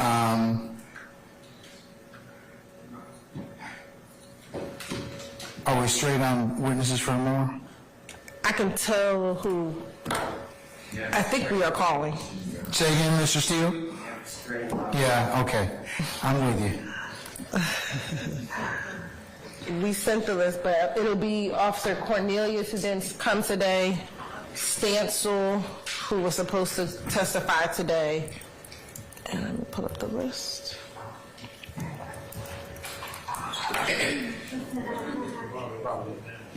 Give me 1 second, Ron.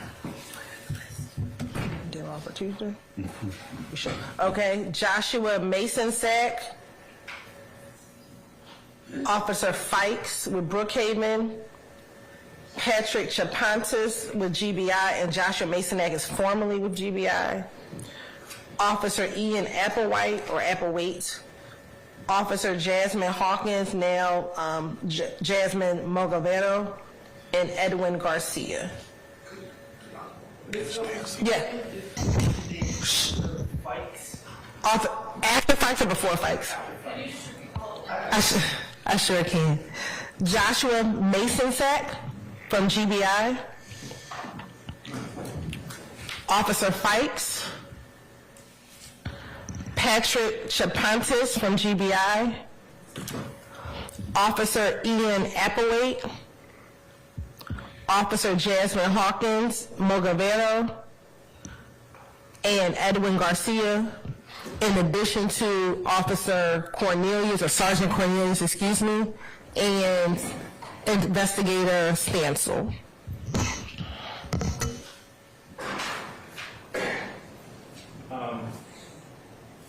Ms. Hilton, maybe I don't see it, but Nathan Mason Sec did the GBI report, I believe, for the July 2017 case.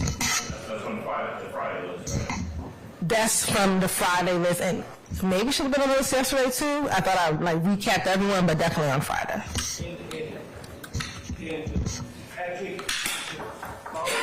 Yes. He tested the drugs in, give me 1 second, which case he's on.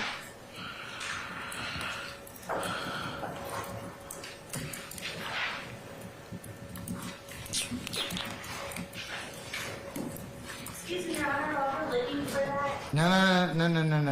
No. Let's just wait one at a time, madam. Okay?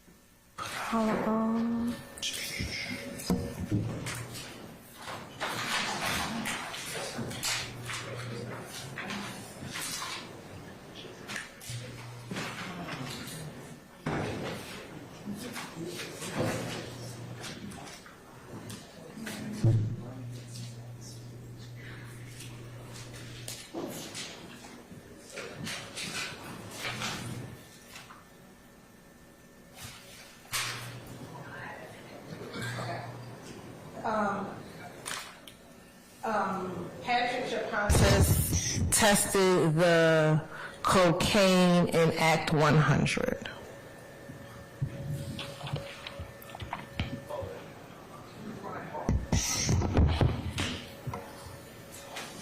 All right, is that it? You're welcome. All right. Okay. Yes, Mr. Williams, what were you going to ask at this time, madam? My client needs a comfort break. Okay, all right. Is there anything else that we need to cover so we can recess for today? I just have a question. That exhibit with the body camera, I can't remember the number. I apologize. It's 68I. Okay, thank you, sir. You didn't make a ruling that that's going out with the jury. I don't have to right now. That's fine. I'll wait till the end of the trial. I would just, Yeah. Yes, okay, I just want to make sure. Yes. I wasn't behind the ball. No. If I have another one, did you move for admission, Miss? I do believe we moved for the admission. Oh, sorry, Your Honor. I do believe we moved for the admission of Stacy Exhibit 68I. Yeah, I think I'm going to admit it. You would be a continuing witness if I get it. Okay. I'll deal with that all at the end of the trial. Okay. We'll cover all the exhibits that have been identified, just for purpose of record, and those admitted, and those that go back, and those that won't go back. All right. Okay. All right. And now can we let Mr. Ryan go to the bathroom, Mr. Steele, and recess for the evening? Okay, all right. Okay, folks. I'll see you all tomorrow morning for a 10:00 start time, and we'll be well, okay? All right. Thank you. Good night, Your Honor. Okay.